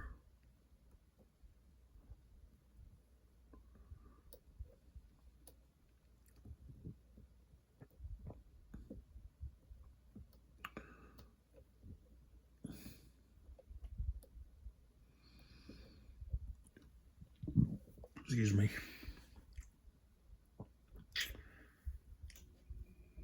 But with them being disorganized, it should be easy to defeat them. So that's what we got going on so far. Sorry it's taken so much time to go through this, and part of it is I haven't played these in so long. I have to look up stuff, and sometimes it takes me a while to find it. So, and I'm sure I'm making some mistakes here or there, but that's just part of it. It's not that big a deal. But here, this is 4 hours and almost 30 minutes, and it'll go faster once I get this down. So I'll next video will be the next turn of this, which will bring us to 6 o'clock, and then we go back to the La Bataille.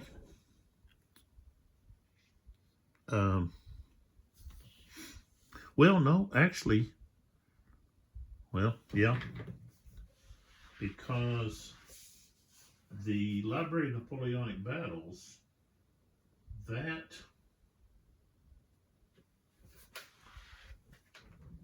well,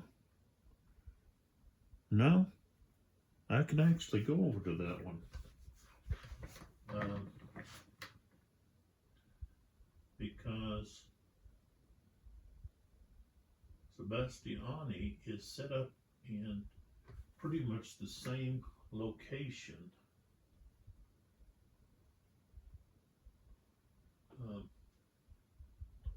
So, yeah.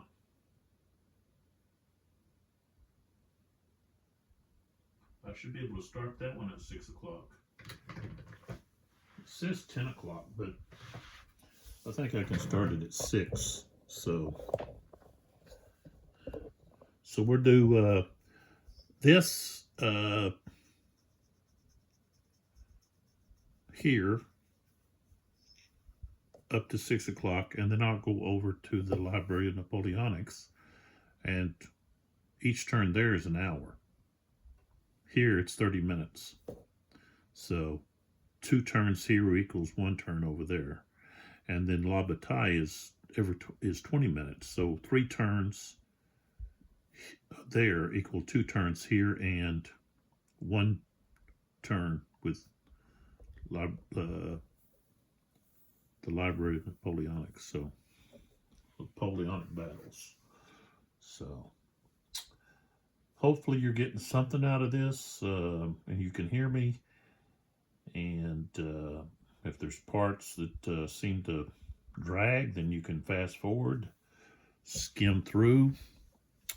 But at least it gives you an opportunity to see how each of these 3 systems play. And if you don't have one of them, maybe it sparks your interest. Or if you do have them, it sparks your interest to get them off the shelf and onto the table. So I've got these games, I'm going to play them. I've been a fan of military board games since the mid to late 70s. And I've always had to play, well, most of the time, had to play by myself. My older brother would play Blitzkrieg and Tactics 2 with me, but he got to where he was interested in other things, and so even when we get together now, he's not interested in these type of games. And my 2 sons are not interested in these type of games. Their interest would be into PlayStation or not Xbox. They both were Xbox fans, or still are, I guess. So, and I'm not real crazy about that. I'd rather do this. So that's why I do it.